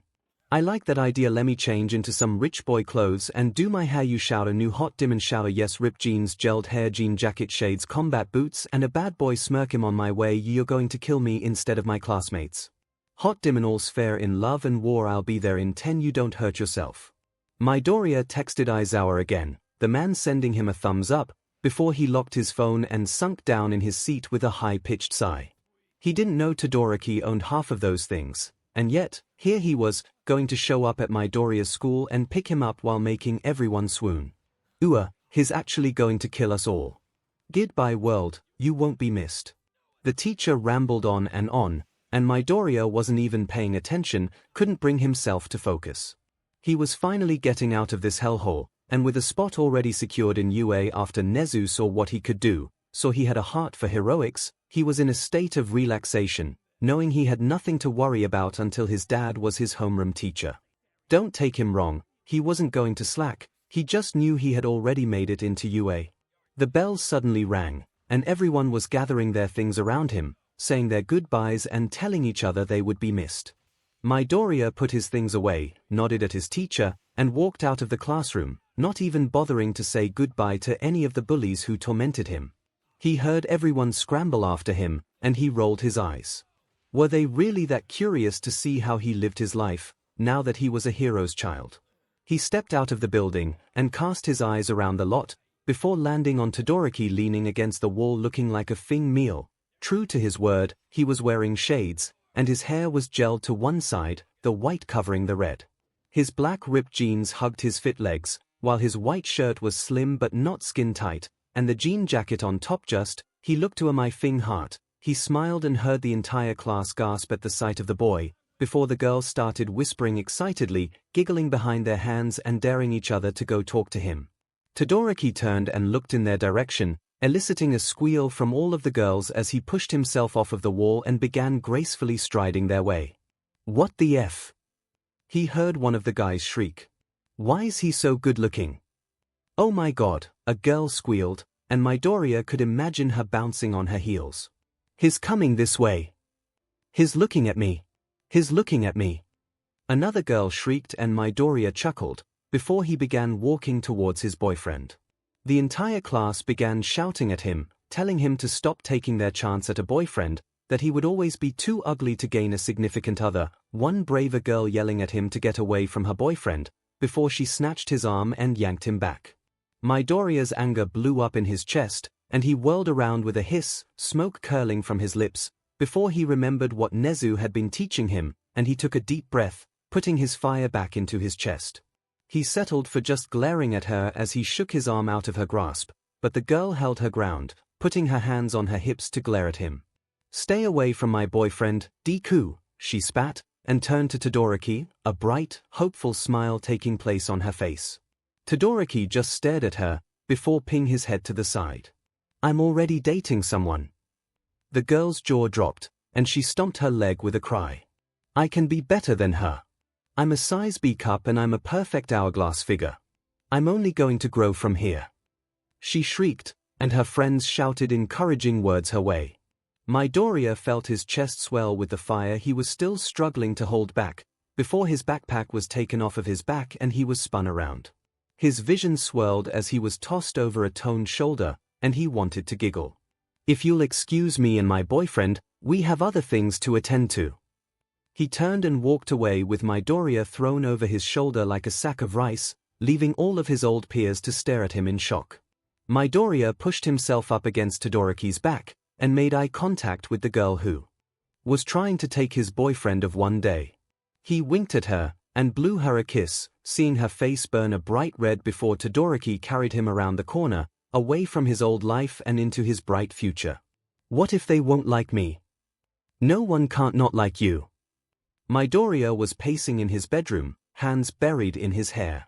It was 11 at night and Todoroki was laying on his bed, staring at the ceiling and replying to every one of Midoriya's insecure questions with words of affection and encouragement. He and Todoroki had been going strong for a good 7 months, bringing them up to UA's new year, and they still haven't kissed. They both agreed that although they had been ready, they had jumped into a relationship pretty quick, and decided to allow themselves to grow together, learn as a couple. His family loved Todoroki, although Nemurai had been suspicious as to why the son of the number 2 hero suddenly took interest in her little tater-tot, but when she had seen how happy they were together, the idea had quickly grown on her. Todoroki helped him discover a lot of things about his quirk, and he was extremely shocked to find that his fire didn't have a whiplash if he used too much, or used it for a long time. It wouldn't die down if it was burning for a while, but it could consume any other fire it touched, making it his own, and his fire didn't burn him. It made him wonder if that was because his fire had been locked up for so long that it wouldn't allow anyone or anything to lock it up again. His fire could create anything, but he had to know how it looked, worked, sounded, and the authenticity was based on his knowledge.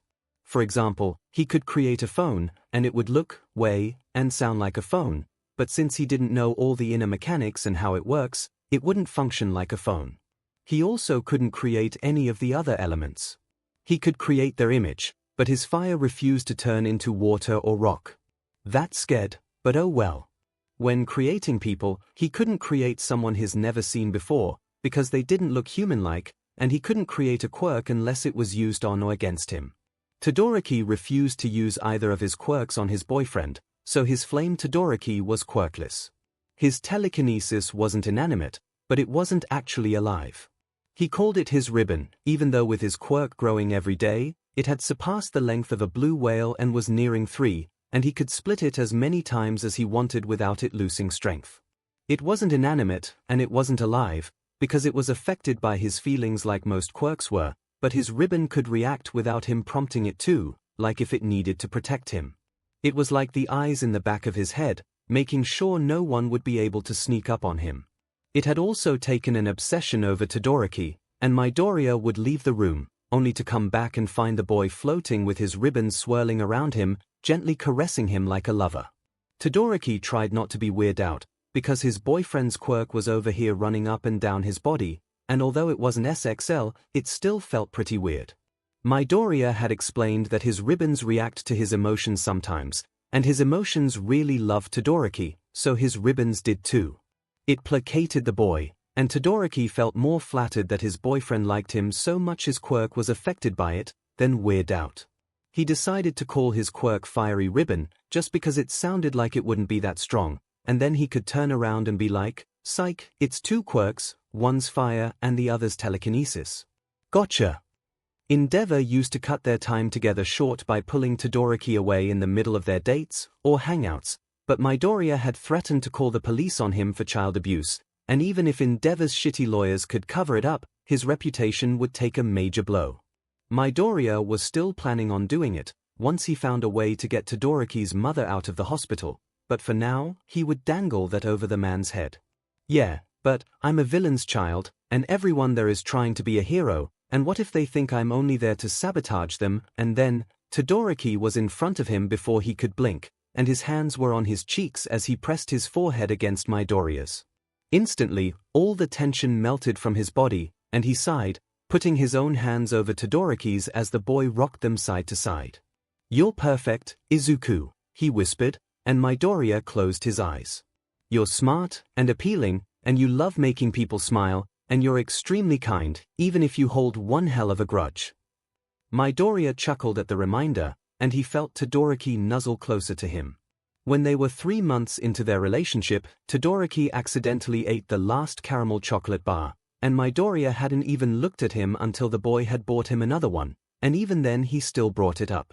"You think so?"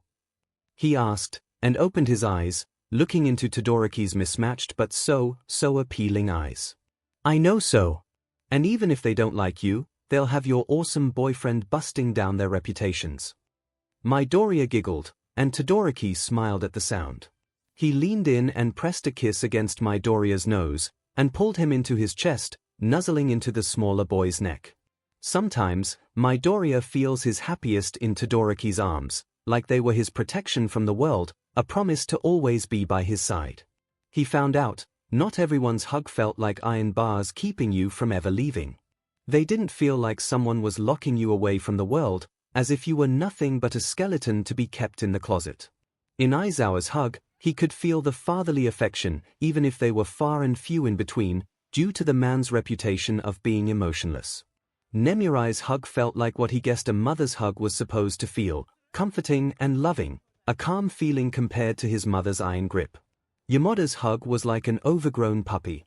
Every single one would have you squished to his chest as he spun you around, which you would think would be Nemurai's hug, but it wasn't. Ida was that one-armed hugger, like you couldn't tell if he didn't want to touch you, or if he was just not a touchy person. Todoroki was his protection, his shield from the world that would hate him for the BLD that ran through his veins. Although it was weird that once they found out said BLD had been killing him from poison, they were all over him, apologizing for ever thinking he would turn out like his father, and it scared him.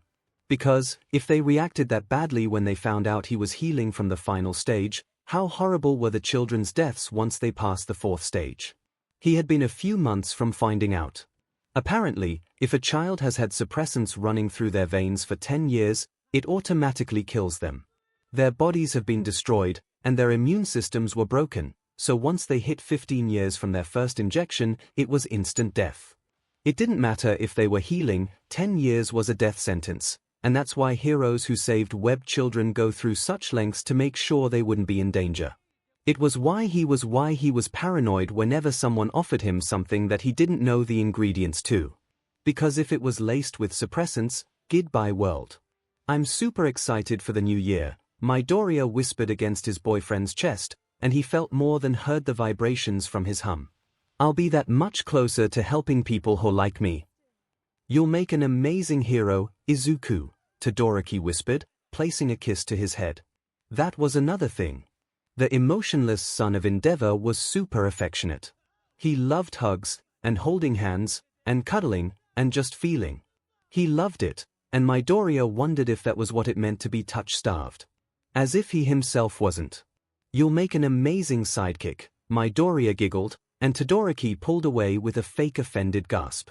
I knew it. He turned his nose to the ceiling. You're only with me so I can be your sidekick. Midoriya wrapped his arms around the boy's torso, fighting a grin. You caught me. Don't leave me though, you'll be an excellent sidekick. I can't believe I fell for your lies, Todoroki sniffed, and turned his head away from Midoriya every time the boy tried to look into his eyes. 𝐼𝐴, he cooed, pressing a kiss to the boy's collarbone. I'll always lie to you. Like right now, when I say you look amazing. You're so mean. Todoroki cried, falling back into the bed and taking Midoriya with him, before wrapping his limbs around the smaller boy like a koala, and pretending to fall asleep. 𝐿𝐴, Midoriya whined, uselessly squirming in the taller boy's hold. Don't bed me, I'm too young. Todoroki choked on his spit and pulled away, sitting up as he tried to expel the liquid in his lungs while Midoriya laughed. When he was done coughing, he slumped back onto the bed beside the smug boy. You became way too powerful once Nemurai started educating you on NTS. He said, and Midoriya's smirk grew. What happened to my innocent boyfriend? He whined, and Midoriya laughed. He was crushed underneath the Izuku Nemi created. Todoroki groaned and buried his face in his pillow. I can't believe your dad is going to be my homeroom teacher, his voice came out muffled, and Midoriya grinned, placing his hand on the boy's back and began running it up and down, marveling at the muscles. You'll get used to it, he said, and Todoroki playfully sighed. Stop hitting me, he muttered, and Midoriya giggled. No, your muscles need to be adored. They are a gift from above. Ha! Todoroki deadpanned, his voice still muffled from the pillow. These are a gift from the geezer's stupid training. Shish, Midoriya whispered, rolling over to press his face onto Todoroki's back. I don't want to thank your father for giving you an amazing figure, let me just be grateful. He felt Todoroki chuckle underneath him, before the boy rolled over, and Midoriya squawked when he was suddenly bundled into a blanket burrito. Todoroki's phone lit up, and he sighed, slumping face first back into the bed. I'm not answering it. 𝐿𝐴, Midoriya said, the phone floating into his hands. You know he'll only get more irritated if you ignore him. Todoroki heaved a sigh, and pushed himself to his knees, gently grabbing the phone from Midoriya's grasp. He put the phone to his ear. What? Midoriya laid back down on the bed, crossing his arms under his head and watched the way emotions didn't show on Todoroki's face whenever he was talking to Endeavor. I'm with my boyfriend. Midoriya grinned at that, and a soft smile slipped onto Todoroki's lips as the sight.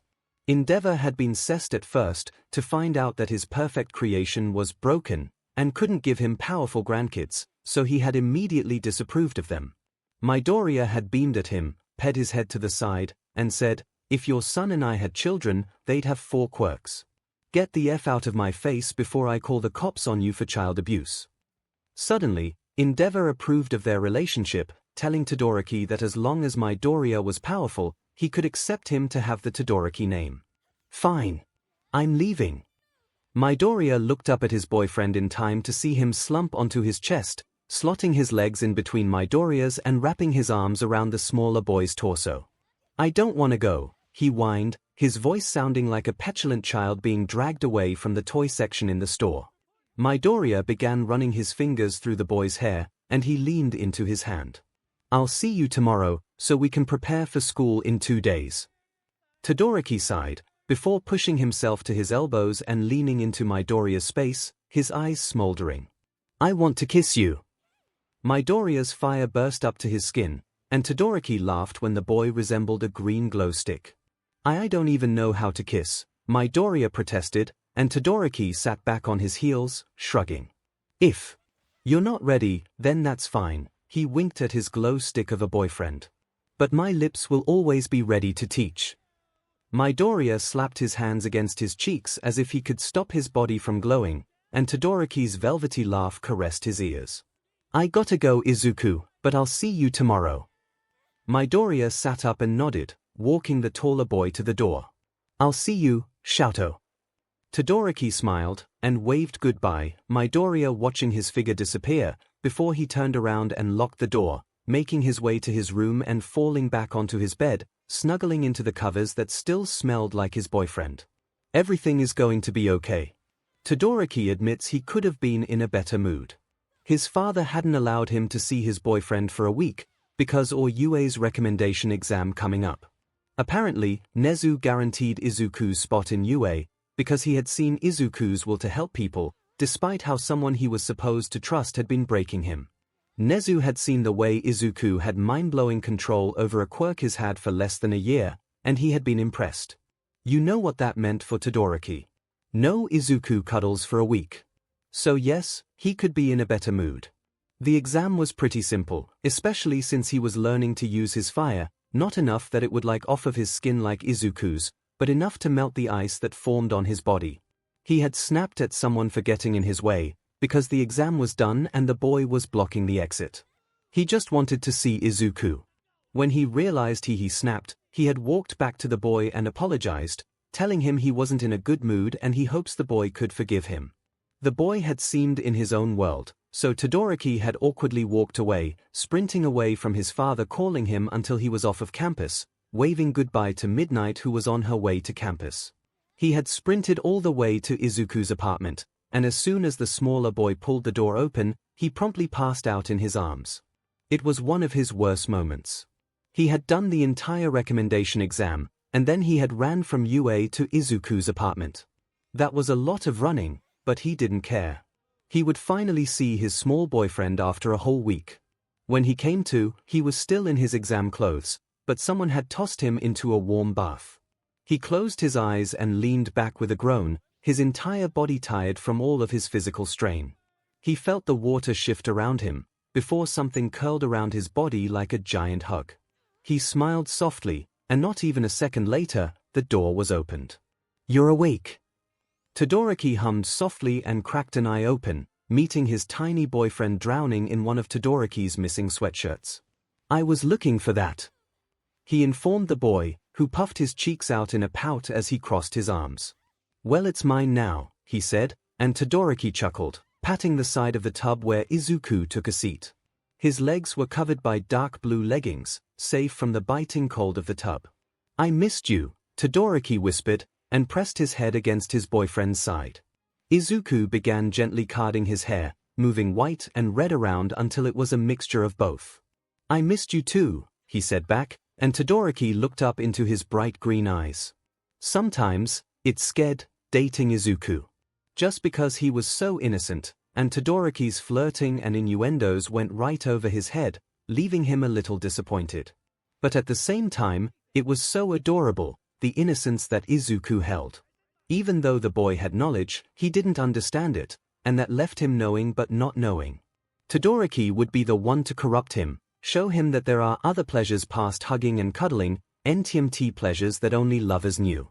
Unfortunately, he was only 15, and had vowed that the only person he would take would be his husband, after marriage. If his plans went correctly, Izuku would be his husband, and he could continue showing the boy the world.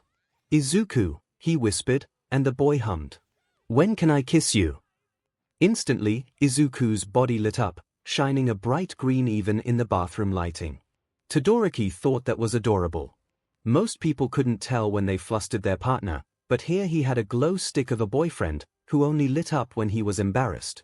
"I don't know how to kiss," Izuku said, and Todoroki couldn't help but shake his head at the weak argument. If Izuku wasn't ready, he wasn't going to force him, but he had been aching to taste the boy ever since he first saw him. He had wondered what it would feel like to kiss someone who also had fire running through his veins. "And I've told you, my lips will always be here for teaching." "Okay." Todoroki faltered. "Okay." Izuku twisted his fingers into Todoroki's jacket. "I've been stalling for a while. I would love to kiss you." His glow was shining through the sweatshirt, and Todoroki sat up on his knees, putting him at Izuku's collarbones. "We don't have to unless you're. I want to, Shadow, I want to kiss you.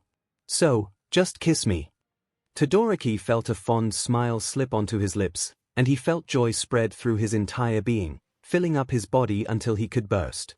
He gently placed his hands on Izuku's face, thumbs running against the small boy's freckles, his fingers brushing against the short, shaved hair of his undercut.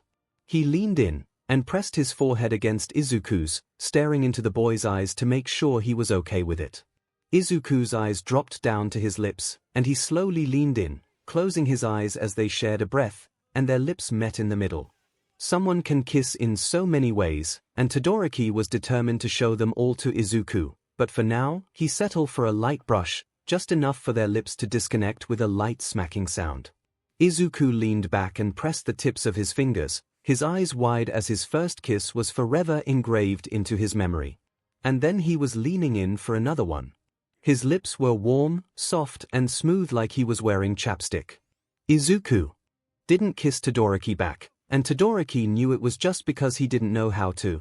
Instead, the boy's hands were buried deep into his hair as he leaned down, his ribbons running up Todoroki's sides and pressing him closer to Izuku, as if the boy could never be close enough.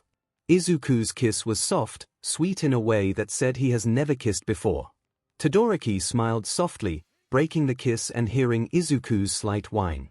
"Move your lips," he whispered against the boy's mouth, and when Izuku complied, Todoroki was on cloud 9. He decided to hell with it as he liked the seam between Izuku's lips, and his mouth went open with a gasp, like he didn't believe Todoroki just did that. He took his chance and licked into the boy's mouth, tasting the achingly sweetness of his tongue, and he knew he was addicted. He knew he would forever live for that taste, would do anything to have it again. Izuku opened his mouth wider and pulled Todoroki's head closer, not knowing what the taller boy was doing but absolutely loving it. Izuku's cheeks were glowing as Todoroki explored his boyfriend's mouth, and Izuku flushed brighter before pulling away, adorably overwhelmed. He was breathing, and Todoroki grinned at his boyfriend, nuzzling his way into the smaller boy's shoulder, peppering kisses all over his neck and collarbones, beaming with happiness. "That's a kiss." Izuku sounded out of breath, and Todoroki grinned, pressing another kiss to the junction of Izuku's neck and shoulder.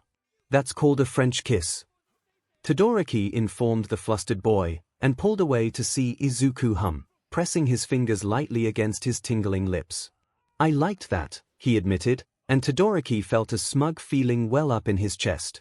His boyfriend liked the way he kissed. He leaned in and exhaled hot air against Izuku's mouth, the boy's once diminishing light coming back with a vengeance. "Want me to do it again?" he asked huskily, licking his lips as Izuku squeaked, embarrassed. "Why yeah." Kissing Izuku was like walking on air. No weight of the world holding him down, away from what he really wanted, his appealing boyfriend Izuku. It crushed down all of his worries and diminished everything he had been insecure about, until he could think of nothing but his innocent boyfriend's lips. He was on cloud 9, and he never planned on crashing back to Earth. Until the door opened. He broke away from his newfound addiction like a child with their hands in the cookie jar, and met the stunned eyes of Nemurai Kiyama. They might have been able to play innocent, if there wasn't a string of saliva connecting their lips. "Oh my gosh," she said, and Todoroki said goodbye to the world as he was snatched away from his boyfriend and out of the bathroom, clothing dripping wet and dampening the carpet.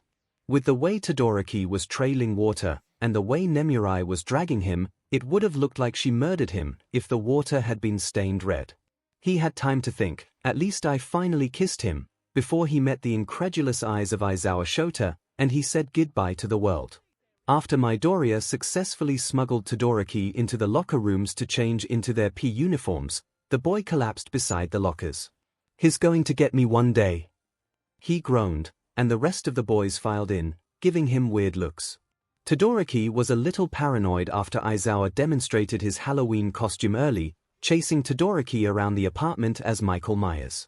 It was amusing to anyone who didn't know Todoroki was 3 seconds away from being 2,000 feet under. We won't get into that bloody, traumatizing story, for the sake of Todoroki's pride. He's not going to kill you, Midoriya huffed, opening one of the lockers to change. He's a hero, remember? Todoroki jerked up into a sitting position, and pointed at Midoriya. He's an underground hero, meaning no one will know if he murders someone, right? Midoriya rolled his eyes and chucked Todoroki's uniform at him. Get dressed. Todoroki muttered incoherently under his breath, but stood and opened his locker, before starting to undress to change. Midoriya had just hung his uniform top up when someone gasped behind him, and the locker room quieted down. Dude! What happened to your back?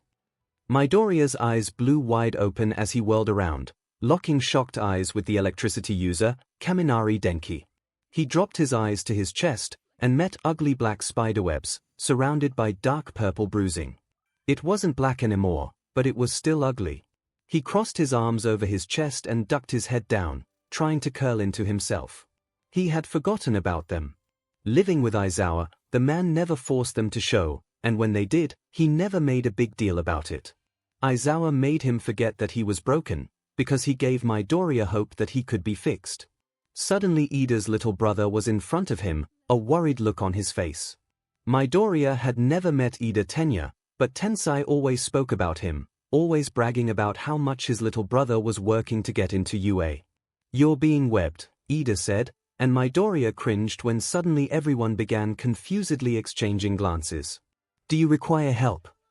I'm okay, Midoriya stuttered, trying to cover his chest from the other boys' curious staring. Ida recognized this and reached over, grabbing his pitop and handing it to him. I gotten help, and I'm actually healing. Ida nodded, pressing his glasses back up his nose. Good. If you longing assistance in anything, I will be glad to help. Midoriya nodded. Thank you. The other boy nodded back, before turning on his heel and making his way back to his locker. That's absolutely hideous. Midoriya flinched, and turned to meet the eyes of a short boy with purple hair. His eyes were judgmental as he stared at the corners of the purple sliding up Midoriya's shoulders. How are you supposed to get a girl if you... Suddenly, Todoroki was in front of the boy, towering over him while steam rose off his body. You better shut your mouth, he hissed angrily, and the boy flinched at his tone. Before I hook your organs out with a fishing pole and strangle you with them. Shouto, Midoriya whispered, gently pulling the steaming boy away from the shaking short boy. It's okay. Change before you're late. Todoroki didn't stop steaming as he changed, and he glared at anyone who looked their way.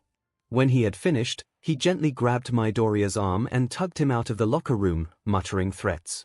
They were one of the first people out, and Aizawa instantly turned towards them, before seeing the steam curling off of Todoroki's and the way Midoriya was staring at the floor, before he realized what he did.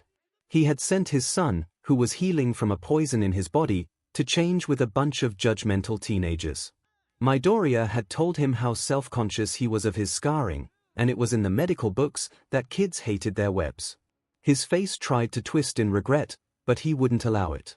He would profusely apologize later, and bribe the boy with whatever he wants to not tell Nemurai, because heaven knows what she'd do to him. Todoroki wrapped a gentle arm around Midoriya, and they waited for the rest of the students to finish dressing. When everyone was standing in a loose circle, Aizawa told them they were going to be doing a quirk apprehension test, and ignored everyone's questions and said they would be allowed to use their quirks. This is going to be fun. Midoriya inwardly shriveled up, wishing there was something to bash his head in with as his dad's face twisted into his maniacal, sleep-deprived grin. Fun, here. Then, last place gets expelled. Again, he ignored everyone's complaints, and started everyone on the 50-meter dash. Midoriya had been wondering just how fast his ribbons could move him, or if he was faster if he just blasted himself forwards with his fire. As he was lining up for his turn, he saw Bakugo holding his hands out, ready to blast himself forwards, and he instantly decided against it. But What was stopping him from using both? He bared his teeth at Bakugo when the boy turned a glare his way, and Bakugo flinched back, eyes wide like he forgot Midoriya now had the emotions that let him fight back. Go!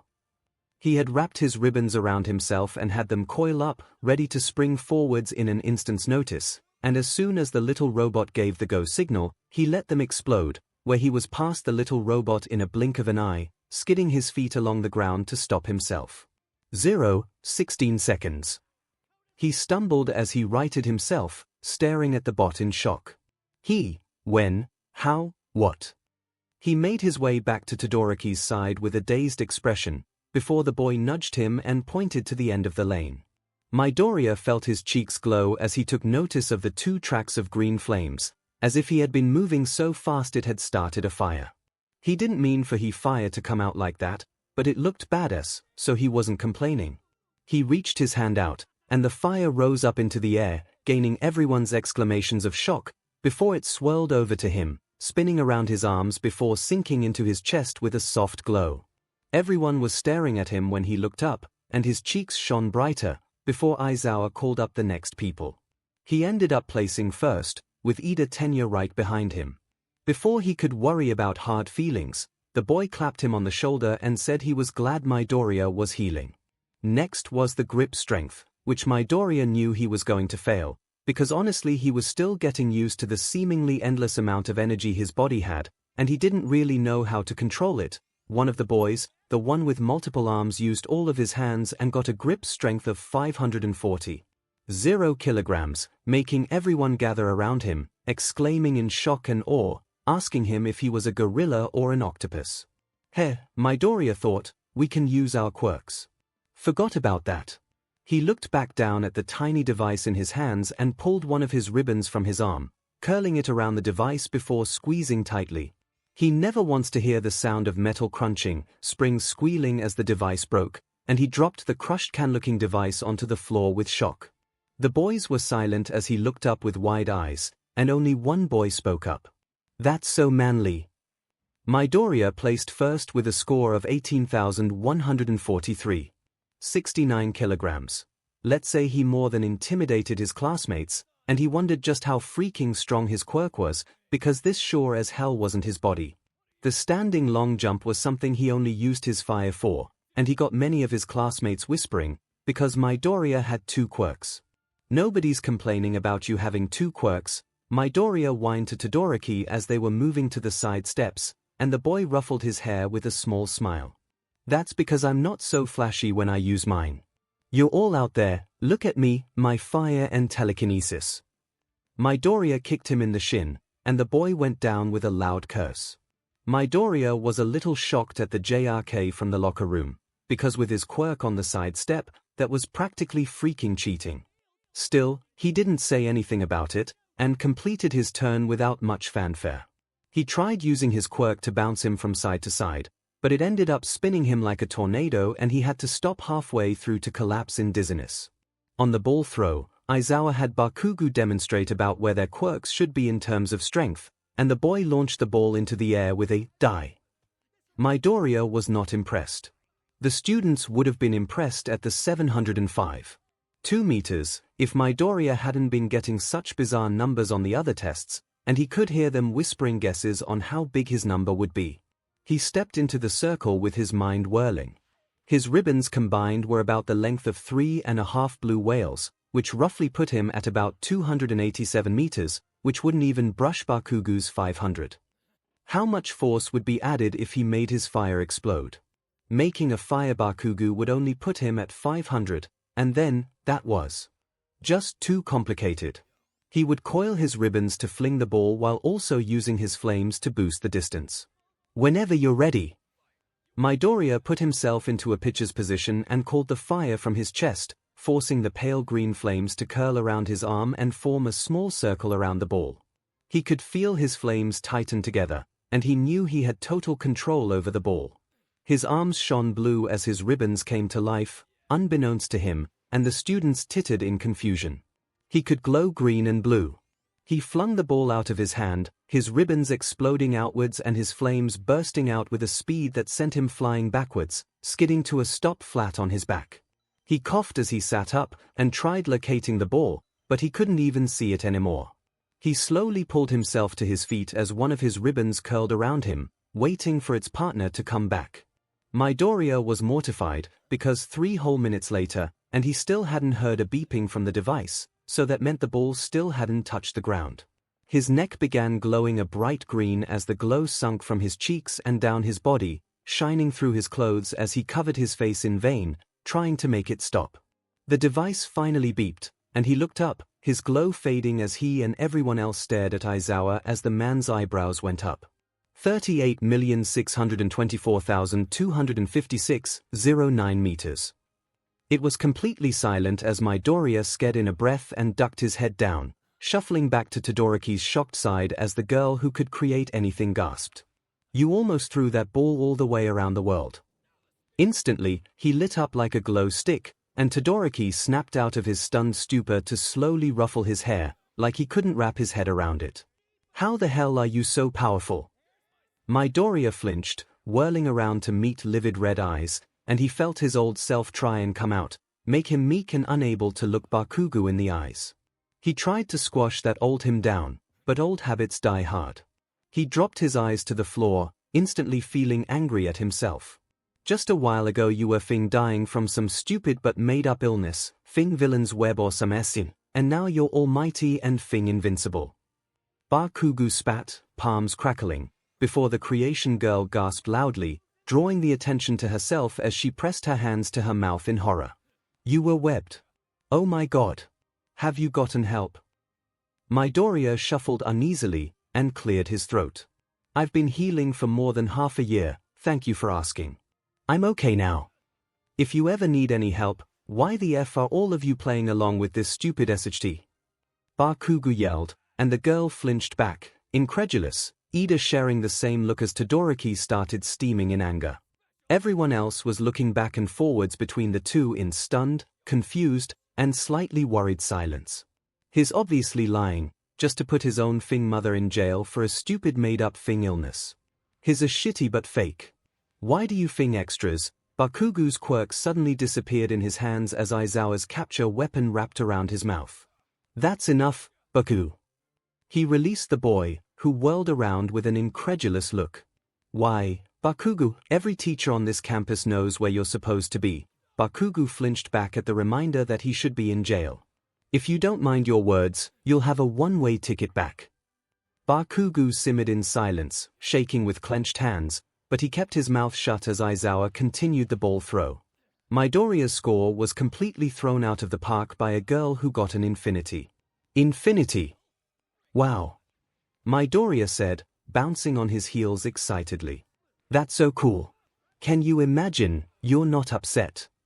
He turned to meet the invisible girl's uniform, and her question caught a few others' attention. "That she beat you?" Midoriya shook his head. "Why would I be upset?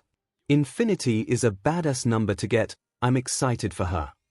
He couldn't see the girl's reaction, because he couldn't see her face, but he turned around to watch the rest of the ball throw.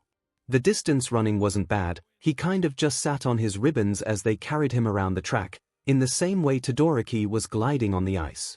He closed his eyes and just floated, ignoring the world until it was just him, Todoroki, and the creation girl, trying to see who'd get out first. Todoroki was out first, and Midoriya glided beside creation girl, chatting with her until her tank ran out of gas and she was out next. Midoriya got first in that one. The last 2 tests made him want to curl up into a ball and forget everything. He did less than decent in the toe touch, something he knew his dad would fix in an instant, because his status as an underground hero said he needed to be flexible. He tried using his quirk on the sit-ups, let his ribbons just push him up, but Aizawa called him out and said only he couldn't use his quirk. That backstabber. He got second to last on that one, directly after the purple ball boy, and he just laid there as his stomach ached. He rolled onto his side and began teasing Todoroki with jokes and random facts to make him laugh and fail. After the 12th terrible knock-knock joke, Todoroki began chortling, and his sit-ups slowed, but Aizawa said Midoriya needed to leave before his docked points for distracting others. He pouted, but got up and left his pretty eye candy to get first place on the sit-ups. Midoriya got first place, Creation Girl, Yarozu, got second, and Todoroki got third. It followed with Bakugo, Ida, Tokoyami, Shoji, Ojuru, Kirishima, Ashido, Uraraka, Kuda, Seitu, Asui, Emma, Zero, Kaminari, Jiru, Mineta, and Hagekyu. Except, his name wasn't Midoriya Izuku, it was Aizawa Izuku. Written on the scoreboard was the homeroom teacher's last name in front of his. Hey! You're his kid. His cheeks lit up as everyone turned towards him, staring between him and Aizawa. With his wavy, dark hair, they said they could see a resemblance, and he stared at his smirking dad. With dead eyes.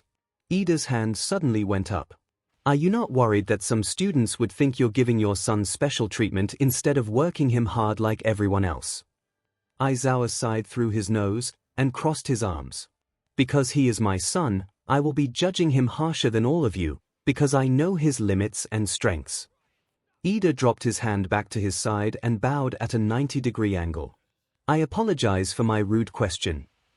Aizawa waved him off, and the students went back to looking for their names on the list.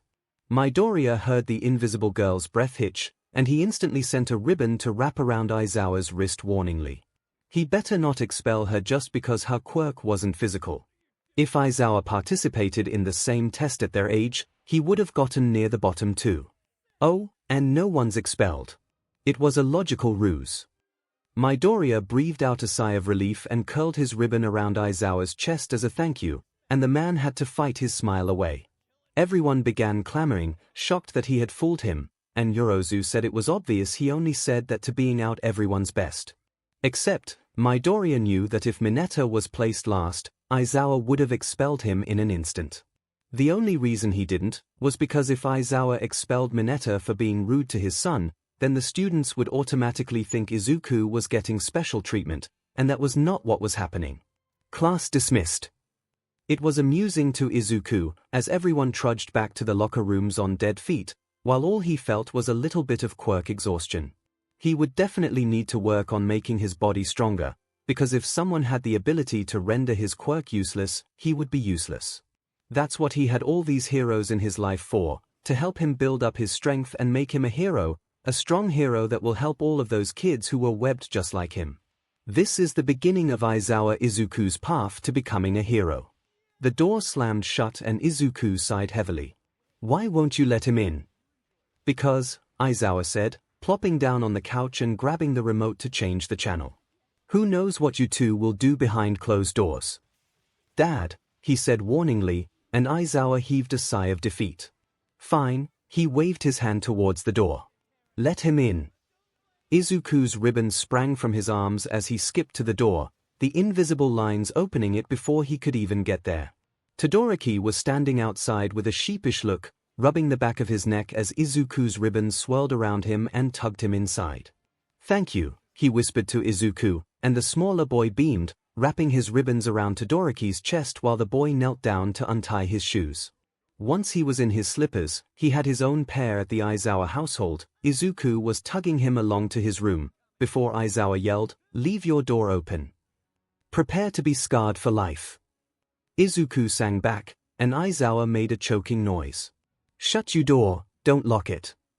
Izuku giggled and closed the door, turning and squeaking when Todoroki instantly pressed him against the wall, arms caging him in from each side. "You have no idea how much self-control I use today," Todoroki whispered, leaning closer until they were sharing one breath. "You drive me insane." "You're just going to have to show me," Izuku whispered back, dragging his hands down Todoroki's toned chest as his ribbons did the same thing on his back. He could make people feel his ribbons if he wanted to, but so far only Aizawa, Nemurai, Yamada, and Todoroki have felt them. They said it feels like cold silk running across their skin, and Izuku agrees. "If I show you," Todoroki said, pressing a kiss behind Izuku's ear and sending goosebumps running down his shoulder and arm. "We'll get a ton of complaints for sound." Izuku's skin lit up bright green at the image his brain supplied to him, and he muffled a squeak into Todoroki's shoulder as the boy peppered kisses up and down his neck. "You're so sensitive," Todoroki breathed, exhaling hot air down Midoriya's shoulders and watching the goosebumps raise as the boy shivered under him. I can't wait to find where your sound becomes the loudest. Xiaotou, Izuku whispered, an admonishment. You can't do that. Oh, I will, Todoroki said, leaning back to look into Izuku's green eyes. After you take my last name and fully become mine. Izuku shone brighter than the sun as he hid his face in his boyfriend's chest, the boy's chuckles vibrating against his face. He hated that he glowed every time he was embarrassed, hated that he wouldn't be able to hide it like others could when they flushed like a normal person. If you're gonna tease me, you can't kiss me. He squeaked when Todoroki's hands were suddenly on his thighs, using them as leverage to hoist Izuku up the wall and hold him there firmly. Izuku's legs instinctively wrapped around his waist, and his arms went around the taller boy's neck. Todoroki smirked when Izuku looked down at their position and cried out, covering his face with his hands as he acted like a light bulb. Oh, Todoroki cooed, leaning closer to Izuku's glowing face. What's wrong? He pressed a kiss against Izuku's hand, eliciting another squeak from the boy. A sudden soft thud came from behind the door. You two better not be doing what I think you're doing. Aizawa yelled, and Izuku slid from Todoroki's grasp, flinging the door open as he snatched the pillow laying against the wall. Izuku's glow had gone down, but it was still there, like a faint blush, and he ran into the living room, chucking the pillow at the unsuspecting parent, who got nailed across the head and fell onto the couch without complaint. An early death, Aizawa said, closing his eyes. Okay. I'm ready. Nah, Izuku said sassily. I'll just burn your coffee. Aizawa's eyes flung open as he jerked off the couch, chasing his son into the kitchen, where the coffee bag danced out of his grip. Your stupid quirk, he hissed, as Izuku crossed his legs, sitting peacefully on his invisible ribbon floating him above the table, the coffee bag innocently held in his hand. Izuku's hand lit up with green flames, and Aizawa cursed loudly, while Todoroki watched this entire scene with wide eyes. I'll buy you katsudon. Izuku narrowed his eyes. Foolish mortal. I cannot be so easily swayed from that expensive place at the mall. The coffee bag was safely transported to Aizawa's waiting hand. Before Todoroki could comprehend what was even happening, his and Aizawa's phone went off at the same time. Todoroki sighed, knowing it was from his father before he even pulled it out. I gotta go, he said when Aizawa pulled out his phone. Aizawa nodded goodbye as Izuku walked him to the door. I'll see you tomorrow, Izuku said, before standing on his tiptoes to press a kiss to Todoroki's lips. Bye-bye. He closed the door on a playfully indignant boyfriend, and skipped his way back to the kitchen, where Aizawa was hanging up the phone with wide eyes. What? Izuku asked. What is it? Aizawa turned to him, blinking rapidly. Hisashi adopted a boy. Shinsu Hitoshi would count his blessed stars that present MIC was doing a patrol when his father finally lost it. He and his father had a complicated relationship. He wasn't abusive, and he wasn't neglecting him, at least Shinsu didn't think so. He just didn't want anything to do with him. He clothed him, fed him, but they were strangers living in the same house. Shinsu was Shinsu and his father was whatever his last name was. Shinsu got his mother's last name. They ate at different times, and anytime Shinsu wanted to get a snack, he would have to tell him, and he'd write it down on a notepad to keep track of what he owed him. He said it was something all children did for their parents, as a way of responsibility, and Shinsu never questioned him.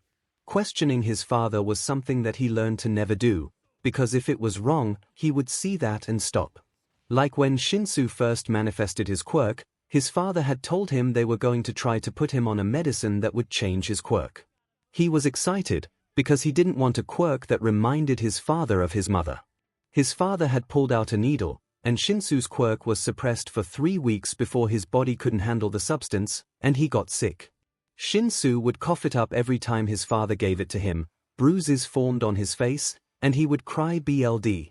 Even though his father hated Shinsu's quirk, he didn't hate his child, and he stopped injected him.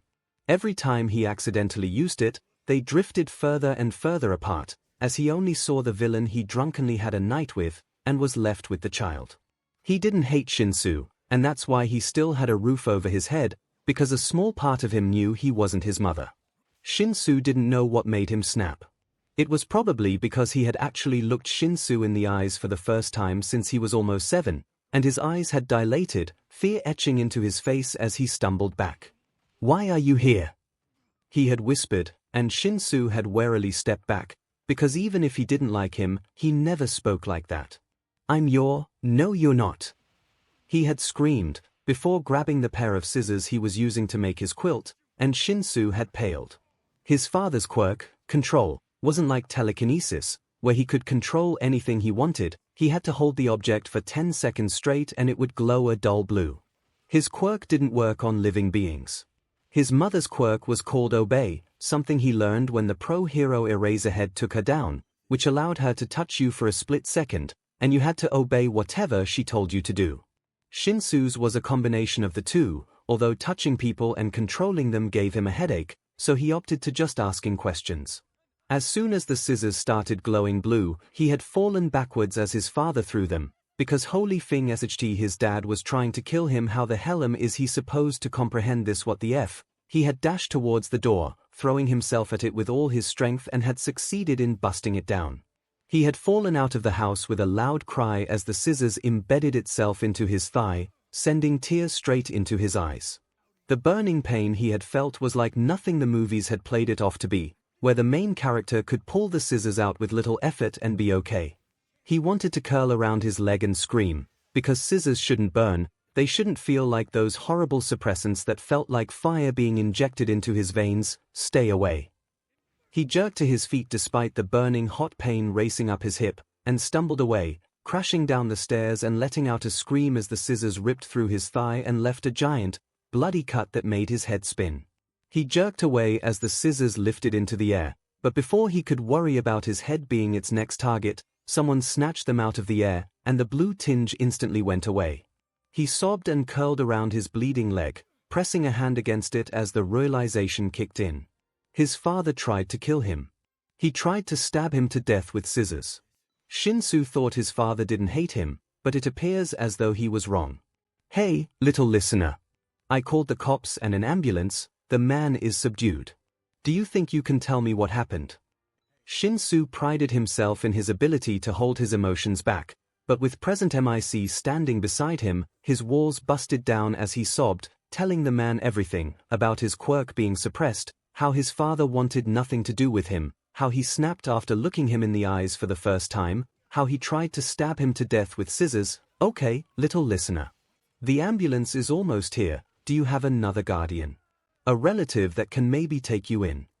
Present MIC had taken off his leather jacket and wrapped it around ₔ's leg, stopping the bleeding but not the throbbing, burning pain he felt. ₔ sniffed and shook his head. "They all think I'm like my mother." Present MIC hummed. "Which villain is your mother?" ₔ looked up at him with shocked eyes, and Present MIC gave him a sad smile. "What you went through when you were younger is called villain webbing. It's extremely illegal, and unfortunately very common amongst villain children. My best friend adopted a boy who had been webbed since he was 4 to 14. ₔ's eyes went wide. Someone went through the same thing he did, and they were still alive. "Are you sure you don't have any relatives? You're in UA, right?" "I'm sure," ₔ whispered, his head starting to spin. "They would never take me in, and I am. I'm in general education.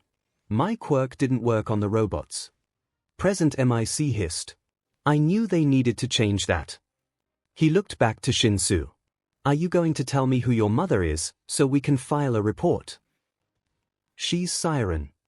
Present MIC nodded his head, before the ambulance pulled around the corner, and ₔ was quickly loaded into the vehicle, where they laid him down and began asking questions. Except, ₔ was comfortable on the blue bed. It was soft and warm, and he had been feeling dizzy from the pain in his thigh, so when he closed his eyes, he was out like a light. ₔ admits it, the one day he lived with Yamada Hisashi, he felt safer than the 15 years he lived with his biological father. He couldn't explain the feeling, because he's never experienced it before, but he guessed that was what safety was supposed to feel like. To be able to fall asleep without worrying about if you'll wake up in the morning, to be able to go to the bathroom and not worry about someone jumping out at you with scissors, not with Yamada. Yamada was safety, a blanket he had never been given, and others took for granted. Yamada's apartment was warm, not in the way that said he had a heater, but in a way that said someone lived here, and they didn't have a problem sharing out of the goodness of their heart. ₛ injury from his father had been treated by recovery girl herself, since he was a student of UA, and Yamada had called ahead to ask if it was okay. Watching your slit open thigh stitch itself back together was the weirdest thing ever, like watching yourself get cut in slow motion, just minus the pain, BLD, and screaming. Okay, Yamada had said, sitting down at a table in the break room, and ₛ slowly sat down in the chair across from him. You have nowhere to go, correct? ₛ had nodded slowly. We have two options. ₛ had felt a weird emotion in his chest when Yamada said we. You can go to an orphanage, or I can adopt you. Wait, what? ₛ had said, stunned. He had been almost killed by his father, recovery girl stitched him back together, and now present MIC wanted to adopt him. He had wondered if he even woke up that morning. I know this is extremely fast, especially since you just came from an unqualified parent, and you don't fully understand just what. No, ₛ had said, waving his hands to cut him off. You want to adopt me? Even though my mother is Siren. The drag trafficker, killer, villain Siren. Yamada had smiled softly and leaned forwards, his hands on the break table as a few people walked by. Who you were born to does not make you who you are. You are your own person. He had leaned back once to people left and looked to the side as tears welled up in ₛ's eyes. Besides, my best friend adopted the son of Holocaust, and his absolute joy. Why would you be any different? Holocaust. ₛ had breathed, wiping his tears away, because that boy must have had it hard. Yamada had nodded sadly, eyes off in the distance, before he had turned to face ₛ. So, are you okay with me adopting you? Because the orphanage won't let you, I'm okay with it. ₛ had laughed, tears falling down his face as he smiled at the hero, his hero. I'm really on board with it. Yamada had smiled softly and stood from the seat. All right, little listener, let's get on over to Tsukochi. An hour after that, he was no longer ₛ, the name that had brought him hatred and scorn. He was Yamada, the son of the pro-hero present MIC, and he was happier than he could ever hope to be. Do you need anything from your house? Yamada had asked, glancing at his son from the corner of his eyes. They were driving back from Tsukochi's office, where Yamada had given his last name to a child who has never experienced a loving family before. ₛ had shifted, his bright smile dimming slightly as he thought back to his unhappy house. I have my bed, my dresser and clothes, oh. My toothbrush. Yamada had started laughing, because all of these things were replaceable. Okay, little listener, we're buying you new things. ₛ had turned towards him, eyes wide, completely startled. What? Why? Don't waste your money on me, I won't be able to pay you back, and then, wait, Yamada had said, waving one of his hands, and making ₛ dart his eyes over to the road. You're worried about paying me back? Yeah. I don't have that much money because UA's uniform is expensive, so I won't be able to, kid, Yamada had said, putting his hand back on the steering wheel, and ₛ had shifted nervously at his tone. You never have to pay me back for something I buy for you.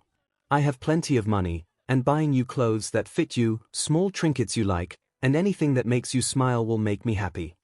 ₛ had felt a strong emotion he didn't understand jab him in the chest, and he had pressed his hand to it as tears spilled from his eyes, the emotion filling his limbs and making them tingle. Really? He had whispered, and Yamada had glanced at him with a small smile, before reaching over and ruffling his hair softly. Really? Now, what do you want in your room?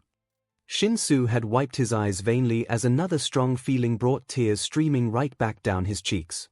Despite the tears, the other feeling in his chest had put a smile on his lips, and he had turned it towards Yamada. Kittens. Kitten. Blankets and pillows. Yamada had smiled fondly, and nodded. Cat stuff it is. Oh, ₛ had thought as he turned to face the front, laughing when Yamada played an American song and began singing off key, this is what happiness feels like. Is everything clean? Izuku tittered, feet not even touching the ground as his ribbons propelled him everywhere. It has to be nice, meeting my new brother, he's not your brother, he'd be more like a cousin, Aizawa sighed from the couch. Yamada had said he was bringing his son over, and Izuku had gone into spring cleaning mode, even though Aizawa was big on everything being neat and Izuku couldn't stand to see dust anywhere.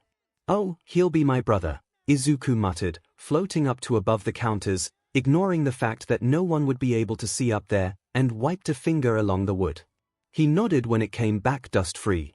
"When you finally open your eyes and realize you love Zashi." "What was that?"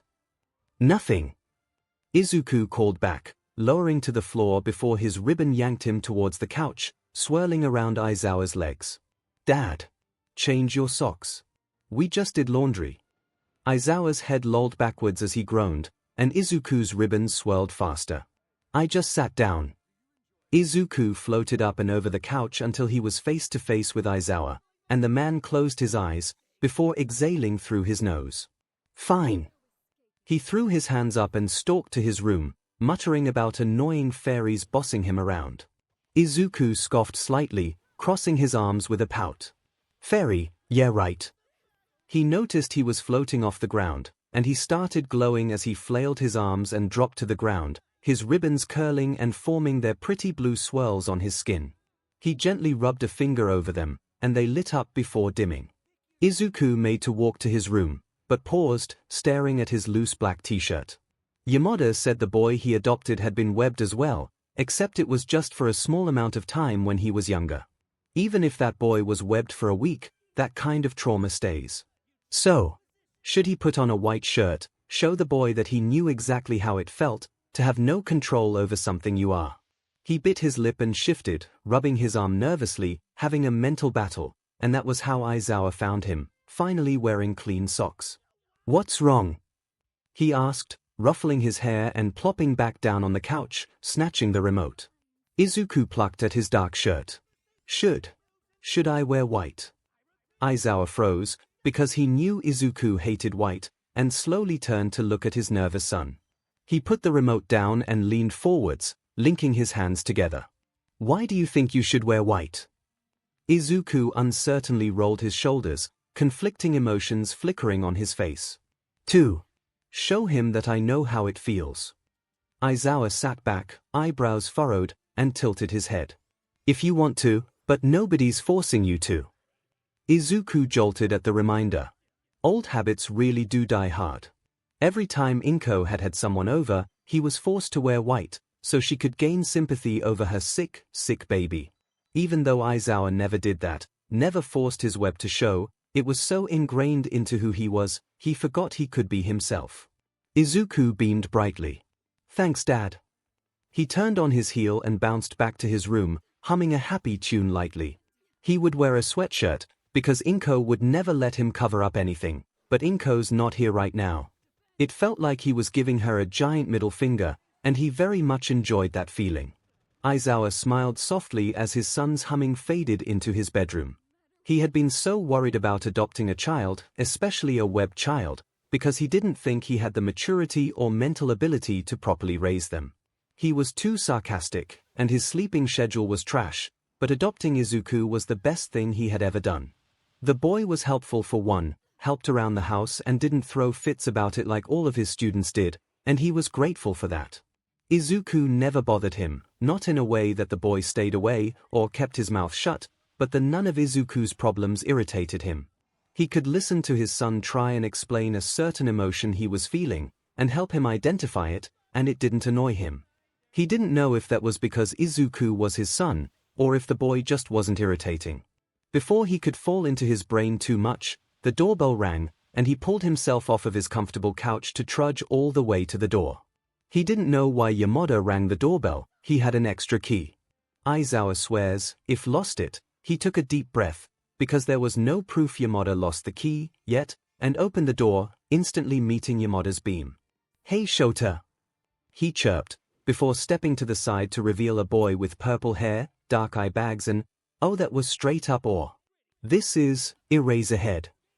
The boy squeaked, and Aizawa blinked in shock. This boy recognized him with one look, and he wasn't even wearing his capture weapon. Granted, Izuku did the same thing when they first met on the roof, But what was it with these children that made him stand out to them more than normal heroes? Oh gosh, wait, he started visibly malfunctioning, and Aizawa was starting to worry, even if he was a little bit amused. Come on in, and you can finish mentally breaking inside, Aizawa said, and the boy's face flushed a dark red, but he pretended he didn't notice. They both stepped in, but before they got very far, Izuku came bounding out from his room, a green hoodie on as he skidded to a stop in front of the taller boy. Hi! Izuku chirped happily, a blinding smile on face as he shook the boy's hand. I'm Aizawa Izuku, nice to meet you. What's your name? What's your quirk? How old are you? What school do you go to? What profession are you aiming for? Who's your parent? Are you happy with Zashi? Because if not Aizawa closed the door and snatched his tiny son around the waist, ignoring his indignant squawk as the hero walked the boy to the table and deposited him on a chair. Stay, he said, pointing at the chair, and the boy crossed his arms with a pout. Aizawa rolled his eyes and waved them in, holding his hand out for the still stunned boy. Aizawa Shota, otherwise known as Eraserhead. Nice to meet you, kid. The boy slowly took his hand, shaking it with an odd look, before holding his hand to his chest like he couldn't believe he just did that. He glanced at Yamada, who nodded in encouragement. He took a steady breath, and tried again. Why Yamada Hitoshi, my mother was Siren. Aizawa glanced up, trying to remember Siren, before he nodded when her face flitted across his brain. Glad to see you're no longer with her. Come on, take a seat, do you want anything to drink? We can make coffee or tea. Hitoshi could do nothing but think, what the hell? Because Aizawa had clearly told Izuku to stay in his seat, and by that he meant stay at the table, but this boy just, Shinsu can't even. Izuku was sitting in the chair all right. Except the chair was floating in the air, hovering around Aizawa's shoulder as the boy hummed softly to himself. The underground hero whirled around, and dropped his face into his hands, pinching the bridge of his nose like this was a common occurrence. I can't even tell you didn't. You're so lucky Nemurai loves you so much. The boy stuck his tongue out, and Hitoshi blinked, startled. Could he really be allowed to act like that? None of the heroes seemed to act negatively to the boy's antics, so Hitoshi wondered if he could be like that. Carefree and so happy. Was he safe to be himself, and not have to worry about being scorned for who he was? Izuku floated off of the chair and settled softly on the floor in front of Hitoshi, while the chair drifted to the kitchen and settled down beside the table. Come here, Izuku said, beckoning towards himself. I want to show you something. Hitoshi followed the boy into the bathroom a bit hesitantly, but none of the heroes took any notice, just chatting as they made coffee, so he determined that he had nothing to fear. He slipped into the bathroom and the door closed behind him, the boy sitting on the counter. You were webbed for a few weeks when you were young, right? Izuku asked, kicking his feet slightly, and Hitoshi nodded slowly. I was webbed up until 10 months ago, and I want to show you the scarring I have. Wait, scarring? Hitoshi asked incredulously. He didn't know you could scar from injections, but the more he thought back to when he was younger, the more it made sense. The burning feeling when the liquid was injected, and the weird feeling in your chest, like a tightness that would leave you breathless no matter how much you breathed deeply, spoke levels of how much that substance didn't belong in your body. Izuku tilted his head to the side, some of his hair falling into his eyes. Do you want to see? Hitoshi thought about it, eyes to the floor, before slowly nodding his head, meeting green eyes. He wanted to see what he was lucky enough to avoid, see what could have happened to him if his father had been a little more heartless. Izuku's sweatshirt slipped off of him when he raised his hands into the air, and Hitoshi was confused, because wasn't Holocaust's quirk fire breathing? Izuku's sweatshirt folded itself on the counter as he grabbed his black t-shirt underneath, and pulled it off with one swift movement, making Hitoshi flinch and cover his mouth in horror.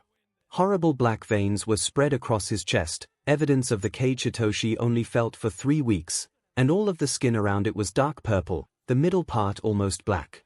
He looked into the mirror and saw the same thing was on Izuku's back, twisting, dark, and extremely painful looking.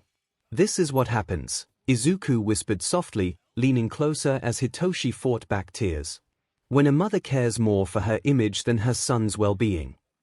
I'm so sorry, Hitoshi choked out, because here he was, thinking he had it so hard as the son of a semi-infamous villain, and being tormented by everyone around him because they all thought he'd end up like his mother. But here was this boy, who had been tormented not only everyone around him, but by his own mother because she couldn't see past his quirk. The small boy shrugged, and put his t-shirt back on, the sweatshirt sliding back over his head as he raised his arms into the air. Don't sweat it. Once you're adopted by someone who actually cares, your pain becomes nothing as it's healed by happiness and actual therapy. Really? The boy nodded and pushed himself off of the countertop. Yep. Zashi is a really good guy, he'll make you smile and laugh. He works 3 jobs, but he'll always make time for you, he did for me. Izuku leaned in close with a mischievous smile. We'll be brothers pretty soon too, because Zashi and Dad like each other, they just won't admit it. Hitoshi's eyes widened. They are gay. Instantly, Izuku leaned back, his eyes glowing a toxic green as Hitoshi flinched away. That better not be a problem. The boy said, and Hitoshi stared at his smoke curling from his lips, before what he said registered in his mind. No. He tossed his hands out, trying to calm the boy down. It's just. My dad wasn't okay with any of that, but it doesn't bother me. Izuku's glowing eyes returned to their normal human color, and stared at Hitoshi, searching for lies, before grinning. Everyone in this household is gay. How fun. Hitoshi blinked. Really? Izuku nodded, before putting his hands on his hips, sticking his tongue out at the taller boy. I'm dating Endeavor's son, so hands off, mister. Hitoshi laughed, and that quickly turned to tears, elation pushing everything out of the way so it could take over his chest. The smaller boy let him cry it out, a small smile on his face, because he understood what it felt like to have someone accept you for who you are. You're going to be really happy, Izuku whispered, patting Hitoshi on the head, and Hitoshi let go of all of his regret and pain, letting it drain away with the tears that ran down his face. Every tear that dropped down to the ground was one of his terrible memories, being pushed around, called names, being beaten up, teased, ignored, neglected, avoided, everything. He let all of it go away, and they fell away like insignificant teardrops, to be painful in the moment, but be less than even a memory in time. All of Shinsu Hitoshi's pain was left behind in those tears, the same tears that Izuku picked up with his quirk and tossed down the drain, allowing Yamada Hitoshi to start with a blank slate, to start over with a family who will actually love him, cherish him for who he was. As Izuku pulled him out of the bathroom, he promised himself that we would be happy. Yamada Hitoshi would be happy, because he had people who supported him, and they would be by his side, forever. Izuku was in the locker rooms again, only this time, he wasn't planning on, okay, let him try again. He had an idea so that he didn't have to change in front of the students and have Mineta say something degrading about his web. It came to him in a dream. That sounds shitty. Okay, 3rd attempt. Izuku had fallen asleep in class like the responsible boy he was, and Midnight left him alone because she was biased and he was the top student. The point is, in his dream, he had been in a giant room that was made of mirrors, like an idol training room, and his reflection had spoken to him, which was kind of creepy, and he had tried forcing himself awake, but he found he couldn't. Which was even creepier, until his reflection set itself on fire, and he had accepted his death in the form of a nightmare. He didn't die though, obviously, his reflection had just morphed that fire into clothing that would serve as his hero costume. He didn't know how to feel about it, using his flames instead of the design team, but here he was, ready to set himself on fire in the locker room and create the clothing. Aizawa-kun. He jolted from his lamenting, and turned around to meet Kirishima's red eyes. You don't have to worry about, he shifted, his own costume case in hand, before gesturing to Izuku's chest. That. No one will say anything. Izuku smiled gratefully, because honestly, Kirishima was a great guy. Thank you. That wasn't the problem though, I have an idea, I just don't wanna burn down the building. Todoroki leaned over his face right next to Izuku's. Who's getting grounded? Izuku playfully stuck his tongue out, and Todoroki's eyes suddenly burned with want, but he turned back to his locker, muttering about his punishment as he took his uniform off. Izuku hadn't been feeling the inspiration when submitting a hero costume, so he literally just asked for a sweatshirt from his closet and leggings. The design team hadn't been impressed, but they had complied. The costume, his brain. Quirk. Reflection. Anyways, the costume that he had seen in his dream was simple, but he liked it. He liked how everyone would be going with flashy, bright colors, while he would take after his dad, darker colors and a mysterious air. Did he want to be an underground hero? He didn't know yet. With his quirk, it probably wouldn't work very well. Then again, the only limit he had was his imagination. And his knowledge. He took a deep breath and pulled open the container's lid, his green flames lighting up his body and immediately stopping all chatter. Izuku, Todoroki warned, but Izuku waved him off. I know what I'm doing. He forced those flames to condense, and he closed his eyes, picturing the outfit his reflection had been wearing, simple, but still pleasing, to his eyes at least. Green fire formed black, light, ankle-high combat boots, before slowly making its way up, his bottoms a black, slim-fitted material that was actually pretty thick. His fire then went and formed a fireproof, 3/4 sleeved shirt that hugged him, but didn't suffocate him. The sleeves were black, and the torso itself was a dark green, which almost matched the shade of his hair. He had thick, white tape wrapped around both of his knees and over his right shin, the same tape covering his elbows, and they would serve as pads until he became more creative. His fire finally receded back into his skin, and he slowly twisted to the side, making sure he had the proportions correct. He nodded in approval, before curling his hand out and creating something his reflection said would help in the future, and the flame solidified into a dog tag-looking necklace he immediately tied around his neck. It would apparently store away large amounts of his fire into small, compacted areas no bigger than a millimeter, and with his 2-inch tag, that put him roughly at about 58 millimeters. He was actually pretty excited to test it out. Whoa, he turned to see Kirishima staring at him, and he lit up when he realized the rest of the class was staring at him. What?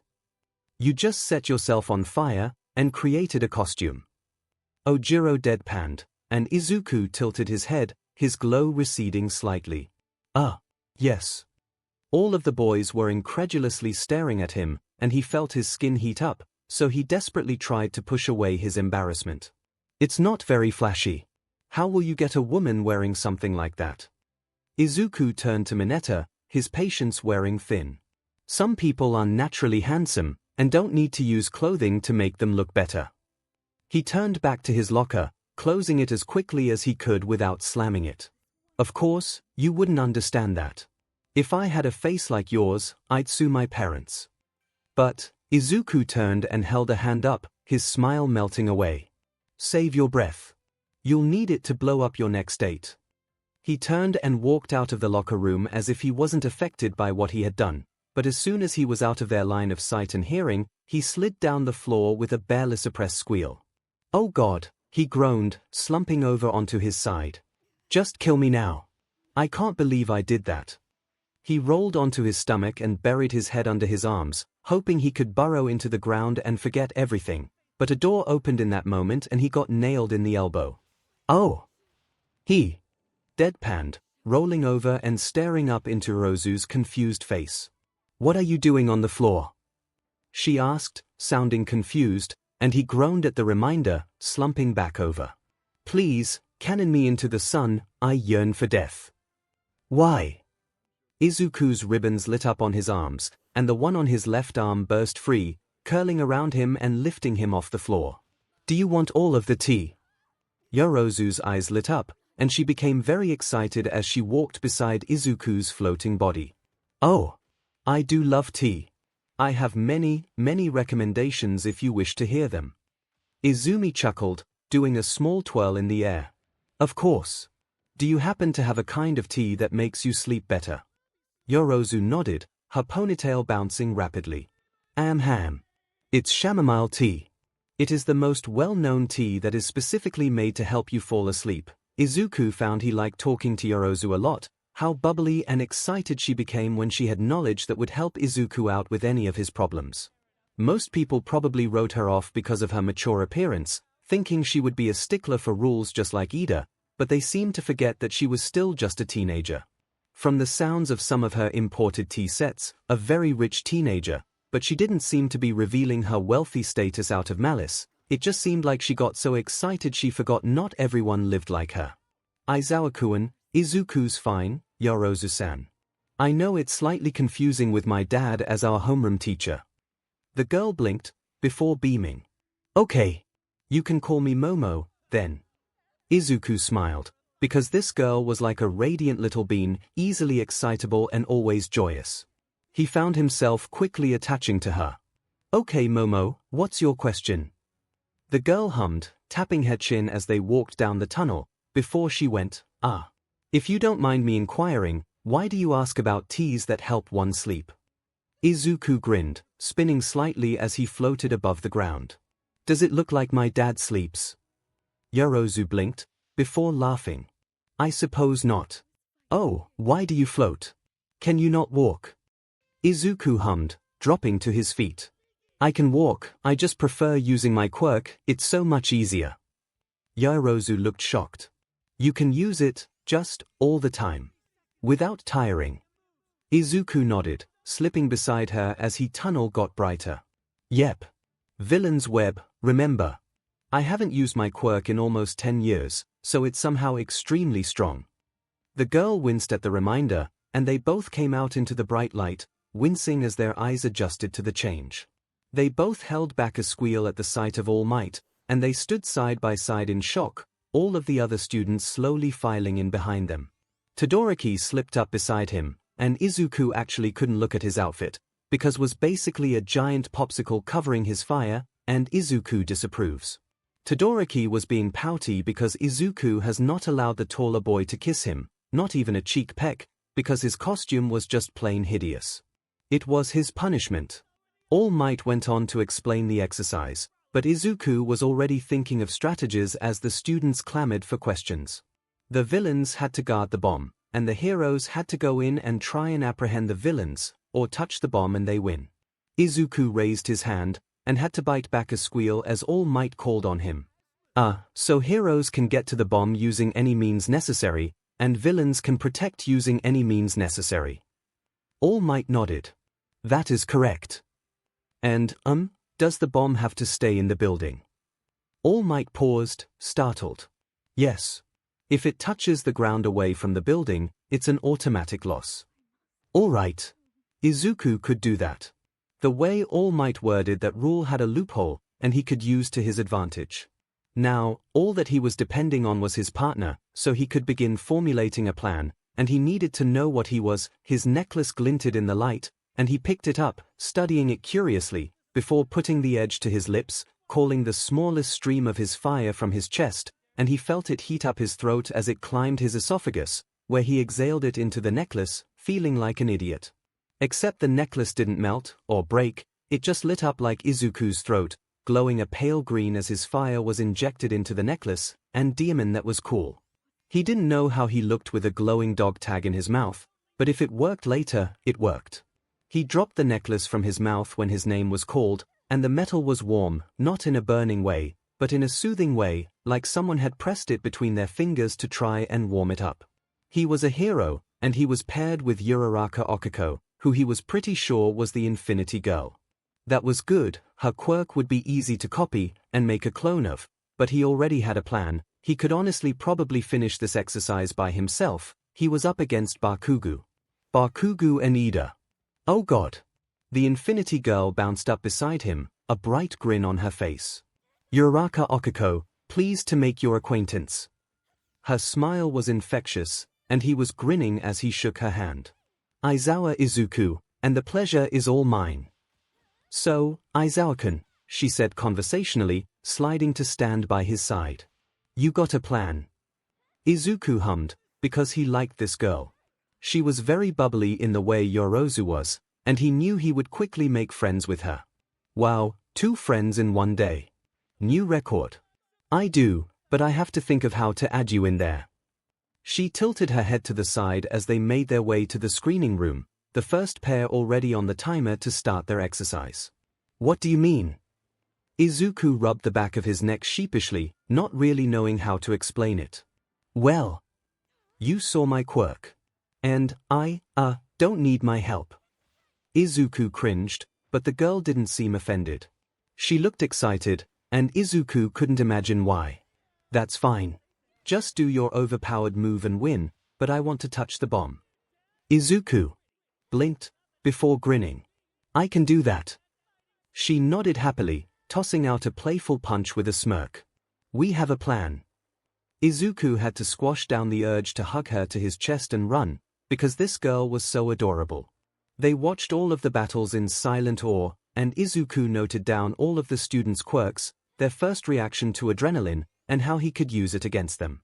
It was like he could write a mini-book about them, and it would stick in his brain, because when he thought back to the first person he analyzed, his mental notes about them popped up in his brain.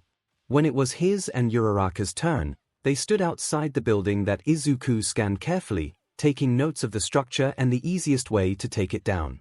It's not too heavy, right, Aizawa-kun? You can call me Izuku if you want, he said distractedly, crouching down like he could get a better angle from the distance away they were. And no, I'm just trying to figure out where they are. Uraraka came up beside him, tapping her chin thoughtfully. Well, what do we know about Ida-san and, Bakugo-san? Don't call him that, Izuku said instantly, standing up straight and turning towards the girl, setting his hands on her shoulders. He doesn't deserve your respect. He turned and stared down at the blueprints, slipping his fire out of his chest and into his hand as he sat, recreating the layout in a 3D form, where he then floated it into the air with his ribbon. Oh. Do you guys have a history?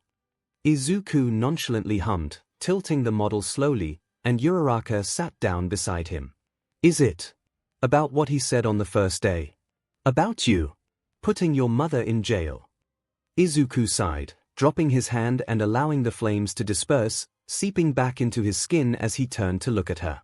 Do you want my tragic backstory, Uraraka-san?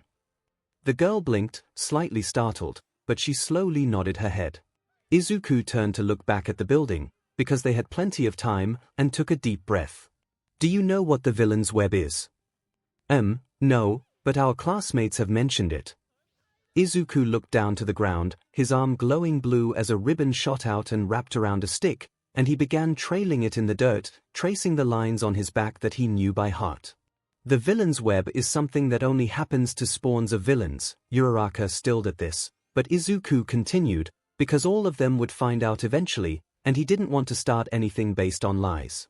It's when the child is injected with quirk suppressants, to make sure that the child never gets a quirk. My mother had been doing it to me for almost 10 years, and it's the worst form of child abuse. She's in jail because of it, and that's what Bakugo's mad about. But he's a rotten person, thinking everything belongs to him and everyone owes him something, so I don't pay him any mind. He doesn't deserve your respect or nothing that could inflate his atrocious ego. Uraraka was silent for a little, digesting the news. What did he do to you? He bullied me, shoved me around, called me names, used his quirk on me, suicide baited me, and overall hated me because I didn't use something I physically couldn't use. He's just not a good person. Uraraka was silent again, before her next question was whispered. Who are you the son of? Holocaust. All Might started the exercise then, and Izuku didn't bother standing, his arms shining blue as his ribbons came to life, cutting through the air and sliding underneath the building, wrapping around the metal and letting him know they could carry it. He flicked a finger up, because he felt like showing off to the students in the viewing room, and the entire building yanked up into the air as if it didn't weigh a pnd. Despite who my father was, Izuku whispered, still not looking at Uraraka. I am my own person, and I don't want to be shadowed by his evil deeds. I'm going to be a hero, so I can help the children who were wronged just like me. The building shot up high in the air with another flick of his finger, and he stared up at it as he reached his hand out, making his ribbons split in half so he had 4, 2 wrapping around the building and the 2 others wrapping around the villains and the bomb. Izuku turned to Uraraka them, her wide, astonished eyes locked on the building falling from the sky, before she pried her eyes away, meeting Izuku's. Uraraka-san, he whispered, his voice sounding broken. Please don't hate me for something I can't control. Her face contorted guiltily at the evident pain in his voice, before she flinched when the building stopped falling in midair, like someone had pressed the pause button, and his ribbons were swirling around it happily, like they were enjoying being able to use more of their strength. His other 2 ribbons carried the 2 indignant teenagers out of the building, the bomb right behind them, and he hovered the bomb right in front of an astounded Uraraka. "Uraraka-san," he whispered, and she reluctantly peeled her eyes away. "Can we be friends?" Uraraka hesitated, but she smiled, putting her hand on bomb, and All Might called the hero's win. "I'd love to be friends, Izuku. You can call me Okako." Izuku grinned, and he lowered the building to the ground, gently sending his fire out on a ribbon to meld the building back to the ground, before he sent the bomb back, and gently placed the teenagers down. "Ida-san," he said guiltily, seeing the way the boy was visibly frustrated at himself. "I'm sorry, please don't be upset." "Not at all, Aizawa-kun," Ida said, and they began walking to the screening room together. "It has just reminded me that we are in 2 different leagues." "Ida-kun. That's not what I was trying to do." Izuku groaned, tugging at his hair. "I didn't even think, tell Izuku whatever you want, but being sucker-punched is such a cowardly, bitchy move. You effin' looking down on me, you effin' shitty but fake." Izuku stood up straight, ignoring the throbbing from Bakugu's gauntleted sneak attack. "What?" Bakugu was shaking, clenching his hands as he glared at Izuku from beneath his fringe. "You motherfucking fake, you're looking down on me." Izuku blinked, slowly shifting to stand in front of Uraraka. "I'm not." "Don't lie, you shitty bastard." Bakugu screamed, lurching forwards as he held his gauntlet up. "You know what this does." "I'll show you, I'll effin' show you, we're on 2 different levels." Izuku's eyes went wide as Bakugu pulled the pin on his gauntlet, ignoring All Might shouting for him to stop. Izuku instantly shot a ribbon out at Ida, shoving him as far away as possible while making it condense like a shield, so he wouldn't be cooked alive by the fire. He then swiftly turned around and wrapped another ribbon around Uraraka, sending her away as well, and by the time he was sure they would both be safe, he felt it begin as a slight heat. That slight heat quickly turned to a burning, agonizingly hot feeling as he was engulfed, the flames burning at everything, and he got out a cry before his fire burst from his chest, curling around him protectively. It began eating Bakugu's fire at an alarming pace, consuming it just as quickly as Bakugu's explosion had consumed Izuku. It was angry, he could feel it, the twisting, thrashing feeling of his flames as he fell to his knees, breathing as he squeezed his eyes together, trying to control the angry inferno of his fire as pain stung at his back. He froze when a cool feeling seeped into his burns, and he was up on his feet in an instant, whirling around, but saw nothing but his green flames. But still, that didn't stop the cool feeling that was relief against his burning back, and slowly, the stinging pain of fire was gone, only a memory to prove it had ever happened. He felt nothing but astonishment as he slowly turned, feeling nothing of his original pain. Well, Izuku thought, I can heal myself. That's new. And the shirt isn't fireproof, what a ripoff.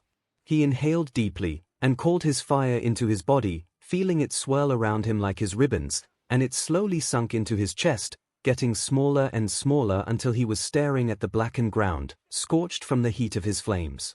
He looked up and saw Uraraka and Ida in his protective, bubble-feeling ribbon, and he called them back, where they instantly unwrapped from the horrified teenagers and sunk into his skin, shining a bright blue. He then turned around and met Bakugu's stunned eyes. We are on 2 different levels, Bakugu. Izuku said, hearing Uraraka inhale sharply at the sight of his back, his ugly, scarred back. What? You should have dodged that, Bakugu whispered, staring down at his gauntlets. Why didn't you dodge it? Because, he turned away from Bakugu, hearing the boy's choked gasp at his exposed back. I'm not like you. I would never leave someone behind. The entire UA staff had wanted to expel Bakugu Katsuki and throw him into the depths of hell, jail, but All Might stuck his neck out for him, saying some utter bullshit about how it was his fault for not being more clear that the exercise was done. If half of the staff had to be held back by Cementos and Vlad King, because both men were pretty sure murdering the #1 hero was illegal, Nezu didn't say anything about it. Nezu decided the boy would be suspended, not to come back until after the sports festival, but one more mishap like that and he would be expelled, sent right back to jail. As he was in suspension, he would be doing mandatory anger management lessons, and no less than 30 hours of community service a week. All Might had asked if that was a little too harsh, considering boys would be boys, and if Midnight hadn't tackled Eraserhead to the ground, Endeavor would have become the #1 hero that day. Aizawa didn't even care if Vlad King teased him for being a protective father, because he wasn't above kicking Khan in the family jewels and running. He wasn't, and hiding in the vents was his forte, something he used to do in high school, and he wasn't going to stop now. Not when Vlad King was roaring for Aizawa to get his gangly twig but out here so I can beat it. Ladies and gentlemen, was Aizawa Shota, the hardened, emotionless, underground pro-hero Eraserhead, a super softie when it came to his son? Yes, he was. Baby Aizawa, hey, Aizawa heard Vlad King say, and the boy hummed, because classes had let out and the students had walked around Khan screeching like a banshee as if he wasn't there. Can you find your father for me? Shitty cheater, Aizawa thought, before mentally begging Izuku to not expose him. Why? Khan cleared his throat. Because I need to speak with him. But Dad's usually sleeping in his sleeping bag around this time, or he's in the lounge trying to not flirt with Zashi. Aizawa choked on his breath. If you're looking for him, then that means he did something that made you mad, and now you want revenge. How are you so observant? Your legs are shaking, and you look like you just cried. Khan was silent, before Izuku's laughter trailed out of the hallway, and the man was yelling, "Curse you shitty Aizawas." Aizawa muffled his laughter, because it seemed his son would live up to the Aizawa name just fine. Hitoshi. The boy whirled around, eyes startled, and got an armful of a bubbly boy. Hitoshi. Miss me? Hitoshi smiled, squishing the boy against his chest. Yes. Who are you running from? Izuku pulled away with an offended gasp, crossing his arms and turning away from Hitoshi as they made their way to the teacher's lounge. Running from PPFT. I can't just visit my brother in peace. You look like you just ran, Hitoshi pointed out, and Izuku huffed, before tugging the taller boy towards the lounge quicker. Okay, I just ran. I'm running from my boyfriend. Hitoshi blinked. Oh. Why? Because his hero costume is SHT and I'm mad at him for it. Izuku deadpanned, and he pulled open the door to the lounge. The party is here. Tater-tot. Nemirai squealed, darting over to the boy and snatching him up, squeezing him to her chest as she made incoherent high-pitched noises. Hitoshi successfully snuck away, snickering as he plopped down onto Yamada's chair, sinking down into it with a sigh. It wasn't that his classmates were rude to him, or picked on him, or ignored him, it's just that none of them wanted to expand that kindness and allow him to sit at their table, so he was always that loner in the dark corner, until one day a kind man said he could sit in the teacher's lounge, because he was his son. So Hitoshi ate his lunch in the teacher's lounge, making respectful friends with the teachers and maybe sort of getting in their good books, so he could beg one of them for a picture. Whenever he slowly approached one of them, quietly asking for a picture, they seemed amused, or flattered, because although he had been a student before, he was now present MIC's son, and he wanted their picture. Even if he was a high schooler, the teachers found him adorable, something Izuku took in stride while Hitoshi just seemed flustered by. Izuku bounced up to Yamada's desk, and kneeled down in front of it, putting his hands together like he was praying and bowing his head. Oh, Yamada-sama, please, hurry up and marry my father, because he has a major yen for you, Hitoshi gagged, throwing himself out of the chair and collapsing to the floor, army crawling away as he hummed a theme song to an old movie, scanning the ground like he was in a game, before falling flat to the floor when 13 almost stepped on him. Oh. Gosh, what are you doing? He asked, stepping over Hitoshi as he shook his head, although Izuku could hear the amusement in his tone. As soon as he was out of harm's way, Shinsu continued crawling, and Izuku could now see where he was going. He had to muffle his laughter as he joined Hitoshi in his crawling, both of them not being very inconspicuous as they hummed the theme song together, making their endless journey to the snack bar with coffee and donuts. Like the party pooper he was, Khan snatched the last donuts on a plate and shook his head playfully at the two duped boys on the floor, walking back to his desk. "Sorry boys, professionals only. He's just mad that my dad kicked him in the ball," Izuku huffed, puffing his cheeks out before sending a ribbon over at Khan, snatching the two donuts while his head was turned, and 𝐿mentos had a small smile on his face as Hitoshi made the sound of a crowd going wild, the donuts being safely deposited in their hands. "Regroup at HQ." Izuku shrieked when Vlad King whirled around, staring at the donuts in their hands, and the two boys scattered, darting off in two different directions as Khan snarled at them, yelling about this being his donuts. Izuku just curled a ribbon around himself, going up in the air and creating a little rug out of fire, where he sat peacefully and ate his donut, before having mercy on Hitoshi and sending a ribbon down to pull him onto the rug. The two boys smiled down smugly at Khan as the carpet Izuku created floated around on his ribbon, the teachers trying extremely hard to hide their laughter as the boys broke out in an old Disney song, the carpet zooming around the room like it had a mind of its own. When things had quieted down, and the two boys were standing in front of the snack bar again, Hitoshi filling up his coffee cup, an alarm suddenly went off, and Izuku felt his veins turn to ice.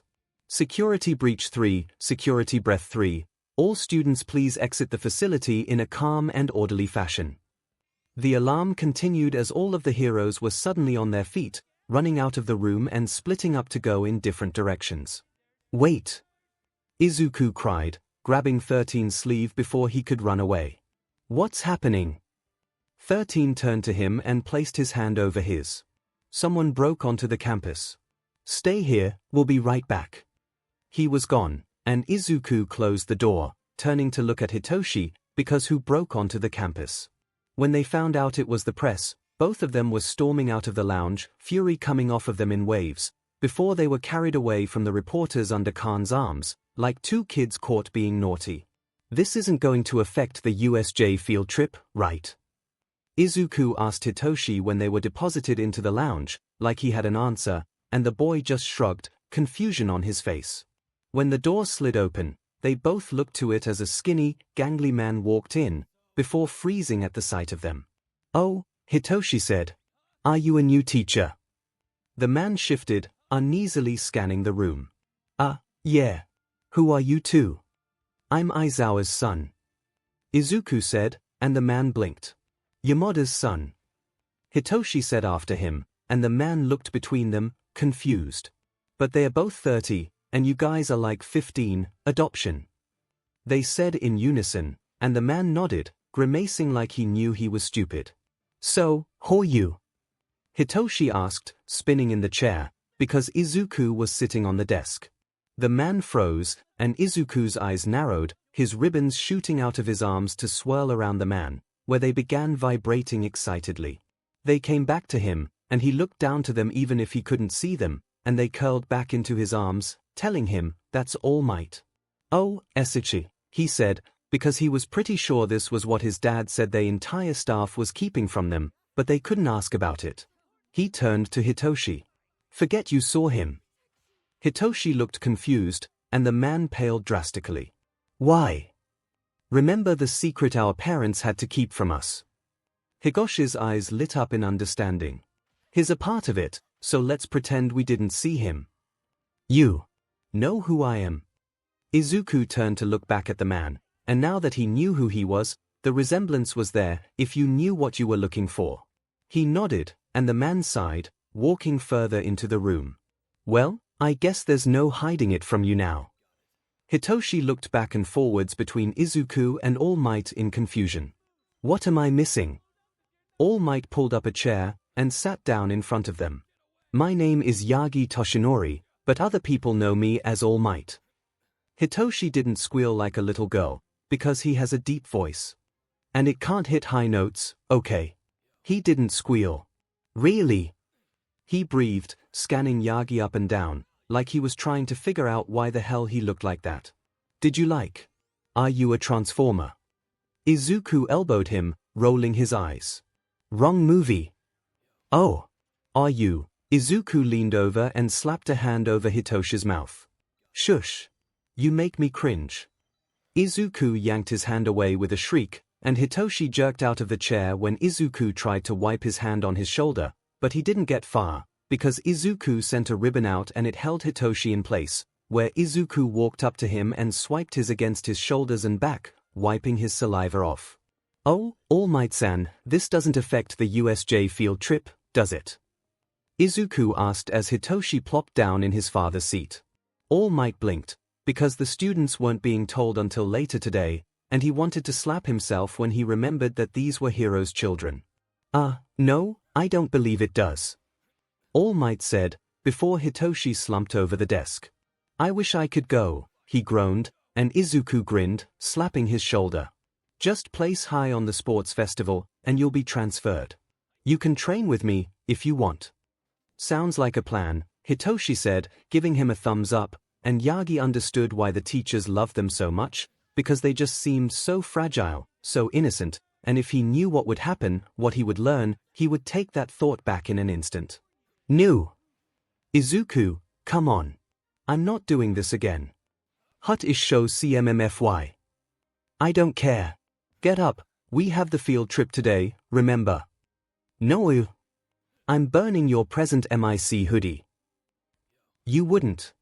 5, 4, 3, Izuku jumped out of the bed, shoving his exasperated dad out of the room as he rapid-fire spoke about everything he had to do to get ready, and how it was best to just leave him alone so he could start the day. He was a whirlwind as he got ready, literally, his ribbons racing to get clothing onto him, forgetting that he had to get out of his original clothing in the first place, and he ended up a tangle on the floor. He quickly righted himself, finished getting ready, and met his dad at the door, grabbing a granola bar on the way out. "Burning my Zashi hoodie," Izuku muttered, crossing his arms as he sunk low into the seat. "I'll burn your coffee." "You're not doing that again," Aizawa said, showing his card to the little scanner that let the pass through the gates. "It was very hard for me to concentrate that day." "That's what you get," Izuku pouted. "Trying to kill my boyfriend like that." Aizawa rolled his eyes, and in the lounge, Izuku slumped onto his chair as he ran through everything they would be doing with 13, before All Might came in his civilian form, and Aizawa let out the largest sigh at the sight. "You ran out of time." Yagi cleared his throat, rubbing the back of his neck sheepishly. "I'm sorry." Aizawa rolled his eyes. "Whatever. Izuku, come on, we're leaving." Izuku groaned, but he pulled himself to his feet and ambled over to his dad, who ruffled his hair and smiled softly. They made their way to the bus, Ida trying to load them up like it was a standard bus, and Izuku patted his shoulder comfortingly when he realized it wasn't the way he was thinking it was. The bus had been moving for almost 10 minutes, and Ida's hand went up.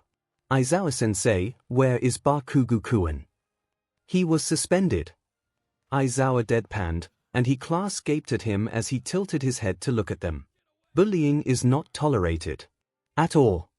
The class nodded slowly, and Aizawa put his capture weapon over his face, meaning he was going to take a nap. "Aizawa-kun," Tsuyu said, and Izuku hummed. "If I may ask, why is your quirk so different from your father's?"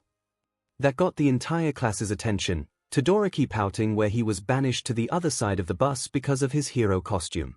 "That's because I'm adopted, Tsuyu-san," Izuku said, dropping the necklace from his mouth, because his fire had been welling up and he had decided he could store some away. "Please call me Asui." Izuku nodded. "And why were you adopted?" "Izuku, you don't have to say anything," Aizawa said, pulling his weapon off of his face, but Izuku waved him off. "It's okay, Dad. I don't want to gain trust under lies." "What lies?" Ashido asked, Todoroki, Ida, and Yorozu looking startled when Uraraka winced in understanding. Izuku turned to all of them. "You've all seen my back, right?" At their nod, he decided to make this as quick as possible, because it feels like he's telling everyone.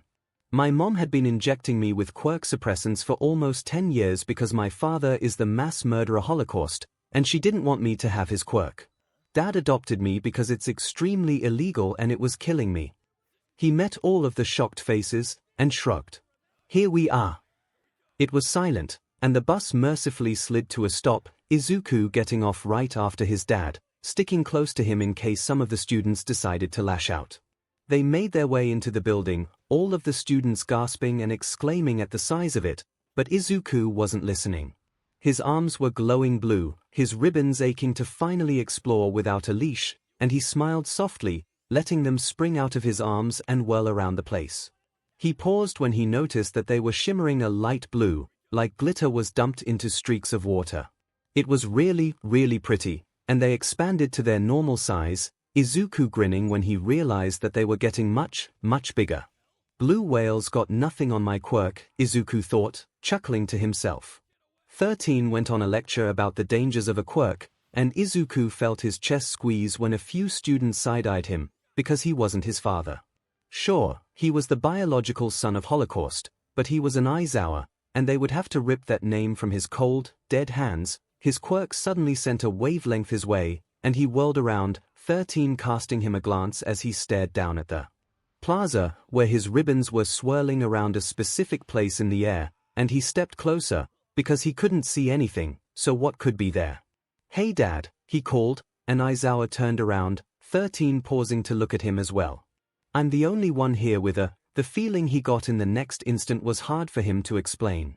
It came from his quirk, a feeling that at first felt like stretching a RBB band too fast, and he's had enough time to widen his eyes before that RBB band feeling snapped, and pain raced up his body from his arms as he felt his very quirk ripped to shreds, making him stumble back with a shriek, clawing at his arms like he could stop the feeling of them being shredded by something he couldn't see. He fell to his knees as Aizawa raced over to him, before looking down at the villains climbing out of a portal, and he hissed under his breath. "Is this like the entrance exam?" Kirishima asked, stepping forwards. "Has it already start?" "Shut up." Izuku spat, not seeing the way the boy stumbled back with wide eyes, because Aizawa was panicking and therefore he was panicking. His dad was good at keeping his cool, and for him to be panicking, it meant SHT wasn't good. Erase ahead. Number 13. "But where is All Might?" The man with a hand over his face said, reaching up to begin scratching his neck. The form said All Might should be here, along with Holocaust's son. Izuku fell back at that, horror making his ribbons shine at his sudden urge to run, because they were looking for him. They were looking for him, but why? What did he do? I wonder. Will he show up if we kill some kids? The man lowered his hand, insanity creeping along his words. While you're at it, wheedle out Holocaust's son. Don't kill him. 13. Evacuate and protect the students. Aizawa said, putting his goggles over his eyes, before turning and putting his hands over Izuku's shoulders, the boy rapidly shaking his head, because he knew his dad wasn't made for large amount of enemies, and his dad was going to leave him to the villains that wanted to. Izuku, you need to calm down, okay? Everything is going to be okay. They're not getting you, I promise. Aizawa's face wavered, and he pressed his son to his chest, whispering for him to be safe, before he was throwing himself headfirst into the mass of villains, trying to ignore the way Izuku cried out, reaching out for him before 13 grabbed him and began tugging him away. Dad! He screeched, because he knew his dad wouldn't last long, wouldn't be able to fight, and Izuku would be alone, he would be alone in the world, and then the villains would get him. They'd get him and they'd make him a villain, they'd force him to be something he wasn't, just like his mom. But he didn't want that, he would rather die than be a villain or be something he wasn't. He was pressed to someone's chest and he instantly recognized Todoroki's minty scent, where he burrowed his face into his neck and inhaled deeply, trying to steady his breathing, because he didn't like this feeling that made everything feel like it was happening too fast, like he had no control over anything and everything would go to SHT. This is called panic, Izuku, Todoroki said, his own voice shaky, and all of the students clumped closer, not knowing what to do. It's not a nice feeling, is it? Izuku frantically shook his head, before he realized the mist guy was behind them, and he whirled around in time to see 13 begin to disintegrate, his quirk being used against him, and Izuku cried out when the hero's body hit the ground. Greetings, children, the Misty Man said, his voice polite and measured. We are the League of Villains, and I cannot allow you to leave. Will you do me a favor and tell me which one of you is a villain? Izuku violently flinched back at that, and the man's yellow eyes turned towards him, and if mist couldn't glint maliciously, it could now. Greetings, young Akatani. You're coming with us. Izuku felt more than saw the purple warp swallow him, and in that instant, the world slowed down, because he was trapped. He was trapped inside this dark, damp place, and he couldn't move, couldn't escape, so he did what he does best to cages that tried to lock him away. He obliterated the container in his chest in order to let all of his flames roar out, the portal behind him instantly closing at the sight of his flames, to ensure the other villain wouldn't be hurt. They grew larger and larger in size as they screamed, lashing out against the walls keeping them trapped, and he didn't realize he was screaming along with his fire until his ribbons were lashing out as well, tearing, ripping, shredding, throwing themselves against the bars violently. He felt something wet drip onto his face, and if he was coherent, he would have noticed the red color and metallic scent, but he wasn't, he was trapped, screaming his lungs out to escape, because it seemed like he could never escape a cage for too long. "You can't keep me in here," he screamed, and his flames lashed out with the coiling from his ribbons, and they smashed against the warp, planning on tearing up open. He was doused in more of the liquid, but he ignored it, making his flames burn brighter, hotter, because he would get out. The portal opened.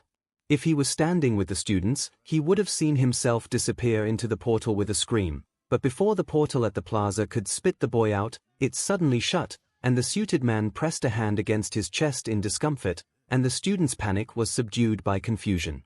Then the man began screaming, thrashing in a similar way Izuku had, clawing at his chest as his voice broke and jumped up an octave, the rough sound of someone in immense pain. The student stumbled back when the man's scream cut off with a choke, and he was spitting up BLD, the red liquid coloring the ground before a portal opened, and a bloody, burning body fell out, half of the students losing their lunch when the mist man collapsed, unmoving. The body stood shakily, swaying on its feet, before slowly turning to the students. What happened? Izuku?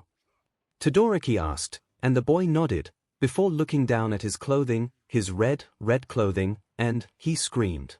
Inko didn't want Izuku to end up like his father, he knew that, and that's why she webbed him. She took his quirk away, because when he has it and he panics, he does hurt people. He burns them with the fire his mother hated so much, and maybe, if this had happened a while ago and he was still insecure about himself, he would have thought that she was doing the right thing, that this power needed to be suppressed. Living with Aizawa made him see that people panic, and panicked people usually make bad decisions, decisions that can hurt people. Those incidents Aizawa had called panicked accidents, and that they happen sometimes. He said the best way to fix them was to step back, look at what really happened, and apologize if you're in the wrong. That was the mantra he repeated over and over again in his head, telling himself that he had been scared, and when people are scared, they panic and make mistakes, and that was what happened. He wasn't a bad person, he didn't kill anyone, he wasn't a villain, he wasn't a villain, he wasn't a villain. He scrambled over to the downed villain, ripping the metal bars apart with a franticness that tore his nails apart as he searched for a heartbeat, pressing his face against the man's chest and slumping over in relief when he felt one. That just means he was knocked out from the intense pain of being burned alive from the inside out, not that Izuku had killed him. Before he could do anything else, there was a loud sound of something smashing into the ground from behind him, and he whirled around, frantically searching for his dad, before his pupils dilated in pure horror as he took in the scene before him. The villains had been scattered, laying around in various states of unconsciousness, but there was a large, inhuman monster holding his father down, and it picked his head up before smashing it into the ground, over and over again until red BLD was splattered everywhere, cracks spiderwebbing from the force and making a path for the BLD. He didn't hear 13 brokenly call out for him, or the way the students shouted in shock as he suddenly disappeared before their eyes in a swirl of fire. Because he wasn't thinking about any of them.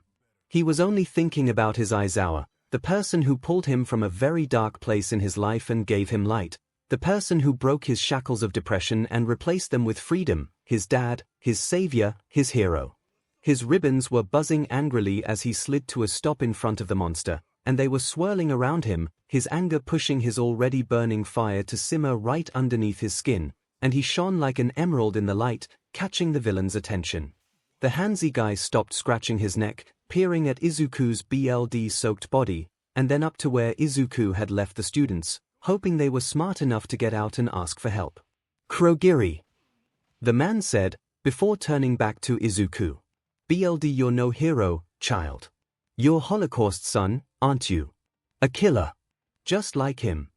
He had a weird way of speaking, a slow, almost soft tone that still had insanity brushing the edges. I'm not a killer. Your stupid cage is still alive, he's just incapacitated. Izuku snarled. Why are you here? The man looked over at Izuku's hero, then back at him. To kill All Might. And bring you to your father. He's looking for you. That man is no father of mine. He centered his weight and threw his hands out, his ribbons roaring out in a way he hadn't felt in a long time, wrapping around the monster like a python as he gritted his teeth at the weight, before twisting and launching the monster away, where it flew across the joint, slamming into the red dome that held the fire zone.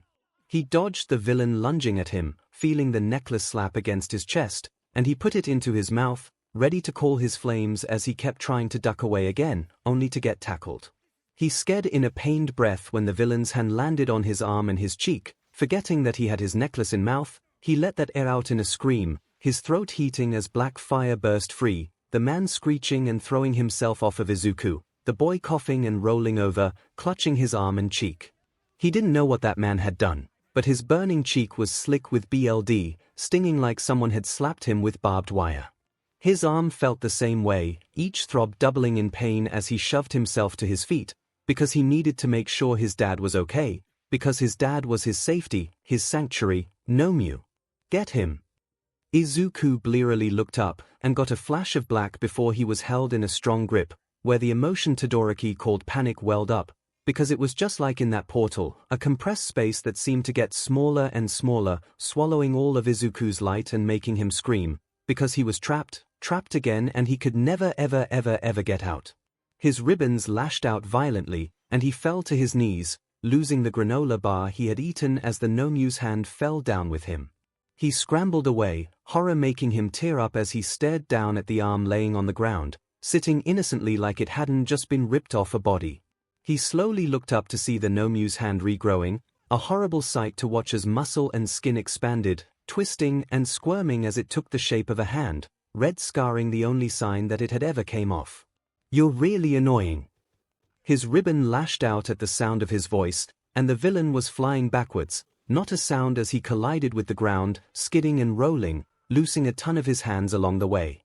Izuku pushed himself to his feet as he sent his ribbons out to wrap around the Nomu until it was mummified in Ayama's blue, sparkly cape, if his cape was sheer. He solidified the ribbons as much as he could, making sure it wouldn't be able to move, and he ran to his dad, collapsing to his knees beside the bleeding man. He suddenly flashed back to the heroics training. His fire had healed him, so could it heal others too? All right, he said shakily, speaking aloud so he doesn't make himself go crazy with the thoughts in his brain. Listen here, fire, you're my fire, meaning you listen to what I say, not what anybody else says. People say fire can't heal, that all it does is burn and destroy, but I'm in charge, and you're going to heal. He didn't care if he had to rewrite his Fing genes one by one. Aizawa had lost too much BLD, and was on the brink of being lost forever. He would force his flames to heal, because they listen to him, not what society tells it to do. Society says fire is destructive, hot, and dangerous, but F society, he would make his quirk do whatever he wanted. He gently placed his hand over Aizawa's elbow, his skin heating up with his flames, before he was thinking, no, you're my quirk, you're not going to burn, because I don't want you to, you're going to heal because I told you to, you're going to heal, you're going to heal, you're going to heal. He didn't hear any screaming, so he looked down and his eyes bulged out of his head, shock filtering into his body, because the fire was running along Aizawa's elbow, but it wasn't burning. It looked like it was dancing across his skin, and everywhere the flame touched, it sunk in, creating skin like he could create objects. Izuku sat back on his heels, shock and utter confusion washing everything away. So, his flames could heal him, and they would replace injuries and copy real skin for others. He could create skin in the same way he could create metal. What the actual Izuku's head snapped back with the blow, his body flinging backwards and painfully smashing into the ground, shoving BLD from his mouth as he gasped violently, trying to get the world to stop spinning. You're really starting to piss me off. Izuku looked up to see 𝐒𝐿 standing there, his chest heaving and blood running down his face. Holocaust just said don't kill you, he didn't say you had to come back in one piece. The man's quirk was disintegrating. Izuku knew that now as the man's hand sunk into his thigh, pain racing up his body as his skin gave way, and he watched in shocked horror as his muscles began showing, and that was what snapped him out of his stupor, adrenaline rushing through his veins and making everything seem to slow down as he ripped the hand off of the man's face, seeing him look up in shock, and he pulled his other hand back, his knuckles colliding with the man's nastily dry face with a satisfying crunch. Not to brag or anything, but that man flew like 5 meters away.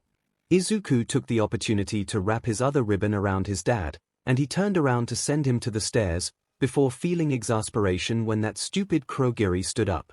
That exasperation turned to blindingly red fury when all of his classmates were warped away, but he could see the warps appear in the vicinity, so he could collect all of them with his ribbon. He sent the ribbon over to the stairs, solidifying it and wrapping Aizawa's injuries with his healing flames. Hopefully he would heal quickly. "𝐿, bring me the cheetah," Izuku cried out, dropping to his knees as he felt the 𝐿 thrash against his hold, feeling like when Kurogiri's warp shredded his ribbons apart, but the 𝐿 didn't move, so he took it as a win. The villain turned towards the 𝐿, visibly agitated. "𝐿, I said get the cheetah." Izuku choked on a pained gasp as the 𝐿 tried moving, but he held his hands out, curling his finger and rooting his ribbons to the ground. That 𝐿 would not move. The man seemed to link the 𝐿's unresponsive state with Izuku, because he whirled around, snarling at the sight of Izuku. "All you stupid Akatanis. You're so irritating." Izuku bared his teeth, and began curling his fingers closer together, adrenaline allowing him to ignore his stinging cheek, thigh, shoulder, and chest. "Too bad for you, I'm an Aizawa." As his fingers curled closer and closer, his ribbons got tighter and tighter, until they were shimmering like the sun setting against the sea, bright and pretty, but damaging if you looked at it too long. It led him to believe that the tighter he made his ribbons, the denser they got. Before the man could get any more zest off at Izuku, Kurogiri warped right beside the man. "Shigaraki, all of the students have been warped away." The man, Shigaraki, grinned, turning to Izuku. "Warp him. Cut him in half." Kurogiri wavered, remembering the scorching feeling when the boy had spent not even a second in his quirk. "Shigaraki, do you believe that is wise? Holocaust said to keep him alive, I know what he said." Shigaraki shrieked, scratching at his neck with fury. "But this brat is very irritating. He's always getting his way, and none of his injuries seem to damage his health. He has an endless supply of usage, so he's a hacker. I always kill hackers, because they don't make the game fun anymore." Kurogiri hesitated again, and Shigaraki screamed, "Just kill him already." Izuku's lower half sunk into a portal, and that same caged feeling wrapped around him, tying his legs together as they prepared to saw him in half, but he wouldn't let that happen. He let go of his flames as the portal was closing, shoving the fire down to his legs, and Kurogiri instantly screamed at the feeling, the portal disappearing as Izuku's boots were re-soaked in blood. He stomped down to get rid of the wet sock feeling as Shigaraki screamed angrily at Kurogiri, before spotting Shigaraki's hand, and he bent over to pick it up. He instantly dropped it with a curse, because that may look fake, grey and unrealistic, but that sure as hell felt like a real hand. Shigaraki stilled, slowly turning to see Izuku pick the hand up again, gagging at the realist feeling to it. "Father!" Shigaraki whispered, and if Izuku had anything in his stomach, he wouldn't have been able to keep it down. "How dare you! Give me father back." Izuku held the hand up, waving it side to side and watching as Shigaraki's eyes followed it like a dog to a ball or a cat to a laser, and he turned and chucked it, Shigaraki chasing after it like a fing dog, and his classmates. Right. He tried to split one of his ribbons to collect them, but that instantly allowed the 𝐿 to jolt, and he put the ribbon back in place hastily.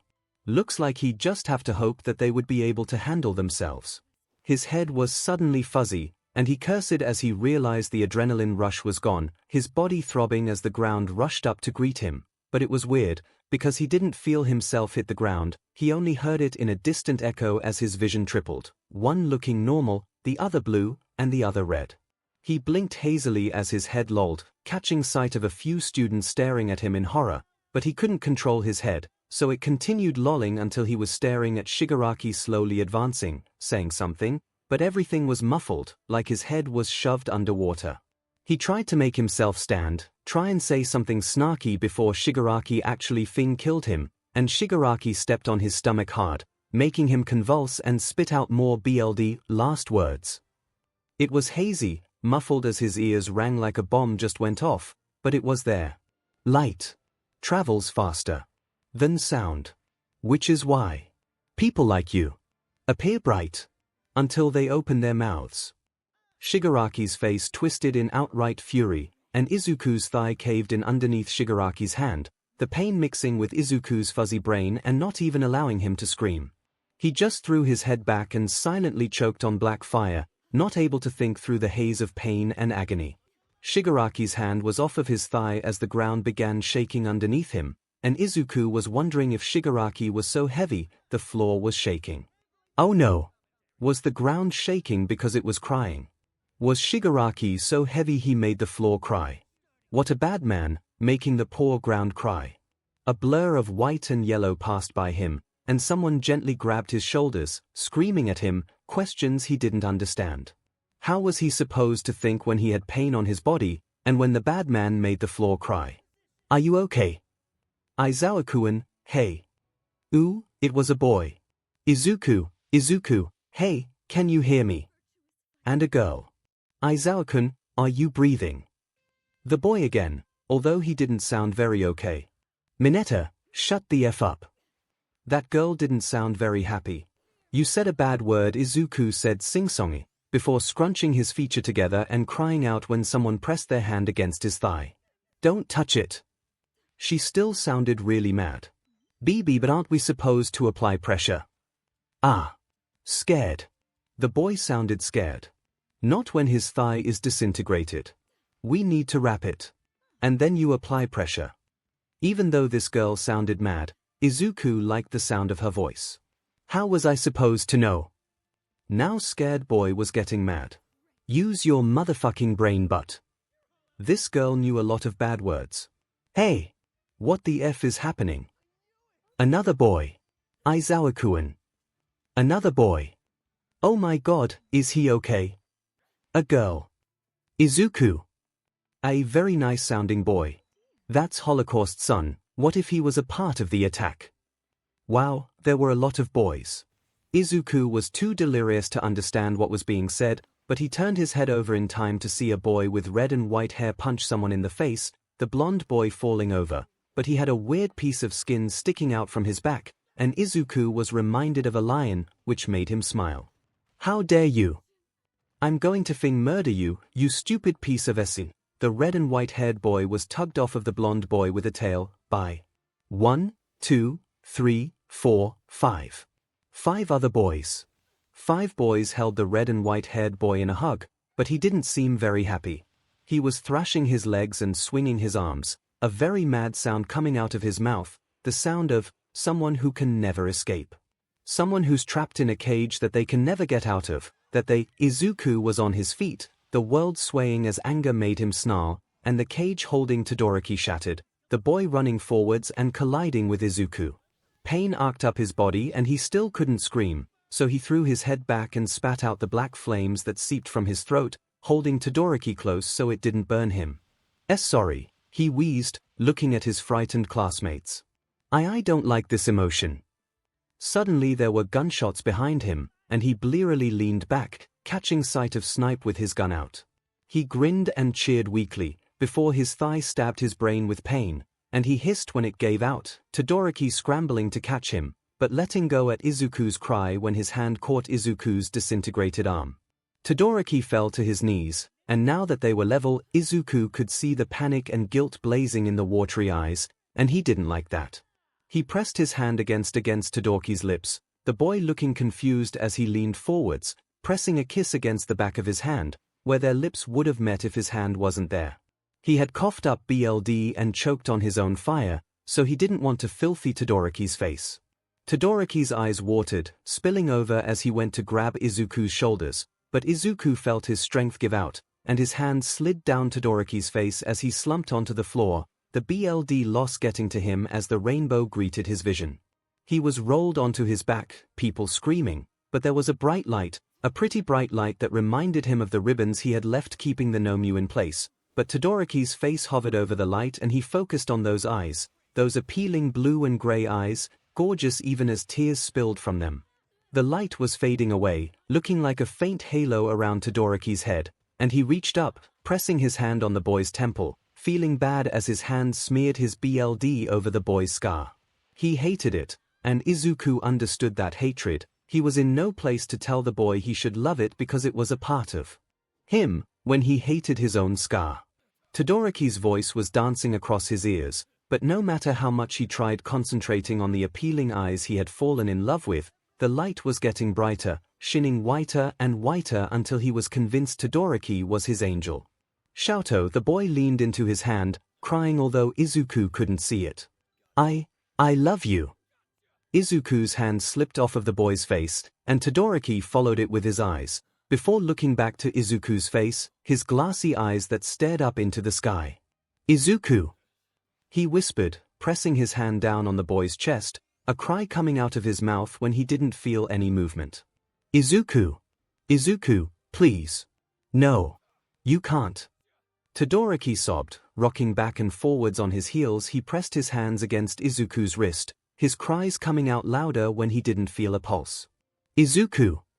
He screamed when someone grabbed his arms, pulling him away from the boy who was laying in his back, staring up at the sky as the BLD formed a puddle around him, medics rushing to get him onto the bed so they could race him to the hospital.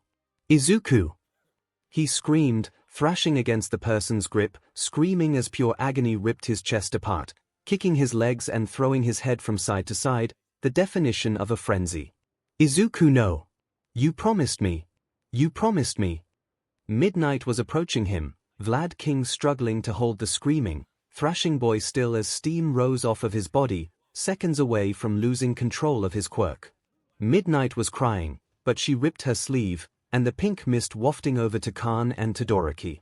The latter was screaming, so he inhaled it quickly, sobbing as his body slowly slipped into an unconscious state, while Khan just held his breath, shaking from the agony the boy had been letting off in waves. Todoroki went slack, and the last thought in his head sent tears into his eyes for the last time. You promised me. You promised me you would never leave me. You're a liar. It was agony. The days that passed were spent in stunned silence, none of them able to cope with what they had witnessed. No one knew how to handle Todoroki, who snapped at everyone who mentioned Izuku and beat up 3 guys in one day. Everyone remembers that day, the day they slid the door open to leave and the entirety of the classes were blocking the exit. They had been quiet, still trying to understand the fact that someone could lose their life so easily, and the blonde boy had tore into them, screaming when none of them had had the energy to fight back. Then he had said something about if Class 1B had been the one to get attacked, they would have gotten out without any casualties or any injuries. He had had 2 boys back him up, and no one could do anything but watch in silence as Todoroki stormed up to him, broke his nose with 1 punch. He hadn't stopped there, and the blonde boy's 2 friends tried to back him up, but Todoroki was furious, steaming as he cried, but he knocked all 3 of them out without hassle. He had glared at everyone standing in the hall, all of them stunned at the sheer power the son of Endeavor seemed to hold, and he had said, if another person says anything about my boyfriend, I will make you eat your fing words. Todoroki wasn't suspended even though the students had said he had outright bullied them, but Nezu actually called Tsukochi over to find out what really happened, and they kindly asked Todoroki to get therapy, since losing his boyfriend in front of his eyes seemed to be doing SHT to him. Yarozu and Uraraka were the only ones who didn't leave him alone, the others just not knowing how to interact with him. They were the support pillars he relied heavily on, something that was a blessing and a curse. They kept him standing even on days he just wanted to collapse and cry, to lose himself in the waves of grief, even as people told him he really didn't lose anything. Izuku wasn't dead, but when he's lying on a bed not responding to anything anyone is saying, Todoroki sometimes felt like he was. He felt like he was looking at a corpse as he sat down beside Izuku's bed, his head in his hands as guilt ate him alive, ignoring anyone telling him he needed to leave. The only person he listened to was Aizawa, the man who was hurting just as much as him. If the man told him he needed to calm down, he did. If the man told him he should probably get some sleep, he tried to, because he knew the man was going through the same thing he was. Snapping at him wasn't fair. Endeavor even backed off when Todoroki had snapped during training, and that wasn't pretty. Endeavor was lucky he had money, or else he would be laying in a morgue somewhere. The class was dragging on, something Todoroki didn't really pay attention to as he emotionlessly took notes, wondering if this is how it feels to be webbed. To feel so lifeless and empty, not understanding what you were doing anymore, but knowing you had to continue. The bell rang, and he silently packed his things up, the entire class tiptoeing around him and side-eyeing him as he made his way to the door, face blank and shoulders tense. He remembers this feeling. It was how he lived his life before he met his. Todoroki cut that line of thinking off quickly, his chest already aching at the thought of the small boy, and he inhaled deeply, making his way to Recovery Girl's office. He does this every day, only eating if Aizawa tells him to eat, because why would he leave Izuku's side for something as pathetic as food? When he was younger, he had tried starving himself to death, trying to escape the twisted lie that was his family life, so he is pretty flexible with his eating schedule. He didn't react when the boy he now knew as Monoma stumbled out of his way, glaring at his back like Todoroki couldn't feel it, and that was what scared his classmates the most. Unless someone was speaking about Izuku, he was emotionless like the ice he produced. He stopped outside of Recovery Girl's office and put his hand on the handle, trying to slide it open. It wouldn't budge. He frowned and tugged again, before trying again with both hands. It wouldn't move. He knocked on the door. Recovery Girl? Are you in there? You don't usually lock. He heard the lock click, and the door slid to the left, revealing Aizawa, who was crying. Todoroki's eyes went wide with horror, because even with all the bandaging, you could still see the tear tracks as the man put his hands on Todoroki's shoulders. You're excused from class. Todoroki was shoved inside the room, his horror growing, before his heart stopped, because there he was, laying down and looking like a smug thing SHT, and Todoroki's ribs would bruise from how hard he smashed into the bars for the bed, but he ignored it, the physical pain not even holding a flame to the emotions he was drowning in. He was sobbing as he climbed over the bars, shaking as the boy curled his arms around him, and he carefully laid down, putting his head on the boy's stomach and resting between his legs, sobbing and sobbing and sobbing. Shish, Izuku was whispering, running his fingers through Todoroki's hair. It's okay. I'm sorry. The amount of relief crashing into his chest was bizarre, making him boneless as he went slack, all the tension draining from his body as he felt an almost calming emotion overcome him, knowing he didn't have to worry anymore, because Izuku was okay, he was alive and he was okay, and that was what mattered. Izuku, Todoroki sobbed, shifting his head to listen to the boy's heartbeat, assuring himself that the boy was really here. Izuku, Izuku, Izuku, please, please, never do that to me, never ever, I'm sorry, Izuku whispered again, bending his left knee as he tried to get more comfortable. I promise you that won't happen again. Todoroki cried out all of the tears he had held in, listening to the steady heartbeat belonging to someone he thought he had lost, someone he hadn't been able to return to words to. Izuku, he sniffed, and the boy hummed, still running his fingers through the red and white locks. Todoroki gently pulled away, pushing himself to his elbows as he stared into the emerald eyes belonging to the boy he loved. I love you too. Izuku's eyes went wide, and he laughed wetly, pressing his forehead against Todoroki's as he sniffed, closing his eyes and enjoying the close comfort. Todoroki tried to lean in for a kiss, but Izuku pulled away. No, Todoroki groaned, trying to lean up as Izuku shoved his face away. I'll burn the costume. I'll burn it with my own flames. You can watch. Izuku hummed, moving his hands so they squished Todoroki's cheeks together. Really? Todoroki nodded eagerly, and Izuku smiled, leaning down, before pulling away again. I haven't brushed my teeth yet. My breath stinks. Todoroki made a noise that could only be described as a huff that got caught in his throat and blocked his airway, choking him as he shoved himself to his knees, crawling off of the bed and muttering as he stomped over to the cabinets, rummaging through them frantically, because it's been how long since he's kissed his boyfriend. There was toothpaste, but there were no toothbrushes. Anywhere. Nowhere. You planned this, didn't you? Todoroki huffed, spinning around to meet Izuku's grin, both of them ignoring the bell going off. Fine. I'm going to track down Momo. Oh. You should bring her. Todoroki paused halfway out the door, because he was determined, before shaking his head. No, because she won't appreciate being in the room when I teach you to kiss. He closed the door with a smirk as the boy began glowing, and he took off towards the class, because Yorozu should already be inside. He sprinted like his life depended on it, almost taking out half of the kids his age, but he slid to a stop at his door and threw it open, the students inside jumping at the unexpected noise. He darted in and ran up to Yorozu, everyone staring at him in shock, because he was never energetic. Momo! He put his hands over her shoulders and she blinked, startled as his classmates mirrored her expression. I need you to make me a toothbrush. Yorozu stared at him, glancing around as if she expected it to be a prank, but his classmates were just as stunned as she was. What? Todoroki fell to his knees, pressing his hands together as he pleaded, Please. Momo, please, make me a toothbrush. She looked extremely confused, but she held her hand out, and a standard, blue toothbrush began creating, and he was practically vibrating in excitement as it finished. He snatched it with a, Thanks Momo. Love you. And he dashed out of the classroom, leaving all of the students to stare at each other in astonishment. Did that just happen? Jiru asked slowly, and Yorozu gasped in shock, getting all of her classmates to turn to her in confusion as tears spilled from her eyes. What is it?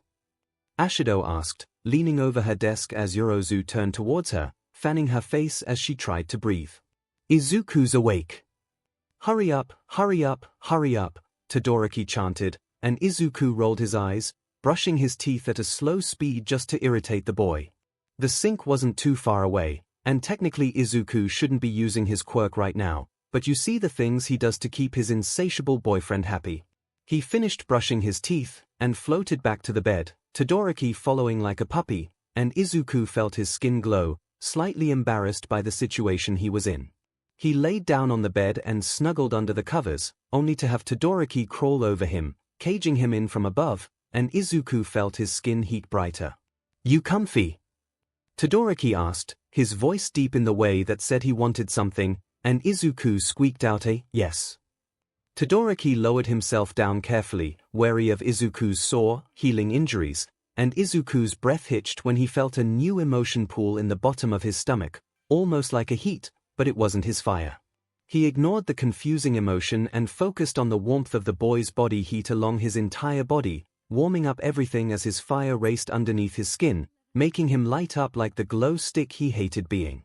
Izuku, Todoroki whispered amusedly, gently tugging at the boy's hands which had moved to cover his face. Why are you hiding? I don't know, he squeaked, but I feel much safer like this. Todoroki's breathy laugh brushed against his hands. Okay, just move your hand so I can kiss you. Izuku doesn't know how Todoroki can say these things, no shame, but he moved his hand so it was only covering his eyes, feeling Todoroki's breath brush against his lips. Todoroki moved closer, and then his warm, soft lips were gently pressing against Izuku's, caressing him and warming him up. He inhaled Todoroki's minty scent, curling his fingers into the nape of Todoroki's neck, his back arching as he tried to pull the boy closer, because Todoroki's the heat was something he was addicted to, something he would love forever. One would think Izuku knows that heat, since he has fire running through his veins as well, but it was different, feeling someone else's flames in comparison to normal people or his own flames. It was really hard to explain, but fire users have a different type of warmth than just body heat, and Todoroki's was like a drag to Izuku. No matter how many times he does it, Izuku will always glow brighter when Todoroki begins using his tongue, because it was like magic, warm and soothing with an addicting feeling that he loved. Nemirai had told him horror stories about French kissing after he shared his first one with Todoroki, about how it could feel like you had a slimy eel wiggle its way into your mouth, and when you pulled away, all you wanted to do was wipe your lips and chug mouthwash. It didn't feel like that with Todoroki. He didn't feel the slimy feeling Nemirai had described, all he could feel was the freezing heat. Todoroki's mouth wasn't one side hot, one side cold, it was more like depending on his mood, it would heat up or cool down. Whenever Todoroki kissed Izuku, his tongue would start with the heat that Izuku was obsessed with, and it would cool rapidly in his mouth whenever Todoroki used his ice to cool himself down. It didn't matter, it was addicting, the burning cold, and he could kiss Todoroki for the rest of his life and never tire of it. "You're very wiggly," Todoroki murmured, pressing a kiss against Izuku's nose, before moving to his cheeks, then to his chin, and Izuku tilted his head to allow more access. "I'm cold, Xiaoto," Izuku whined, wiggling again as if to prove his point. "I need you to warm me up." Todoroki choked on his breath, turning away as he coughed into his elbow, and Izuku pressed his hands against his boyfriend's chest, appreciating the muscles. "Izuku, love," Todoroki said, turning back to the small boy. "You can't say that." Izuku blinked. Love was new, but he liked it. "It's something I don't understand yet." Todoroki nodded, leaning down and kissing Izuku's jaw, before he began making his way down, and Izuku giggled at the ticklish feeling, laughing and shrieking as Todoroki grinned and began tickling him. "I give!" he cried, and Todoroki raised his eyebrows, wiggling his fingers as he sat, straddling Izuku's waist to make sure the boy couldn't squirm off of the bed. "For Real's quit." Izuku nodded frantically, his hair bouncing slightly, and Todoroki smiled at the sight, leaning down and kissing the boy's petal's soft lips. Izuku reached up and curled his arms around Todoroki's shoulders, trying to bring the boy closer, and Todoroki grinned into the kiss, because that was something that would never change. Todoroki knew Izuku loved being pressed up against him, and anytime he asked why, the boy would glow in embarrassment, so it was a mystery to him. For example, if he was standing and Izuku was sitting, the boy's ribbons would force him to sit, so Izuku could crawl into his lap and caress his back, chest to chest. I mean, Todoroki wasn't complaining. Todoroki peppered kisses down the boy's neck as he giggled, and that was another thing. Izuku doesn't giggle until he peppers kisses anywhere on the boy, and it was adorable. He could press a kiss to the inside of Izuku's wrist, and the boy would smile, but if he began peppering them across his wrist, the boy would giggle a light, high-pitched, airy sound, and he loved it.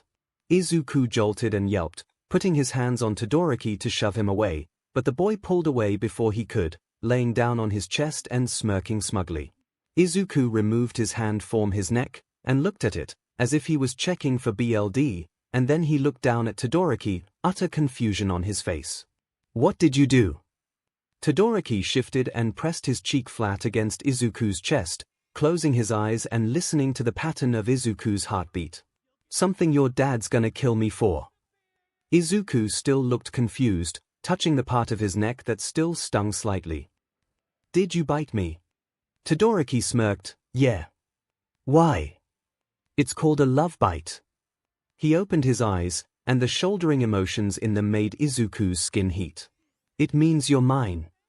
Izuku flashed back to their first date, when it was decided that he was Todoroki's, and his skin's glow started shining brighter as the seconds passed, Todoroki laughing as Izuku covered his face, a futile attempt since his hands were also glowing. "Izuku," Todoroki whined, his voice suddenly right beside Izuku's ear, husky and deep. "Don't hide from me, you're appealing." For some reason, that sent a jolt of that weird emotion in his stomach up his body, and he shivered from the feeling, before rolling over and squealing into a pillow, not understanding what was happening to his body. "Be careful!" Todoroki shrieked, "You're still healing." "I know." Izuku's voice was muffled in the pillow, and Todoroki smiled fondly. "I just wanna sleep." Todoroki hummed. "Okay. Roll over so I can go to sleep too." Izuku rolled over, and Todoroki slotted himself between Izuku's legs, resting his head on the boy's stomach and gently placing his arms along Izuku's torso. Izuku rested his hands on the nape of Todoroki's neck, running his fingers through his hair, and the warmth they shared soothed them both, until the calm feeling pulled them under, and they both slipped into peaceful sleep. That was how they found them later, Nemurai having to be shut up by Yamada's hand so she didn't wake the boys up with her squealing as she snapped a million pictures from a million angles. "They really like each other, don't they?" Hitoshi whispered, and Aizawa smiled softly, glad it couldn't really show through the bandages. They really do. Hurry up. Todoroki sighed, holding his hero costume over a trash can Yamada had supplied them with, and they stood in one of the practice gyms, safe for fire use. But what will I wear? Todoroki complained, stomping his foot playfully as he pouted at his boyfriend's exasperated look. Izuku had been allowed to get up on his own for 3 days now, a week after he had originally been on bed rest, and he complained that his body was tired often, meaning Todoroki was usually his piggyback ride to get back to the bed. One of those days, he had designed Todoroki's new hero costume, and he refused to show it to the boy until he burned the other one. Todoroki had gotten much better with using his flames, and they came to him upon his will after Izuku slapped him across the face when he said fire disgusted him. Yeah, first fight. Wasn't pretty. Point is, he can use his flames, he just doesn't use them when he's training with Endeavor. Todoroki felt the fire heat up under his skin, and it welled to the top as he forced it to go down to his palm, and his fire came to life, twisting in his palm as he pressed it to the costume, before turning to Izuku. Oh no, he said robotically. It isn't burning. Oh well. Izuku raised an eyebrow. You really want to go there? Todoroki gulped, and dropped his costume into the can, throwing his fire into it for real, and a perfect dumpster fire was started. He then turned towards a satisfied Izuku. There, happy? Izuku nodded. Very. He turned around and began walking away, Todoroki smirking when he took in the boy's shape, whistling softly to himself as he ran to catch up. I really bagged a good one. Looks, personality, skills, everything. Aizawa Izuku, you're mine forever. Momo, Izuku chanted, running around the amused girl who shook her head and rolled her eyes. Her parents had at first been very skeptical about him sleeping over, like all parents when their teenage daughter brings home a boy, but they had both started talking over each other, trying to explain that no, Izuku wasn't dating Momo, and he didn't like her like that, and he was gay. They allowed him over after that, and found very quickly he was a joy, very bright and bubbly, making Yorozu smile and laugh more than usual. He had been very shocked to see Yorozu's rich girl house, whose property had stretched out long on either side, the house being nothing short of a mansion, but none of the Yorozus had been stuck up about it, so he had been slowly getting used to it. Momo, Izuku whined, and the girl huffed, still amused. Can I help you, Izuku? Said boy pouted, sitting on the floor so Yorozu could finish making her nighttime tea. I'm lonely. Yorozu laughed, shaking her head as she filled her cup. Maybe you should have stayed with your boyfriend then. Izuku gasped. What? No. His father would rip me apart. And besides, your bed is really comfortable. Yorozu rolled her eyes, and Izuku popped up, following her to the bathroom so she could wash her face. You only love me because of my bed. Izuku pouted, sitting on the countertop as Yorozu grabbed her face wash, closing the cabinet and turning the water on. No. I love your clothes too. Yorozu choked, laughing as she drank her tea. My soft clothes, my soft bed, what's next? Your soft personality. Izuku nodded. And body. You have a very squishy body. Yorozu slapped him with her towel. Don't say that. It could be taken the wrong way. Izuku tilted his head as Yorozu downed the rest of her tea. Oh. I'm sorry. She shook her head, shrugging, and finished washing her face, pulling out her toothbrush and handing Izuku his. That's right, he had his own toothbrush at the Yorozu house. They finished brushing their teeth in slight silence, Izuku humming a song and bouncing along with the rhythm as the girl smiled. After they had finished, Izuku followed Yorozu to her giant bedroom, and he tossed himself on her giant bed, rolling on it with a loud, satisfied sigh. Izuku, Yorozu laughed. Stop it, you'll ruin the covers. Oops, he smiled, his ribbons glowing as one shot out and carefully picked him up, depositing him on the floor before it buzzed around him excitedly. His ribbons loved soft things as well, and they were always out when Yorozu opened her closet, because you could get lost in there. She pulled her closet open, and his ribbons immediately shot into the room, seen by the glittering blue streaks through them. Ever since the USJ, his ribbons sparkled slightly, something he noticed would go away only if he wanted them to, or if he was extremely sad. What color do you want? Yorozu asked, grabbing 2 pairs of her soft hoodies, and Izuku's ribbon curled around them both, before deciding on the purple one. The purple one! Izuku cheered, and she smiled, tossing it at him as he cooed at the soft texture. Thank you. She nodded, and took her shirt off, making to get dressed, and Izuku turned around to get into his own hoodie. That was something that he was told was weird, the way Yorozu had no problem showing skin or anything else, but he didn't understand what the problem was. If she wanted to let her skin breathe, who were they to tell her not to? Apparently, it was another thing he didn't understand. His sigh was loud and satisfied as the soft fabric brushed against his skin, and be burrowed into Yorozu's soft covers, curling up into a ball as the bed dipped on the other side. He rolled over as the lights turned off, and he grinned at Yorozu, who was making herself comfortable. Momo! She hummed, and he snickered.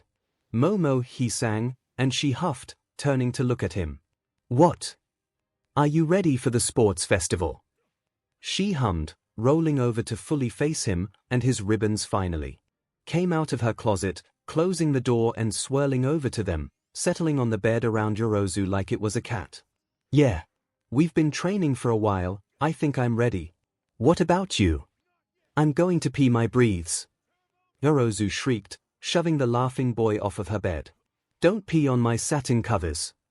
He laughed from his spot on the floor, head popping up so she could only see his eyes, and he sent fire into them, making them shine eerily. Momo, he cooed, and the girl screeched, shoving the covers over her head as he pounced, tickling her as she squirmed, laughing and trying to roll away. The door opened, and Izuku jumped, his ribbons sending him into the roof of Yorozu's canopy bed as her mother stepped in. Mo, darling, what's going on? Yorozu pulled the covers off of her head, smiling sheepishly at her mother. Izuku was tickling me. Her mother blinked, scanning the room. Where is he? He leaned down, his head and shoulders peeking out from the fabric that hung around Yorozu's canopy, and he waved at her. She smiled softly, walking further into the room and sitting down on the bed, patting the spot beside her. Izuku floated down, his ribbons swirling slowly like they were tired, and he settled into the spot Yorozu's mother had patted, and the woman reached out, brushing his hair from his face before squeezing his cheeks. You silly boy, she cooed, and Izuku pouted. Sleep is very important. But I'm so nervous, he whined, and Yorozu's mom pulled him into a hug. What if people hate me for who I am? No one is going to hate you, she assured, letting him go and pulling the covers back, where he slipped in silently. They don't even need to know who your parents are if you don't want to tell them. She tucked him in, before pressing a kiss to his and Yorozu's foreheads. Sleep well, children, you have an important day tomorrow. They chimed in their good nights, and Izuku rolled over, sticking his tongue out at Yorozu. Your mother tucked me in first.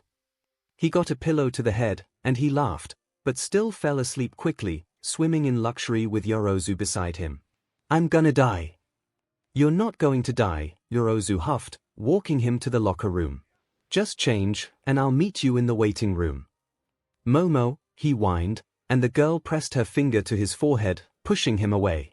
Hurry, before your boyfriend tracks you down. His eyes went wide, and he darted into the locker room, Yorozu laughing from behind him, because if Todoroki caught him alone, they'd really be late. He quickly changed, shoving his uniform into a random locker before dashing away, running to the waiting room 1A would be in for the sports festival.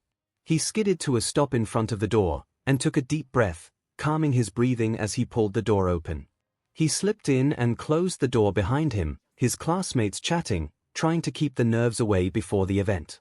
He dropped into a random chair, tilting his head back as he closed his eyes, breathing deeply to calm himself down.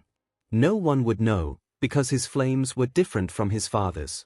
His flames were his own and only his. No one would know, no one would know, no one would know. Something soft and warm pressed against his lips, and he opened his eyes to see Todoroki, smirking as he pulled away. Gotcha! Izuku grinned, sitting up correctly as Todoroki brought a chair up beside his. Hey! Todoroki rested his head on his elbow, smiling at his tiny boyfriend. Have fun. Izuku nodded happily. Momo's chefs made katsudon. Todoroki grinned. That's all that makes you happy? He nodded. Yeah, really.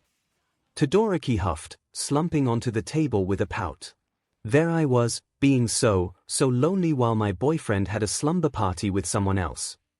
Izuku leaned closer, pressing a kiss against Todoroki's cheek, and the boy smiled, burying his face into his arm. Don't be sad, Xiaotou. I still love you, Todoroki sniffed, sitting up. Good. Don't wanna lose you to my best friend. Too late. They both turned as Yorozu approached, and she tapped Izuku's side, the boy confusedly standing, and she took his seat, patting her lap for him to sit back down. He beamed, and sat down, making himself comfortable as Todoroki glowered at his traitorous best friend. Comfy. Todoroki hissed, and the boy nodded, not noticing his tone of jealousy. Then again, Izuku making himself comfortable was usually him squirming in a seat until he found a comfortable position. If Izuku squirmed in Todoroki's lap, well, use your imagination. Class 1A, someone over the intercom said. Please make your way out onto the field. Izuku made a high-pitched screaming sound from the back of his throat, but he stood, Todoroki snatching him away from Yorozu and sticking his tongue out at her. She crinkled his nose, reaching out and grabbing Izuku's arm, and he suddenly became the rope in tug-of-war. Izuku! Uraraka dashed over and snatched him, running like the wind as Yorozu and Todoroki both cried out, and Izuku was laughing, using his ribbons to make himself lighter so Uraraka didn't tire before festival started. She slowed to a stop, setting the boy down as they waited for their class to be announced. Todoroki was pouting, and Yorozu had her cheeks puffed out, but Uraraka just grinned smugly. Their class was called, and they exited the tunnel, stepping out into the blinding light and having their ears blown off by all of the people cheering. That's a lot of people. Zero whispered, and Izuku had to nod in agreement. When all of the classes were gathered, Midnight stepped up to the microphone. This is usually when we have the student who took first place in the entrance exam have a speech, but certain circumstances have made us decide to have Principal Nezu's personally recommended student have the speech. Izuku paled drastically as the crowd began going wild, because it didn't go public that Nezu himself had recommended a student. The students around him tittered in confusion, and Midnight Aizawa Izuku. The students all turned to him in shock, and he blinked, before realized he was supposed to go up there. He began making his way to the steps, face pale because he didn't know how to come up with a speech. He didn't do speeches, what the actual FUA. Midnight stepped away from the microphone as he blinked at all of the people. An emotion made his stomach twist like dread, but it wasn't to the level Todoroki had called panic, so it was probably something less than it. He cleared his throat, and the crowd quieted down. I wasn't informed of this, he said nervously, rubbing the back of his neck, and the crowd actually laughed. He took a deep breath. Because he could do this, he would spout randomness and hope for the best.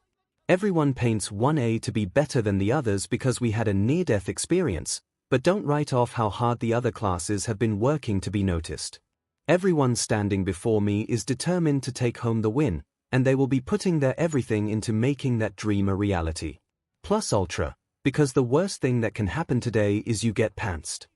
The crowd laughed, before they were cheering, and Izuku was walking off of the stage glowing like he was made of emeralds. He stiffly made his way back to his classmates, and Kirishima clapped him on the shoulder. Not bad, Principal Nezu's personally recommended. I had no idea what I was saying. Izuku said shakily while Midnight was talking. I think I said something about breathes. That you did, Kirishima laughed, and their attention was directed to a giant screen that was spinning a million colors. The screen stopped spinning, and Izuku was greeted with an obstacle course, which he could literally just fly over, but what's the fun in that? A 4 kilometers race around the stadium. Midnight announced, and Izuku felt himself tire already. Everything is allowed, as long as you stay in bounds. Izuku nodded slightly. This would be awesome, he had this one in the bag. Ready, students. They all stood in front of the hallway, and Izuku bumped shoulders with Todoroki and Yorozu, tapping Uraraka on the shoulder. Good luck, guys, he said, and they all returned the words. Izuku coiled his ribbons behind him, building up tension like a snake, so he would be ready to shoot off like a bullet when the light changed. The light turned green, and his ribbons snapped, shooting him ahead of all of the students, the darkness of the tunnel passing like he had simply blinked, and he was skidding his feet on the ground, trying to slow to a pace he could actually run with. Whoa! Aizawa Izuku from the heroics course has blasted ahead of all of the other students, completely leaving them in the dust. That's Nezu's recommended right there. Izuku grinned, running ahead before he was greeted with glinting metal, and he frowned, scanning all of the robots in front of him. He could destroy all of them, or he could pull himself above and fly away. The first one sounded badass, so he would go with that. Todoroki Shoto also from heroics has frozen the students to the ground, breaking away, but a lot of students have avoided his ice and are hot on his tail. Aizawa Izuku has come upon the second obstacle, Robo Inferno. The 0-pointers from the entrance exam, he's just destroying them all. Are these nothing for him? Izuku had sent his glittering ribbons to wrap around one of the 0-pointers and he had set it ablaze, curling his fingers in to crush the metal like it was nothing more than a soda can, and he dashed between the opening, baring his teeth in a grin as the robots closed behind him. He then turned and blasted the computer-sized 0-pointer into another robot, and it busted through like the metal was nothing more than tissue paper. That robot began falling, and Izuku gave himself another boost with his ribbons as that falling robot was frozen by his boyfriend's ice. He was sprinting now, but it didn't matter, because he had his fire-filled necklace, something he had begged and begged to have, and Nezu only complied because he made it. He turned away from the disappearing robots quickly freezing over, leaving that obstacle in the dust as he ran, hearing Yamada call his name over the speakers, and he was listening again. Aizawa Izuku has come upon the third obstacle. He slowed to a jog, staring at the abyss that was in front of him. The fall.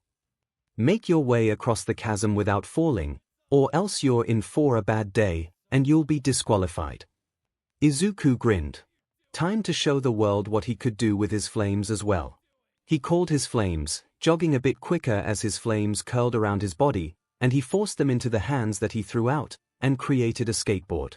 It looked like a skateboard without the wheels, and he instead created an engine for looks, and he tossed it into the chasm, jumping off of the cliff and landing on it, before he sent his fire through the engine and used his ribbons to literally fly him to the other side.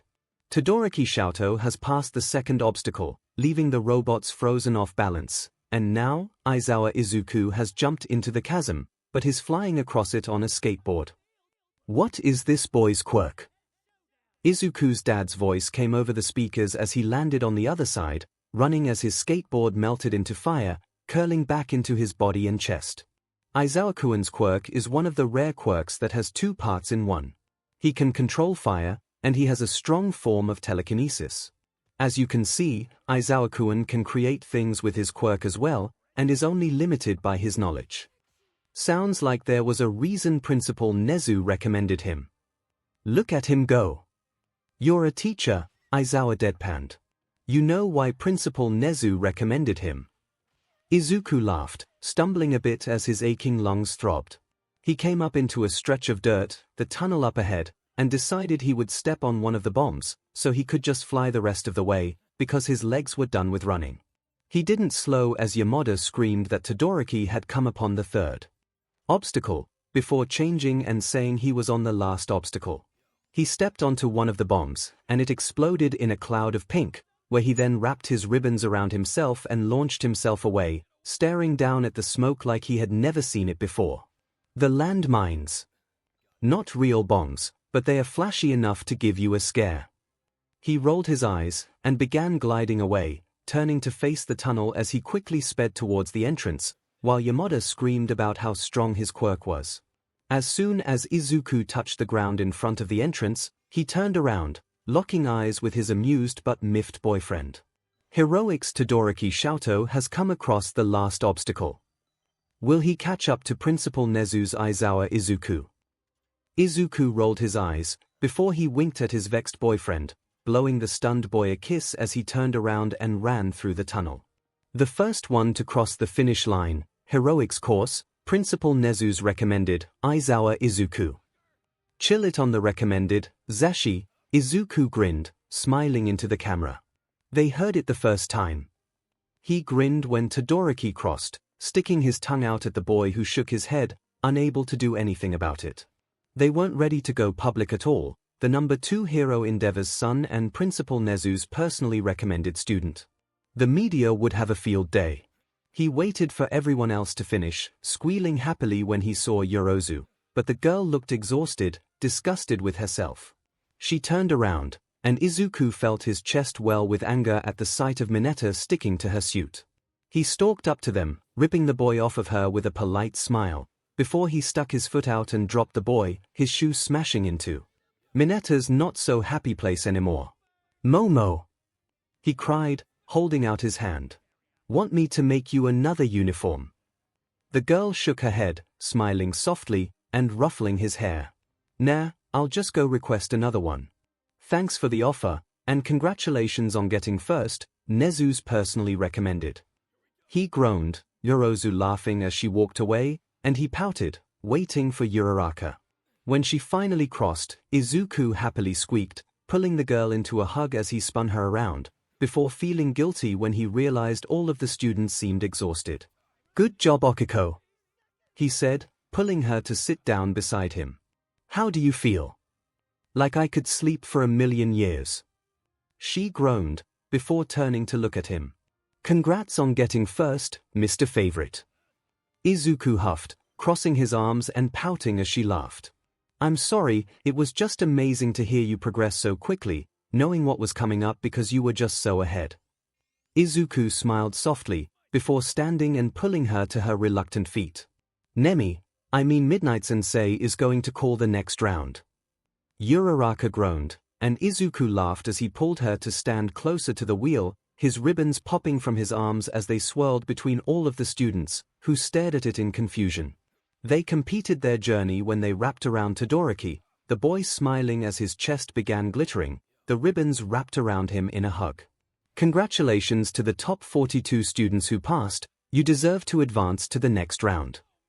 Midnight pointed at the screen, which began spinning again, before stopping on the next round. "The cavalry battle." Izuku nodded, already wondering who he could partner up with while Midnight explained the rules, until he heard her say something about the points going up, and he paled. "The first place band is worth 1,000,000 points, SHT. He could feel everyone's eyes on him, hungry as they realized all they had to do was take him down and they won. There went his plans of teaming up. They had 15 minutes to come up with a team, and he turned slowly, Uraraka already giving him a thumbs up. "Let's team up, Izuku." "Oh thank God," he practically cried, hugging the girl who squeaked when he spun her around. "Thank you." Uraraka rubbed the back of her neck.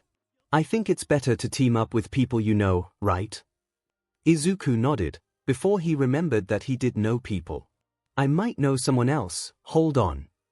He dashed around all of the students, searching for purple hair as they all shifted away from him, and he came upon his brother, standing in a lonely circle. "Hitoshi!" he cried, and the boy jerked out of his daze. "Please team up with me." The boy looked like he was seconds from crying, but he sobered up in an instant. "I don't know, Izuku. You're worth 1,000,000 points. We will win." He fell to his knees and clapped his hands together, Hitoshi scanning all of the students as his face flushed. "Please team up with me." Okay. Hitoshi hissed. "Get off of the floor." Izuku smugly stood, before he brought Hitoshi over to where he had accidentally left Uraraka. She waved upon seeing him, and walked over. "Uraraka Okiko, nice to meet you," she said, smiling and holding out her hand to a stunned Hitoshi. He took her hand, shaking it. "Yamada Hitoshi, nice to meet you too." She oohed. "You and Izuku are hero children. Oh, no wonder Izuku was desperate to have you on his team." Izuku nudged her. "Shush, you." She stuck her tongue out, and Izuku grinned. "By the way," she said, turning towards Hitoshi, "what's your quirk, so we can plan?" Hitoshi froze, words soft and slow as he spoke, brainwashing. Uraraka oohed again. "That's super cool. Mine's called zero gravity, so if I touch something with all 5 of my fingers, I can make them float." She turned towards Izuku, not noticing Hitoshi's shocked expression. "Who's going to be the rider?" Izuku hummed, thinking, before he told them the plan. 15 minutes are up. Midnight called, and the timer turned on for the actual battle to begin. "Ready. Start." Izuku's ribbons sprung out of his arms, curling around his team and glittering as he condensed them, making them get brighter and brighter until they were encased in a bright bubble of blue. "Wow," Uraraka said, peering at all of the students from atop Hitoshi and Izuku's shoulders. "And nothing can get through here."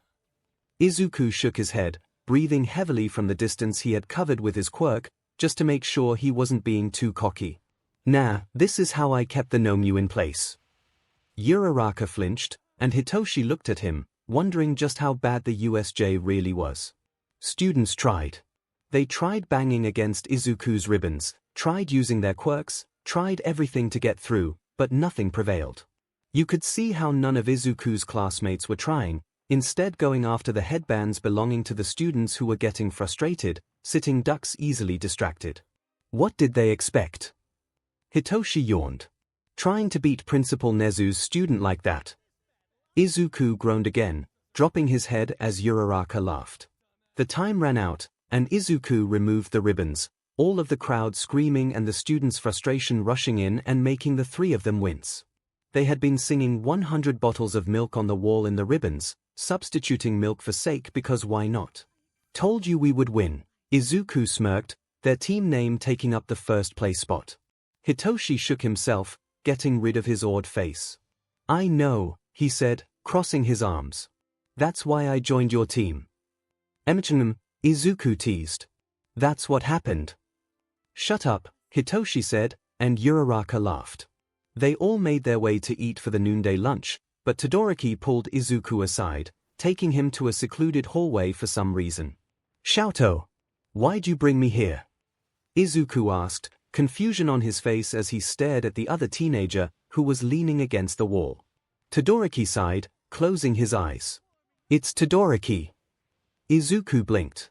"What?" Todoroki pointedly stared at the ground. "I'm Todoroki, and you're Aizawa." Izuku felt an emotion he didn't understand creeping up beside his confusion. "What do you mean?" The words that fell from Todoroki's lips made Izuku freeze, his eyes widening as his pupils dilated, his brain automatically trying to deny it, telling him he heard wrong, that Todoroki would never say that he was hearing things, what?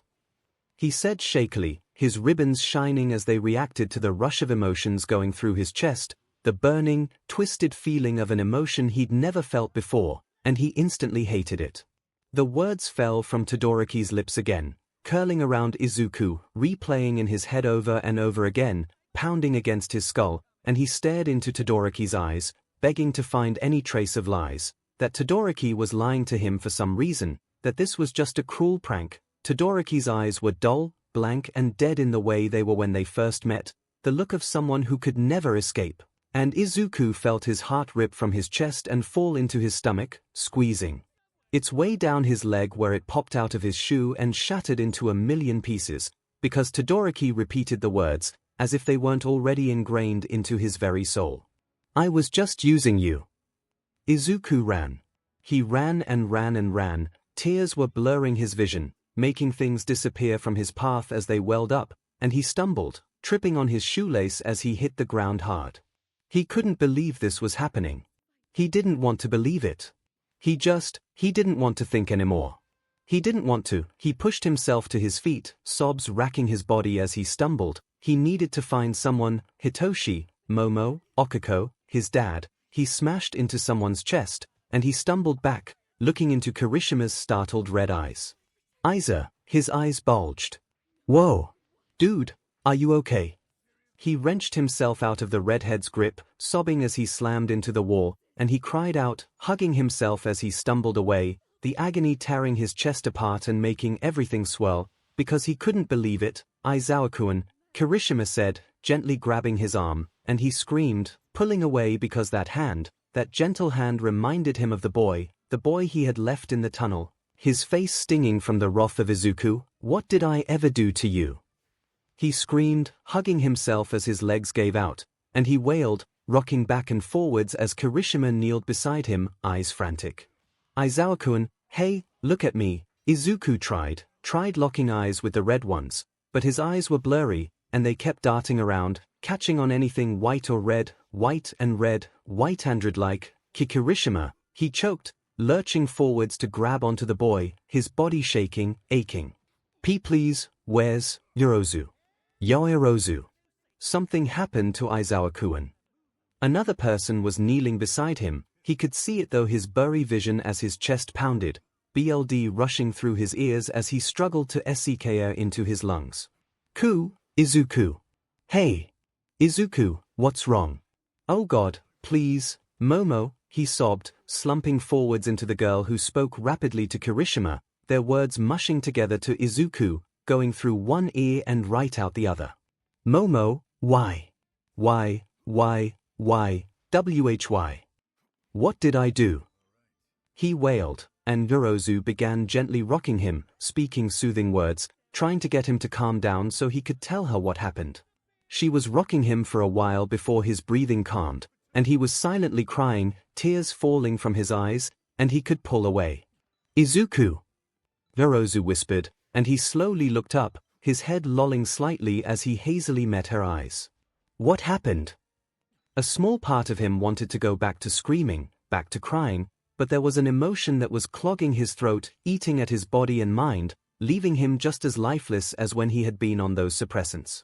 Momo, he whispered, his eyes darting over to a random student's uniform, locking into the white and red. Am I a bad person? She shifted, moving her head into his vision to take his attention back, but his eyes stayed glued onto the white and red. No, you're not. Why do you think that? Momo, his voice broke. Am I nothing more than a stepping stool? Yorozu flinched back, anger growing on her face as her mouth dropped. What? Who told you that? Momo, tears welled up in his eyes, and he managed to drag his eyes away, meeting Yorozu's eyes. Why did Todoroki say those things? Her eyes widened, incredulously gasping as she leaned back, eyes darting around as she tried to digest what she had been told, before she looked up, meeting Izuku's eyes. Shoto said that to you. I'm Todoroki, and you're Aizawa, he recited, his voice dull as Yorozu flinched, and he slowly turned to follow the patterns on the floor with his eyes. I was just using you. Your Holocaust son, the child of the one villain my father couldn't catch. Dating you was the biggest FU I could get. You're nothing but a tool to me, a stepping stone. He broke off, unable to continue that sentence, eyes watering as he dazedly turned back to Yorozu, whose mouth was opened wide in shock, her hands covering her mouth as tears fell from her face. Momo, what did I do to him? Her eyes burned, fury burning bright as an out-of-character snarl formed on her face. He's dead. She leaned in, gently pulling Izuku back to her chest, and she began petting his hair. Izuku, you didn't do anything, I promise. There are just some bad people out there. It is bad, his voice broke. That I still love him.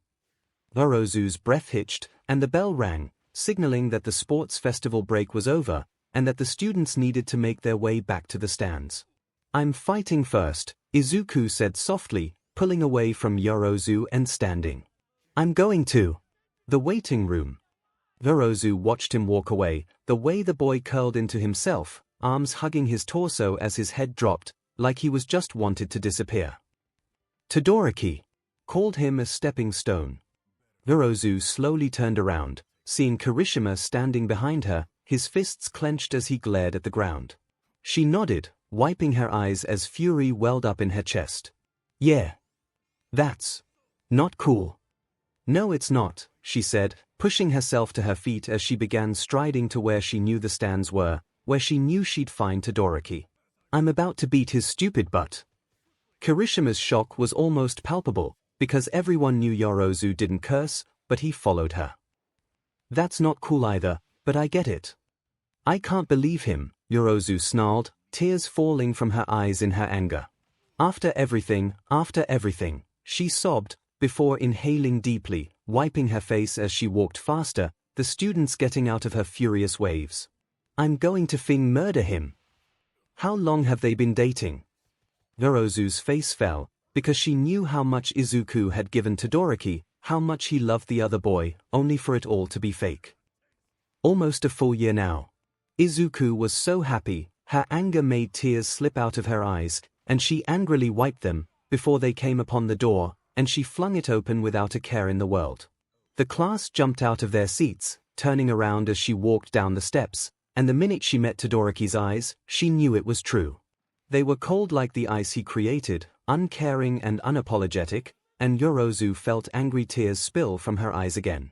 "You but," she shrieked, the class gasping as she backhanded the boy, his head snapping to the side as she breathed, anger making her shake. After everything, and this is what you do." "Wait," Uraraka said, speaking the entire class's minds while standing up. "What's happening?" Yorozu sniffed, wiping her eyes as she snatched Uraraka's wrist, dragging her out into the hallway as the class incredulously stared between the closed door and Todoroki's uncaring face. "Yorozu," Uraraka said, stepping closer and putting her hands on the girl's shoulders. "What happened?" "Todoroki," she sobbed, covering her face as she began shaking, gritting her teeth to stop the torrent of anger and hatred. "He used Izuku, he used him. Izuku was a tool to get at his father, and Uraraka sharply inhaled, fury burning on her face, and she turned back to the closed door, opening it similarly to how Yorozu did. She stormed down the steps, and when Todoroki looked at her, she punched him in the face. His head snapped back, blood spurting from his nose as Uraraka breathed, her anger making her breath heavily. "You motherfucking beach," she spat, the boy rolling his head back and spitting out "Bu, you disgusting, vile piece of s. You but. You." Yamada's voice over the speakers cut off Uraraka's display of colorful language, but by Jiru's flushed face, it was vast. "And the first fight of the day. Nezu's personally recommended student, Heroics Course Aizawa Izuku." Yamada screamed, and Uraraka whirled around, staring down at the boy who looked so small. "Against, my personal pick, General Studies Yamada Hitoshi." The crowd was screaming, not realizing that the two commentators' sons were about to duke it out. Uraraka sat down hard, a few seats away from the but whose nose she broke, and Yorozu sat beside her, the both of them staring at the boy they knew was hurting so much. "Ready. First one to cross the bounds, or be rendered immobile loses. Start." The General Studies boy, Yamada Hitoshi, began walking forwards, and he was speaking, but no one could hear him, the words too soft to be picked up by the cameras. All of them watched as he got closer and closer to Izuku, before the small boy held his hand out, like he was going to flick something, and they saw a flash of his glittery lines, before he flicked his fingers and a giant sonic boom was created. Everyone cried out as they covered their ears, waiting for it to stop, and only when it did they turn to see the arena absolutely destroyed, cracks spreading out around Izuku, the General Ed boy laying on the ground, the wall smashed in from where he hit it. Midnight shakily stood, having been knocked off her stand, and 𝐒mentosa's chair had been destroyed. Why Yamada Hitoshi is out of bounds, Aizawa Izuku advances. It was silent, everyone realizing that this boy had a ton of power as he turned around, walking towards the exit like he didn't just utterly obliterate the arena and make everyone feel like they were going deaf. Todoroki stood, not reacting to the display of power the boy just showed, and turned, walking towards the door as the girls glared at him. They watched 𝐒mentos fix the arena, but Izuku never came back to the sands. They watched Todoroki's fight, and he didn't show. They didn't see him until he was on the field, getting ready to go against the boy who crushed his heart. Izuku wiped his lips, walking towards the tunnel that would take him onto the arena where he could fight. He took a deep breath, steeling his nerves for what he was about to do. "Remember why you're doing this," he repeated on a mantra in his head, before he heard Yamada call his name, and he walked out into the light. He smoothly walked up the stairs, ignoring everything around him as he focused on the boy he was going to fight, the boy he still loved. Midnight repeated the rules, looking between them weirdly, before they started the match. Instantly, ice shot out at him from Todoroki's right side, but Izuku didn't even bother moving. His ribbons swirled around his arms, coiling as the ice neared, before he tilted his head, and they exploded, shooting Todoroki's ice everywhere as the shockwave sent the boy flying, barely managing to form ice at his back so he wouldn't fly out of bounds. Todoroki stood straight, before he began running forwards, ice springing from his steps, and Izuku raised his head, taking a step forwards himself. Every step he took, he made his ribbons explode, sending that shockwave out as he slowly approached the boy who kept getting knocked backwards. "I never would have thought," Izuku whispered, and Todoroki coughed, blood splattering on the floor as Izuku stopped walking. "I never would have thought," he said louder, Todoroki meeting his eyes as he began screaming, "that I'd feel an emotion that destroys me and have it come from you of all people." He held his hand out, his ribbons instantly shooting out to wrap around the boy they were skeptical to hurt, but Izuku was in charge, and right now, his emotions were blinding him. He met Todoroki's eyes, before he flicked his hand to the side, and Todoroki was flung out of bounds at the speed of a bullet, smashing against the wall and making it crack again, before the boy slumped to the ground, unmoving. Midnight was shaking, he could feel her worry for him from here, but she raised her hand. Todoroki is out of bounds. Aizawa advances. Izuku turned around, not looking at the medical bots that carried Todoroki away, and he calmly walked into the tunnel, leaving everything behind him, everything. Then he took off. He ran, sprinting as he was twisting through the halls, stumbling on his feet as he pushed himself faster, and he cried out when he came upon the medical bots. "Xiaotou!" he cried, and the boy weakly turned to look at him. "Strong quirk you got there, love," Todoroki slowly said, and Izuku felt tears well up in his eyes as he began walking beside the bots, taking in Todoroki's shaking body. "I'm so sorry," Izuku said, wiping his eyes as Todoroki smiled softly. "I didn't mean to, it's okay, love. I bet you the geezer's convinced now." Izuku laughed slightly, sniffing as the robots came up to Recovery Girl's office. "I'll wait out here." Todoroki shook his head, slowly reaching out to grab Izuku's hand, and the medical robots opened the door, carting Todoroki in, and therefore Izuku. Recovery Girl turned to look at them, lips pressed tightly together. "You two have a lot of explaining to do." Izuku froze. "You knew." Recovery Girl sighed, pushing herself to her feet to heal Todoroki. "No, but a few students had been passing rumors that two boys had just gone through an ugly breakup, and then you two have your fight, tearing into each other like there were no emotions between you two. Aizawa hasn't commented because he's been locked into the teacher's lounge." Todoroki sat up, a quick heal since his body wasn't that injured, Izuku having wrapped his ribbons around him to cushion the blow. "Okay." He and Izuku explained the situation, how they got into it and their plan to fool Endeavor into thinking that they had actually broken up, and unfortunately, everyone else. Recovery Girl sat down hard. "That is a very large claim, young man." Todoroki nodded. "I'm prepared to be fully questioned by Tsukochi-san, so you can see I'm telling the truth." Recovery Girl sighed. "You don't want me to tell anyone?" They looked at each other, Izuku opening his mouth to speak. "We were going to tell all of the teachers after school, but the students can't find out." "Why not?" "Students gossip," Todoroki mused. "My father would hear that, and he wouldn't hesitate." Recovery Girl nodded, standing up and walking to the door.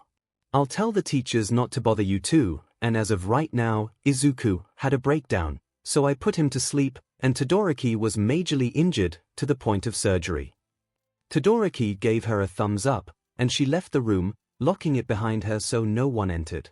Todoroki instantly rolled over, wiggling his eyebrows suggestively at Izuku. "We're all alone." Izuku blinked, perplexed. Yeah? I heard her." Todoroki shook his head, leaning closer. "We're locked in a room together, and no one's going to bother us." Izuku furrowed his eyebrows. "Yeah, Recovery Girl," Todoroki groaned, dropping his head down onto the pillow. "Love, just come here so I can kiss you." "Oh," Izuku stood and made his way over to the medical bed. "Why didn't you just say so?" Todoroki huffed, but once Izuku was in arm's reach, he was snatching the boy's arms, yanking him down onto the bed, the boy going down with a squeak. Todoroki rolled over, caging his small boyfriend in with his arms as he hunched over Izuku, like a beast ready to devour its prey. "Are you going to kiss me?" Izuku asked, his skin glowing slightly as Todoroki lowered himself down, humming. I'm going to devour you. Todoroki pressed his lips against Izuku's, and he was instantly lost. Drowning in the heat that came with Todoroki. His body that caged Izuku in, hands that wandered his chest, lips that caught his, and his magical tongue, Izuku knew he was glowing, something that always happened whenever Todoroki was liking around his mouth, exploring with the tongue that burned, but it was a good burning, and then it cooled rapidly, and he had an ice cube that made him open his mouth and hiss, trying to exhale the frigidness, and Todoroki was pressing closer, his hands going to his cheeks as he pressed his face closer, like he could never get enough, and Izuku was drowning in the burning ice that he loved so much. A weird noise escaped Izuku's throat, and Todoroki pulled away, a smug smirk on his face as Izuku pressed a hand to his throat, confusion on his features. For me," Todoroki whispered, and even if Izuku didn't understand what that meant, his face exploded with heat, and Todoroki flinched away with a laugh, shielding his eyes from Izuku's bright glow. "Love, please," Todoroki snickered. "Don't shine so bright, you blind me." "Shut up," Izuku hissed, trying to cover his face. "You know I can't control it." Todoroki suddenly leaned down, a look Izuku didn't recognize smoldering in his eyes. "I wonder where your sound is the loudest. Shall we find out?" Todoroki placed his hand down, and Izuku felt a jolt of something go up his body, making his back arch and his arms go out, gripping the sheets as another one of those weird sounds left his mouth. He didn't know how to explain that feeling. It was like a heat, but it wasn't burning, like Todoroki's tongue, burning but not in a bad way, but it was just, he liked it. A lot. "Do that again," Izuku whispered breathily, and Todoroki sighed, leaning over and removing his hand, making Izuku whine. "If I do that again," he said, nuzzling into the smaller boy's neck, "I won't be able to stop." Izuku's eyes widened. "There's more to that." Todoroki whispered a word into Izuku's ear, and he squeaked, shoving his face into his hands as he started glowing brighter. "Oh, love, you're so adorable," Todoroki whispered, making Izuku squeak when a weird pressure was applied to the juncture of his neck. "I love you, Izuku." Izuku smiled, cupping the back of Todoroki's head as he nuzzled into the white hair. "I love you too, 𝐿. That weird pressure appeared on the juncture of his neck again, and he squeaked, shoving Todoroki's head away. "What are you doing?" Todoroki grinned smugly, pressing a kiss against Izuku's lips. "They're hickeys, love." Izuku tilted his head. "Hickeys." Todoroki hummed, peppering kisses against Izuku's chin and making the boy giggle, squirming slightly. "Love bites, hickeys, there are many names. Many names for the marks that will tell the world you're mine." Izuku was happy. He was so happy laying here with Todoroki, just enjoying each other's presence, staring into each other's eyes, before Todoroki would tackle him for another kiss and he would laugh. It scared him to think that he had almost lost this, would have lost this if Todoroki would have been capable of hurting him. They were only laying together after what happened in the tunnel because Todoroki wasn't capable of hurting Izuku. "I was just using you." Izuku blinked rapidly, trying to stop the tears that were welling up in his eyes, and he stared at the ground in shocked denial. "Why would you, you're Holocaust son." Izuku looked back up at Todoroki, the boy gazing down at him with unapologetic eyes. "The son of the one villain my father couldn't catch. Dating you was the biggest F I could get." Izuku's shoulders began shaking, his bottom lip wobbling as a torrent of emotions he didn't like clashed in his chest, twisting and turning, burning like he still had that cage. "You're nothing but a tool to me, a stepping stone." Todoroki's face shattered, a million emotions passing by it as Izuku stared at him, the boy falling back onto the wall with a cry, tears suddenly falling down his face. I can't, I'm sorry, Izuku, please, I didn't, oh God." The boy slid down the wall, sobbing, and Izuku felt his confusion grow, making him dart his eyes around like it was a prank. He slowly sunk to his knees, shaking, but utterly confused. "Todoroki." "No!" Todoroki cried, lurching forwards and grabbing Izuku's arms. His eyes were wild, guilt drowning them as he cried. "Please, I'm sorry. I didn't, please, Todoroki, what's going on?" The boy slumped over, his sobs racking his body, but he managed to speak between the harsh breaths. 𝐿 threatened to kill you because of your father, but I didn't. Please, I didn't mean it. Please don't leave me. I'm sorry. I'm so sorry. I'm sorry. Izuku wrapped his arms around the shaking boy, his confusing clearing up along with the betrayal, both being replaced by utter hatred and anger. 𝐿 forced you. Todoroki nodded, and Izuku's right shoulder was soaking with his tears. I'm sorry, I wasn't too weak to fight back. I didn't mean it. It's okay? Izuku whispered, curling closer to the boy, running his fingers through the multicolored locks as he digested this information. 𝐿 threatened to kill Izuku because of who his father was, and the only way for Todoroki to avoid Izuku's death was to break up with him, or utterly devastate him. Todoroki couldn't follow through with what his father wanted after he saw just how broken Izuku was, and he shattered. Todoroki, no, the boy sobbed, pulling Izuku closer even though there was no space between them.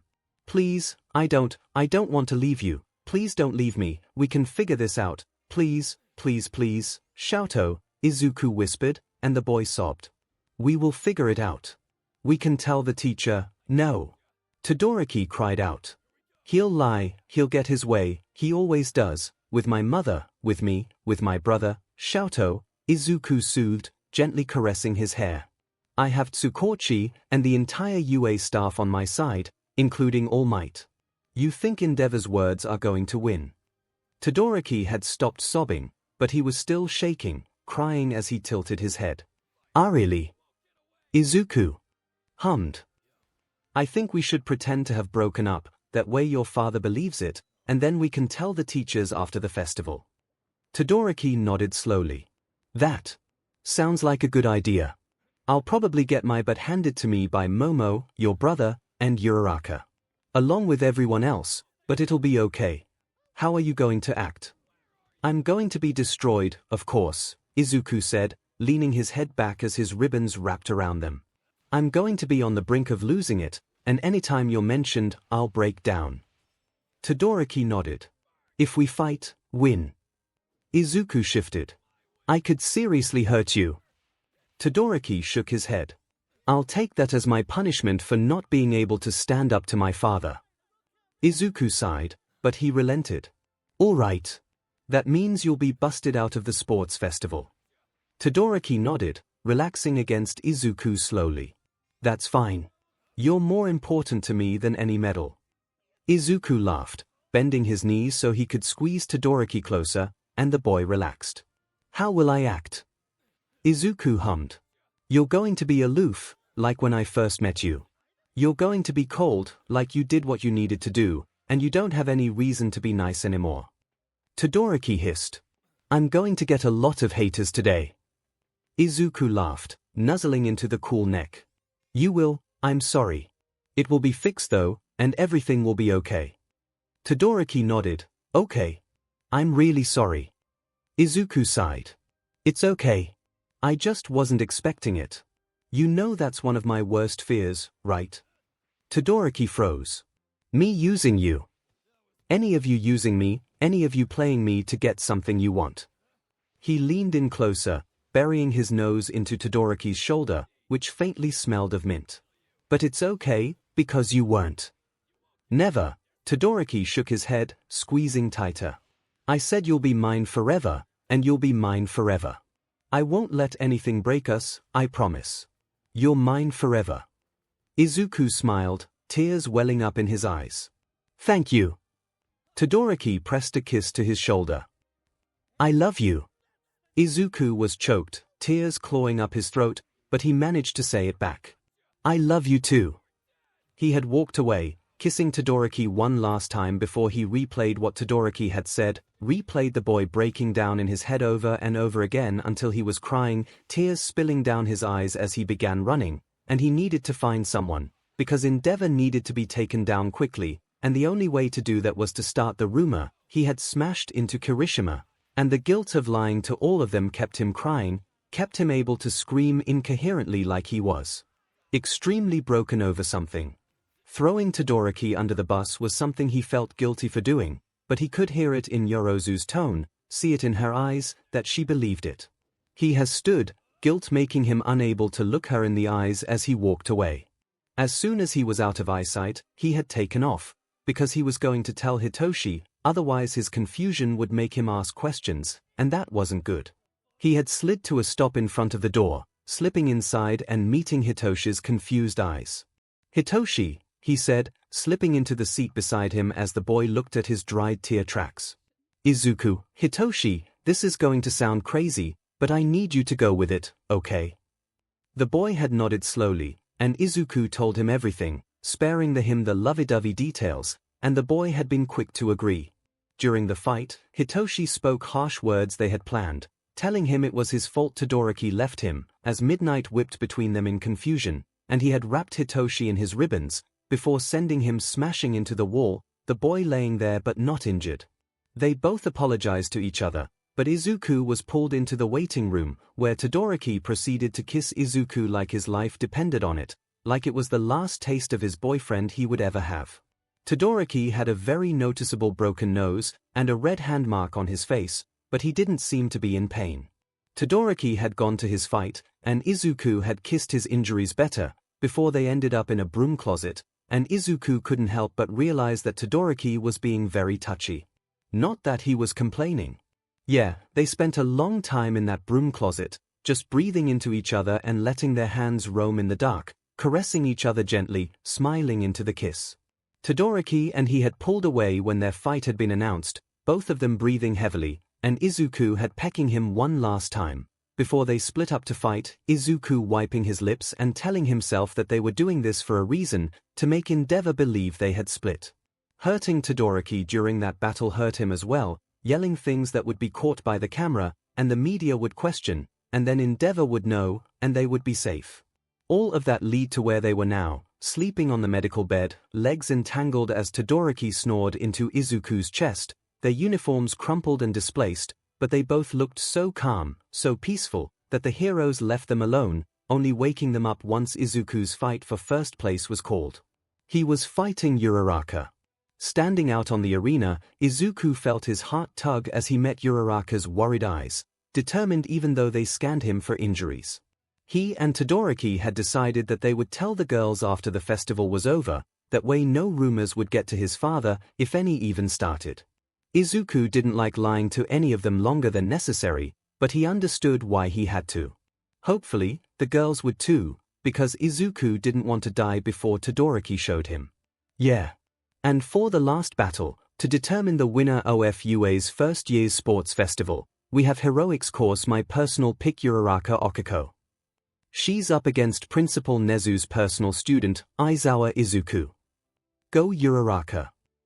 Yamada needed to honestly chill it with the title he still wasn't used to, and Izuku should probably give the man hell for choosing Uraraka over him, but he understood. You couldn't not love Uraraka Okiko, and he had seen the way Yamada brightened from her smile alone. He schooled his expression into one of indifference, blank eyes staring into worried brown, and Izuku knew what he was going to do. Uraraka was a close-distance fighter, so Izuku would fight her up close, instead of taking her out from far away. Todoroki was mostly long-distance, that's why Izuku took him out from afar, and Hitoshi was medium-distance, within hearing range, which is why he allowed him to get closer. Start! Uraraka instantly started running forwards, determined even though she thought she would be blasted out of bounds as well. Her surprise was almost palpable as Izuku ducked low to the ground, waiting for her to advance. He wasn't enough of an but to take out a close-range fighter before they could even try to fight back. As soon as she was in fighting distance, he began fighting back. He knew he had this one in the bag, because even if Uraraka touched him, he could create his flame whirl and control his own gravity, or he could use his ribbons to anchor him to the ground, or make him fly. The thing is, he knew he could win this one. He just didn't want to destroy Uraraka. Not after everything the girl had done for him. He wanted to show everyone that she was strong, powerful, and that nothing should change that. He ducked around her hands, jumping away from her kicks, and it was a game of keep away, until he could hear the crowd screaming for her, saying that she had lasted the longest, and that she had a chance. It made him feel like a JRK, knowing that there were two different levels in this match, but he didn't have any intention of losing this match. He set his hand on fire when Uraraka had about 5 minutes left, ducking away as her fingers brushed his top and he shrugged it off, before he began creating a white scarf material like his dad's.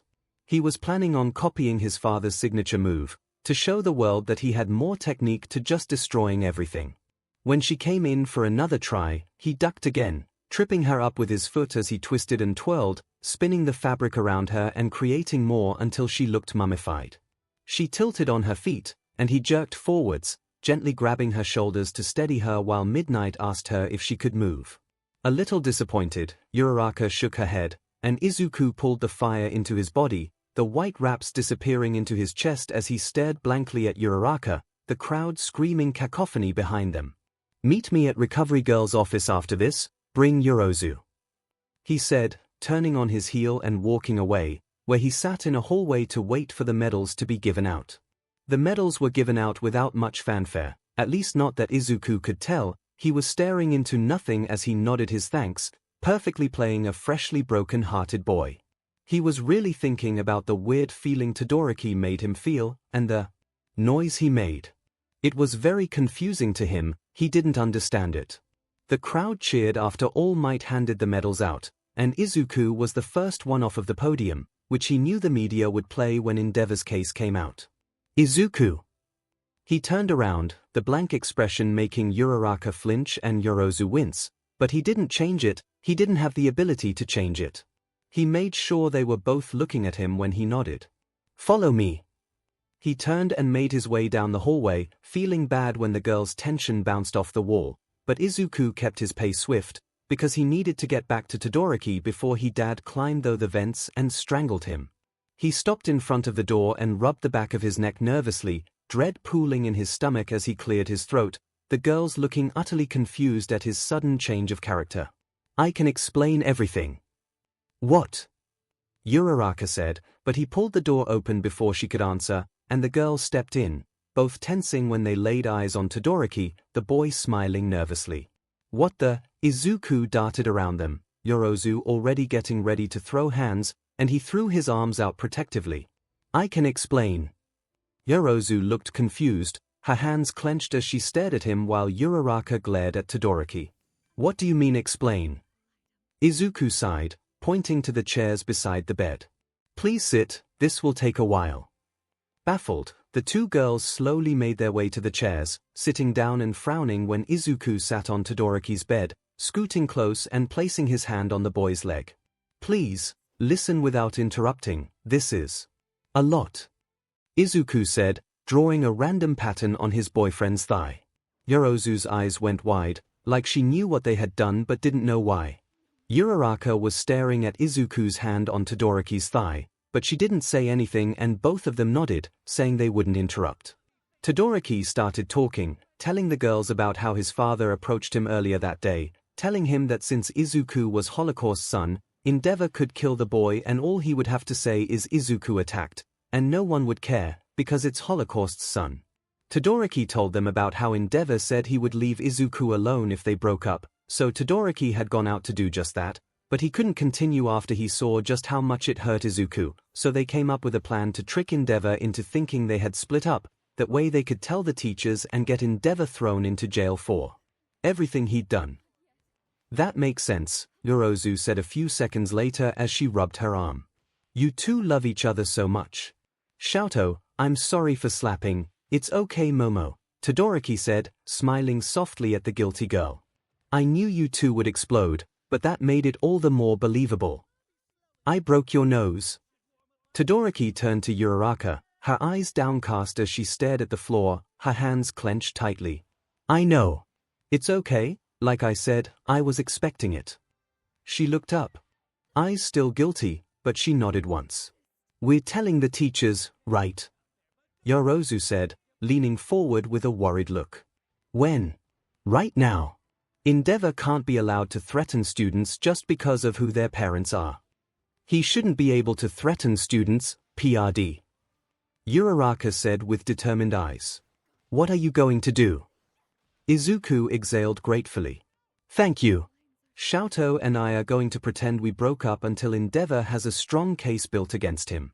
We're telling the teachers right now." Todoroki nodded. I asked Recovery Girl to bring them here. He paused, rubbing his neck sheepishly. Please don't let them kill me. Debatable. Uraraka said, but she nodded at Todoroki's wide eyes. I'm kidding. Todoroki laughed nervously, and the door slid open, Recovery Girl standing there with all of the heroes behind her. All of them got the same look of loathing when they Todoroki, but it quickly morphed into confusion when they noticed Izuku pressed up to his side. What did you two do? Nemurai asked, shifting her weight and crossing her arms. Izuku winced. Leave it to the R-rated heroine to recognize things before everyone else. It's kind of a long story. Please come in. Cautiously, the heroes entered, standing in various places that looked inconspicuous, but they were blocking the door, window, and the vents, making sure no one would be able to run away. Todoroki began explaining their situation, their faces changing from action to shock, then disbelief and horror, and then guilt and shame. Todoroki cleared his throat, looking down at his lap as he placed his hand over Izuku's. I'm sorry, he said softly, for making you believe I hurt Izuku. Honestly, I feel stupid, Nemurai said, rolling her eyes and huffing as Yorozu nodded with her. We knew how much you two loved each other, and still, none of us realized how iffy your sudden ugly breakup was. Izuku winced. I'm sorry. Xiaoto's sure endeavors convinced, so we'll just date in private, until he goes down for what he's done. Tater-tot, Nemurai said, stepping forward to ruffle his hair, he's going down now, all of us will make sure of it. But he's the number 2 hero, Todoroki said, his eyes dulling as he realized it sounded insane. How are you going to get rid of him? Nemurai stood, smirking. One hero against all of UA's staff. Along with said hero's family standing against him, he doesn't have a chance. Thank you, Todoroki said brokenly, and the heroine smiled, before making her way to the door. Wait, Izuku called, and she turned to him. Where's Dad? She winced. He's sleeping. In the lounge. Izuku also winced, understanding exactly what happened. Nemurai kind of sorta gassed him, so he would be the last person to find out the situation. Okay. Thank you. She nodded and slipped out of the room, and Izuku turned as Uraraka stood. I should probably head home, she admitted, walking forwards and hugging a pouting Izuku. I'll see you guys tomorrow. They chimed their goodbyes, and Yorozu sighed, standing up as well. I should leave too. What? Izuku blinked. Why? Because Xiaoto's thirsty. She said, waving goodbye as Izuku pet his head, watching her leave and lock the door. He turned to ask Todoroki if he wanted something to drink, and he was promptly pinned to the bed. He squeaked, eyes going wide as his cheeks began glowing. I thought you were thirsty. Todoroki's eyes burned, a smirk slowly forming on his lips as he pulled the uniform's collar away from Izuku's neck, marveling the marks he left behind. Izuku, love, I'm thirsty for you. Izuku blinked, his glow fading from his confusion. You're going to drink me? Todoroki grinned. If you want me to. Izuku was so confused, and it showed in his tone. But I'm a solid. Todoroki groaned, dropping his head into Izuku's shoulder. Love, just let me enjoy you. I'm not stopping you, he said, wrapping his arms around Todoroki's shoulders as the boy pressed a kiss to his neck.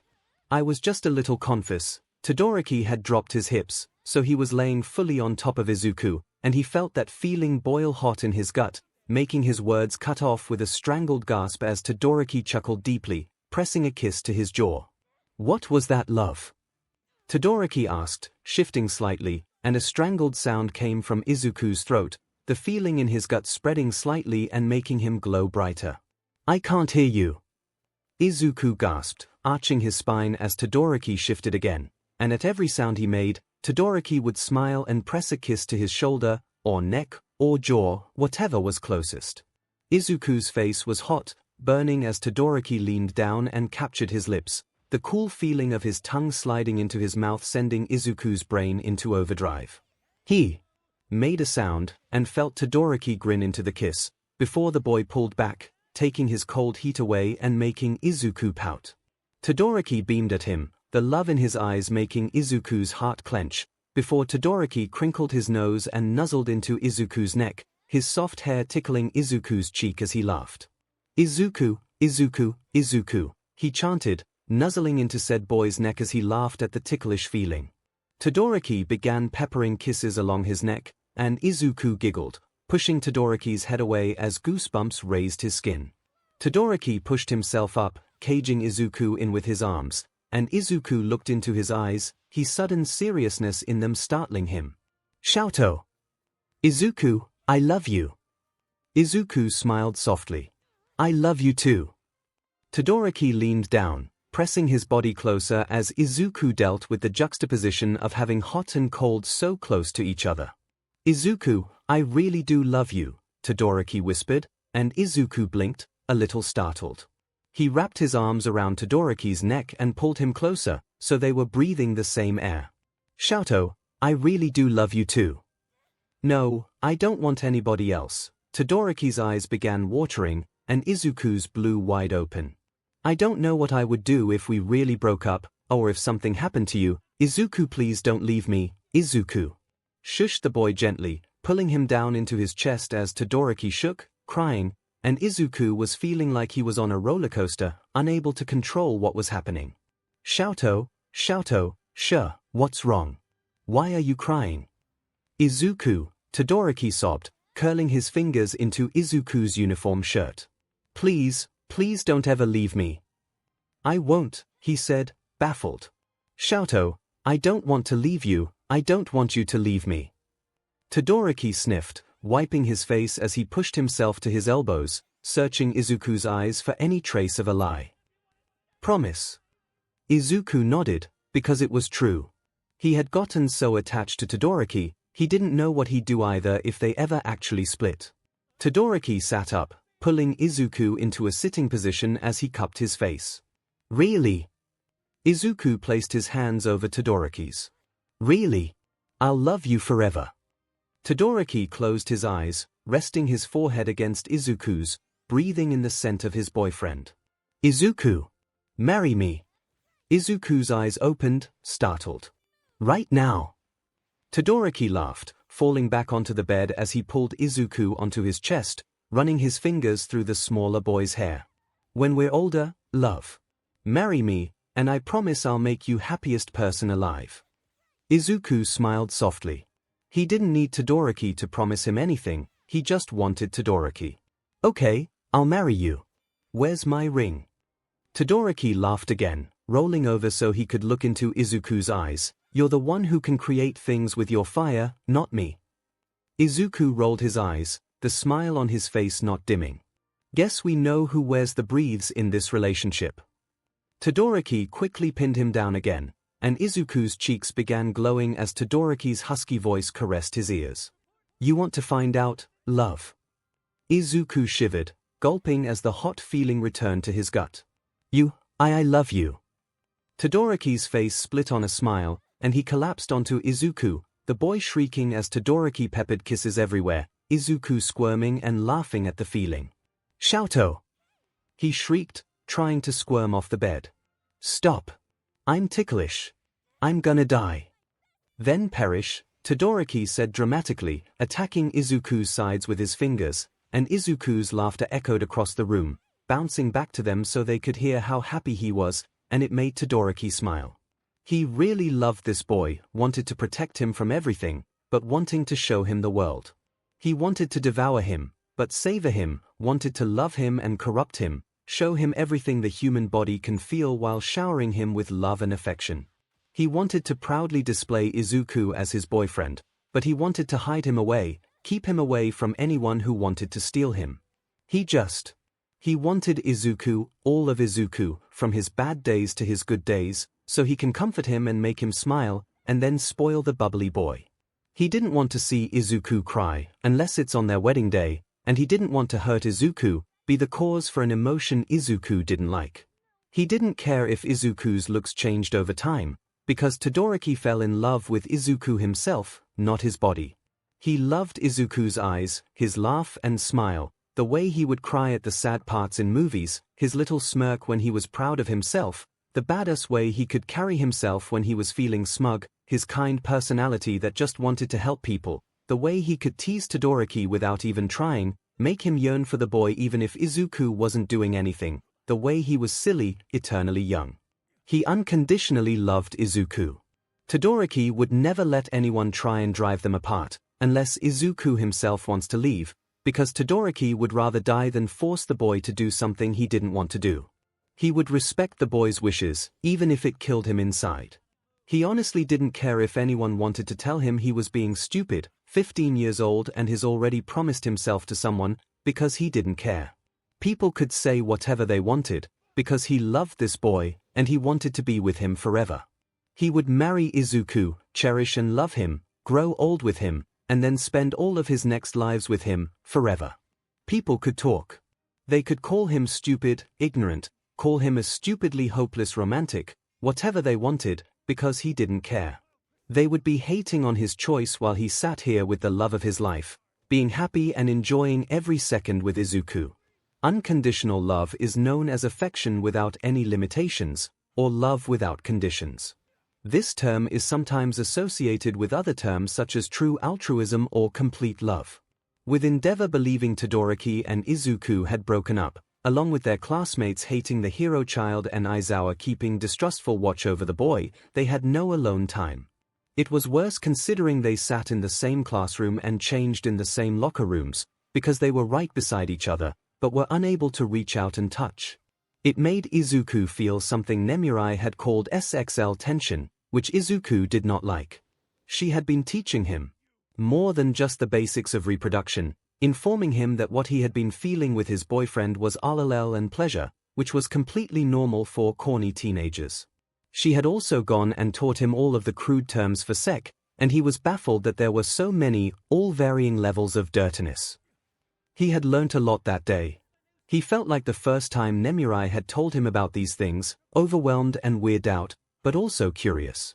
How much pleasure could Todoroki give him, if he did? Some of the things Nemurai told him about. Was it wrong that he wanted to find out?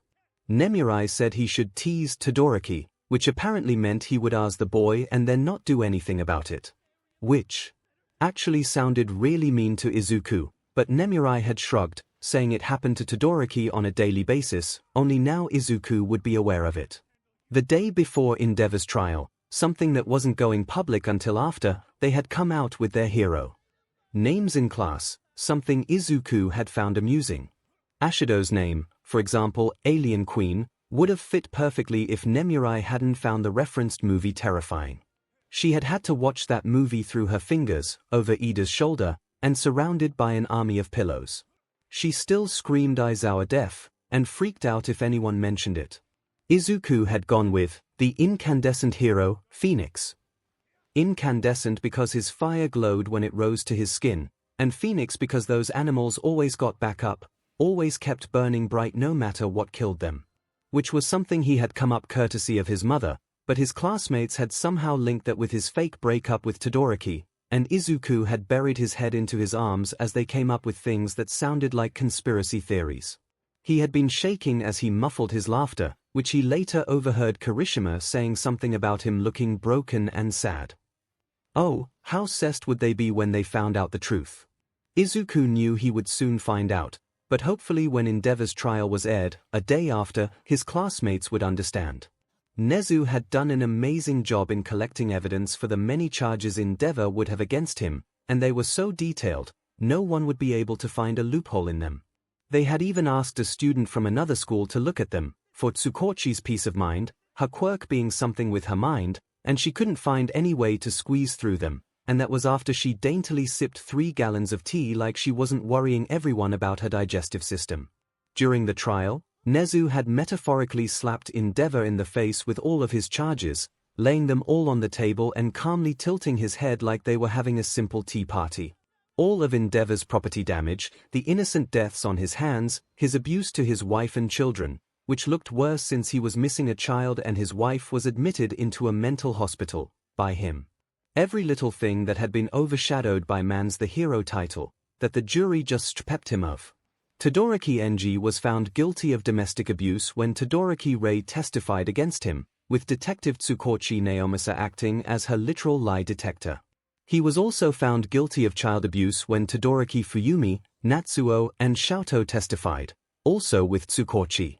Another boy also testified, but his situation was complicated, so they wouldn't mention him. Even though 𝐒𝐭𝐚𝐲 and everyone else wondered why he was so close to the number 3 hero Izuku, and Todoroki had given their parts in Endeavor threatening to kill Izuku, along with the man saying all he had to do in order to get away was spill who Izuku's dad was. Spilling exactly who Izuku's parent was made a lot of people hesitate, Endeavor springing up to defend his case, but that was the one time Izuku's ugly web came in handy. It made him look like a victim. It wasn't the nasty eggplant color anymore, but it was still a noticeable plum color. He preferred the darker purple, because now his black spiderwebbing veins were more noticeable. Endeavor had almost gotten away with 10 years jail time, but it was brought to light that Endeavor's lawyer had a quirk called persuasion, which was exactly what it sounded like, and he had gotten into more trouble. The payment for everything Endeavor had done cost him his hero status, his right to his children and money, his right to anything that was registered under his name, and he was thrown in jail for 45 years, meaning when he got out, he would be a grandfather unable to see his grandkids. Todoroki was pulled away by his siblings before he could say anything to Izuku after the trial, so Izuku was left with his pockets practically burning, his anxiety and dread welling up. Aizawa had ruffled his hair the next morning, plopping down on the couch beside the fidgety boy. "What's wrong?" "Nothing," he said automatically, clenching his hand over his pocket. Aizawa raised an eyebrow, turning to look at the tense boy. "Izuku!" The boy exhaled, reaching haltingly into his pocket, and he pulled something out, but he didn't let Aizawa see it. "You can't get mad." Aizawa frowned, worried about what his son had in his pocket, but he nodded slowly. "I won't get mad." Izuku exhaled, uncurling his fingers as he showed Aizawa what was making him so nervous. "Oh, Izuku, you said you wouldn't get mad." Izuku curled his fingers around them, but Aizawa gently grabbed his wrist, tilting it so he could get a better look. "Izuku," Aizawa whispered, a fatherly protectiveness washing over him. "Those are engagement rings." Izuku nodded, looking down at the 2 clear rings sitting in his palm. "I made them. You can put your quirk in them, and, I don't know, The boy trailed off, getting visibly agitated, and Aizawa ruffled his hair, the boy's tension slipping from his shoulders. "I think that's a great idea." Izuku turned to him, blinking. "Really?" Aizawa hummed, leaning back against the couch as he grabbed the remote, feeling a little awkward. He was comforting his 15-year-old son about the engagement rings he made. "Sue him. That way you'll always be reminded of each other." Izuku brightened, a beam in his face. "That's what I thought. So, you think he'll like them?" Aizawa chuckled. "You could give that boy a sack of dog tea and he'd still thank you. He loves you, Izuku, it's obvious to anyone." He clicked on a random cooking channel, looking over at his teary-eyed son. He leaned over and hugged him, squeezing the boy gently before shoving him towards the door. "Go, give that boy a ring, Izuku." Izuku's tears spilled, and he wiped them with a grin. "Thanks, Dad." He turned and dashed out of the house, the door slamming shut behind him, and Aizawa leaned back, sighing at the empty house. They really do grow fast. My son's already engaged. Izuku probably could have used his quirk to get himself to Todoroki's house, but he was so excited, so pumped, that he just ended up running the entire way there, leaving him breathing and sweating heavily, but not keeled over dead. Thank God that he had been training his body, because all he did was call his fire to his skin, and everything dried, leaving him with the smell of a warm campfire. The quirks of having an overpowered fire quirk. He knocked on the door, his anxiety crashing back into his chest when Todoroki's sister opened the door. "Oh, Izuku," she said, hugging him excitedly and pulling him into the house. "Thank you so much for helping us, we are forever indebted." He waved her off, sheepishly rubbing the back of his neck. "Actually, Fuyumi-san, I do have a favor to ask." She tilted her head. "Xiaotou's in his room." He cleared his throat, reaching into his pocket to pull the rings out, and her eyes blew wide open. I made them, Do you think? He was crushed into a hug, and he stammered out apologizes as Fuyumi cried into his shoulder. She pulled away, wiping her tears as she smiled. Sorry, I'm just so happy. She giggled, before placing her hands on Izuku's shoulders. You make him so happy, thank you so much. She pushed him further into the house, flashing him a thumbs up as he stood outside Todoroki's door. He took a deep breath, putting the rings back into his pocket as he knocked on the door. It's open.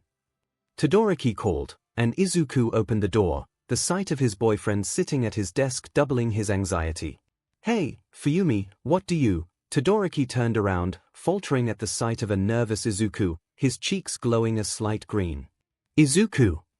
He was crushed into another hug, and he laughed, hugging the taller boy back as Todoroki buried his face into Izuku's neck, pressing a kiss into the juncture.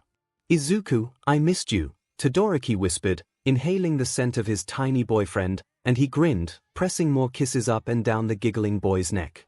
Izuku felt his anxiety wash away, and he pulled away, looking into mismatched eyes. 𝐿𝐴𝐷, marry me. Todoroki grinned, before he smashed his lips into Izuku's, the small boy making a squeaking sound as Todoroki hoisted him up, turning and dropping the small boy onto the bed, where he crawled over the glowing boy, reconnecting their lips.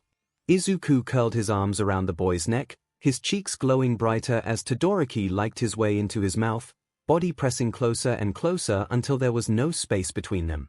Todoroki pulled away slightly, eyes lidded as he whispered how much he would love to marry Izuku, before he followed the trail of saliva right back to Izuku's mouth, the glowing boy groaning at the appealing, burning coolness of his boyfriend's tongue. Izuku gasped into Todoroki's mouth as the boy ground his hips down gently, and the teen pulled away, hissing lightly. You drive me insane, Todoroki whispered, and Izuku groaned when Todoroki pressed his hips back down. Why can't you just let me love you? Why do we have to be underage? Why can't I just? Todoroki pressed a kiss against Izuku's neck, his head thrown back as Todoroki's hips slowly moved against his, the slight movement sending 𝐴𝐷 washing through Izuku's body, and he was drowning in it. He wanted Todoroki to continue, to show Izuku exactly how much of this Todoroki could give him, but he knew Todoroki wouldn't until they were married, and he too wished they were older. Todoroki groaned, dropping his head into Izuku's shoulder as the smaller boy shifted his hips up, moving with him, and the sweet friction made Izuku gasp. Love, my love, stop it. You know why we can't. Todoroki whispered, pressing Izuku's shoulders into the bed like it would stop his hips from moving. Izuku whined, and he felt Todoroki freeze at the sound. Izuku curled his fingers into Todoroki's shoulders as he ground his hips again, making Todoroki hiss.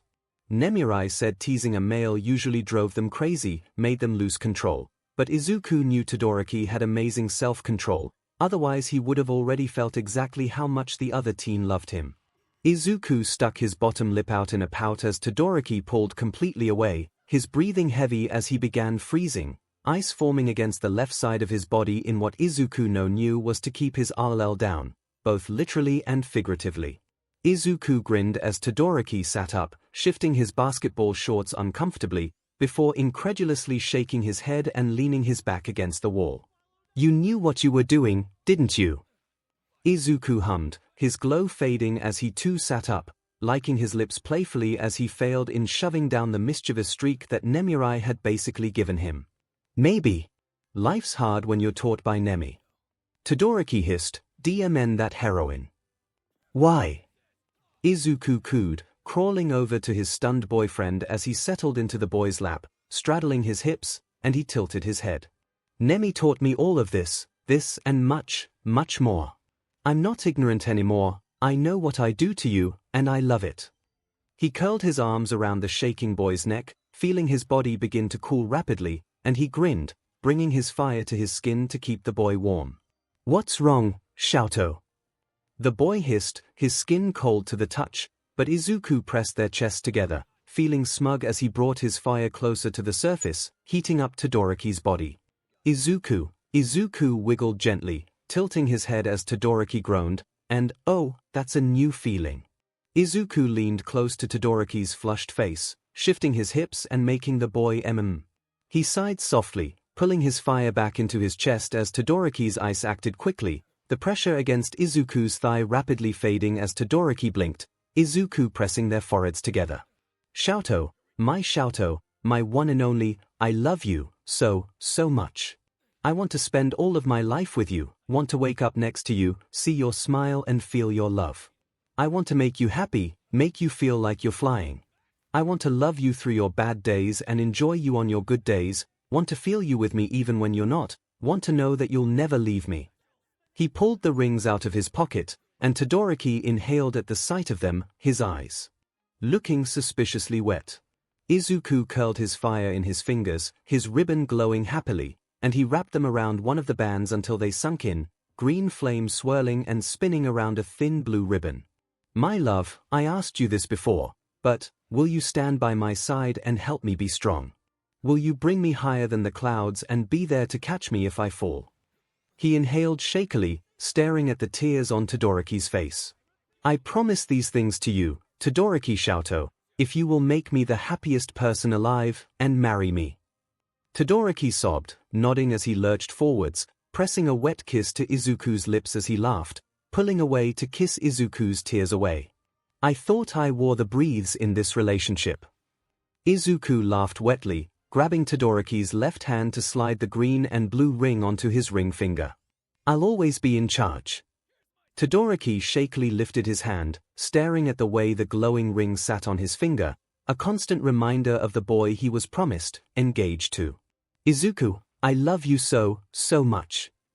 Izuku laughed, pulling the other ring out, still empty and clear, and he held it out to the shaking boy. "This one's mine."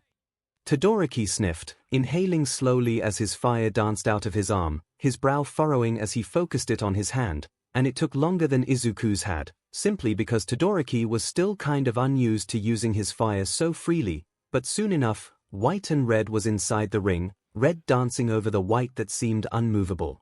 "Aizawa Izuku." Todoroki grabbed his hand, looking up into the green eyes he loved so much. "You kinda beat me to the punch, but that's okay." Izuku laughed, already tearing up, because even though they had already said they were getting married, there was something so much more NTMT about exchanging rings and promises to each other, something that assured Izuku that he was doing the right thing. "You saved me, supported me, and made me happy when I felt like that was something out of my reach. I fell for you hard, and I am so lucky you returned my feelings. Everything about you is something to be cherished, to be loved and flaunted, because Izuku, you're so perfect, in every goddamned way, and I love every part of you." Todoroki put the ring onto his finger, glowing the same colors as his hair, and Izuku pressed their foreheads together. "I promise to bring you higher than the clouds, to keep you soaring above the world and keep you smiling. I promise to make you happy, to make you feel in ways you've never felt before, and I love you, and I'm so happy these rings will tell the world you're mine." Izuku laughed, tears streaming down his face, and Todoroki gently kissed them all away, chuckling as they just kept falling. "Izuku, love, you're so appealing, even when you're crying." Izuku shoved his face away, his fire practically exploding, and Todoroki laughed as green illuminated the entire room, as if the sun was shining but had somehow turned green. "Shut up!" Izuku Todoroki cooed, squeezing his thigh, and the boy squeaked. "You can't keep me away. 𝐿𝐿, if we play that game, you know I'll win." Todoroki sighed, flopping onto the bed. "Curses!" Izuku laughed, laying down beside him to stare into his eyes, smiling softly as Todoroki brought his left hand up, pressing a kiss against the ring he put there. "I love you."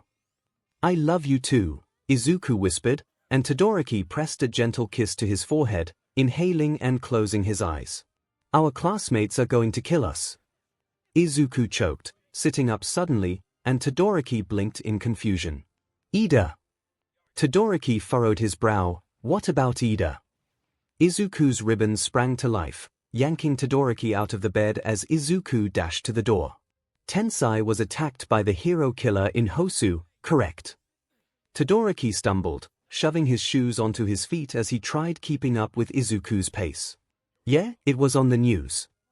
Ida chose Hosu as his internship city, and you know Stain doesn't. He doesn't leave until he's taken down a few heroes." SHC. Todoroki snatched Izuku's wrist, and they began running, Todoroki tiring before Izuku, but they both pushed past it, gasping for breath as they slammed into the hospital that held Ingenium. "Can I help you?" the startled receptionist asked, people giving them nasty looks as they cut the entire line. "This is really urgent," Izuku breathed. Todoroki doubled over as he tried to regain his breath. "Which room is Tensai in?"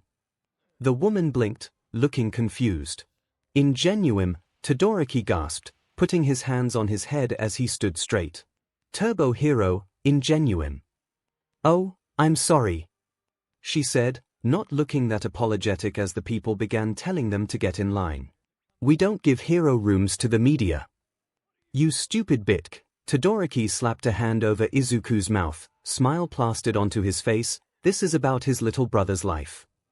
The woman furrowed her brow, and the people began yelling at them to get in line.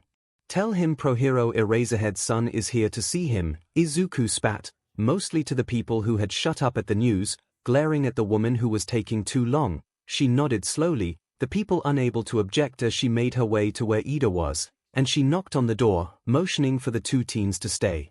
She pulled open the door when Ida asked what she wanted. "Sorry to bother you, Ingenium-san, but, Pro Hero Eraserhead's son is here to see you.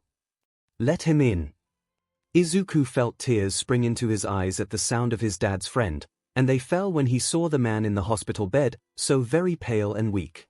The nurse closed the door behind them, telling them they had 10 minutes before they had to leave, and Izuku walked up to the side of the bed, gently placing a hand over the man's arm. "Tensai, are you okay?" he whispered, and the man shook his head with a humorless laugh. "No. I can't feel my legs." Todoroki blanched, and Izuku inhaled, before he felt like slapping himself. "Your spine." The man nodded. "I can heal you." Ida flinched, furrowing his eyebrows. "Excuse me. My fire can create, as you." "No." Izuku glanced at the door, making sure the nurse wasn't going to barge in, and he looked back to Ida. "It can heal. My fire healed Dad, that's why he came out of the USJ pretty unscathed. I can heal your spine, Tensai." "Bullshit," the man breathed, hope bursting in his eyes. "You're bullshitting me." Izuku shook his head. "I'm not. Please let me heal you, so you can tell your brother, your brother."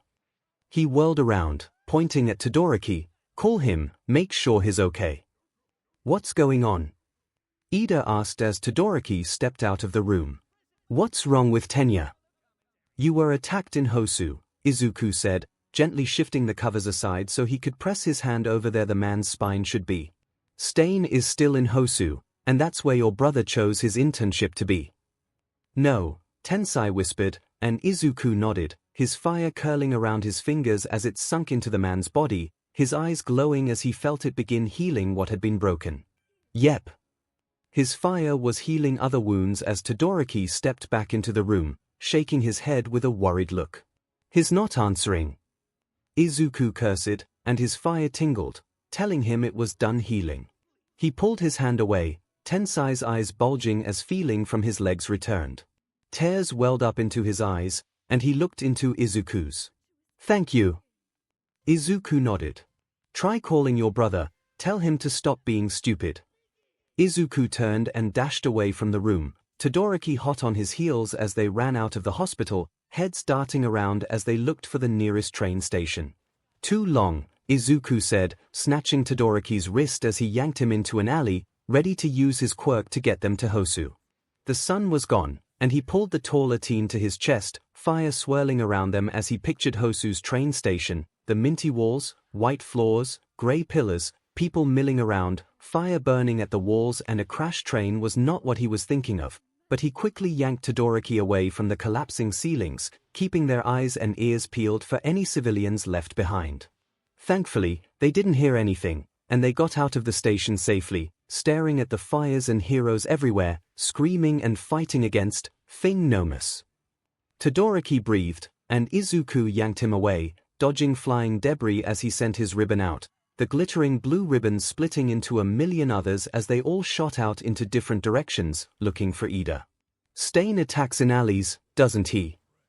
Izuku asked, and Todoroki nodded, the both of them breathing as they ran to the nearest alley, before one of Izuku's ribbons sang, and he yanked all of the others back to him, where they practically blinked into existence, curling around the two teens as they were propelled to Ida. He was in his shiny armor, laying on the ground, and Izuku inhaled when he saw Stain, held against the wall by Izuku's millimeter-thick ribbon. Native was slumped on the other side, and Todoroki dashed over to him, tossing the hero over his shoulder as he ran out of the alley, going to go find more heroes. "Why are you here?" Ida snarled, and Izuku slowly stepped forwards, staring into Stain's murderous eyes. "Oh," the man said, eyes narrowing at the sight of Izuku. "A powerful one. You are going to save your friend. Go away, Aizawa-kun. I don't want your help. I don't need you."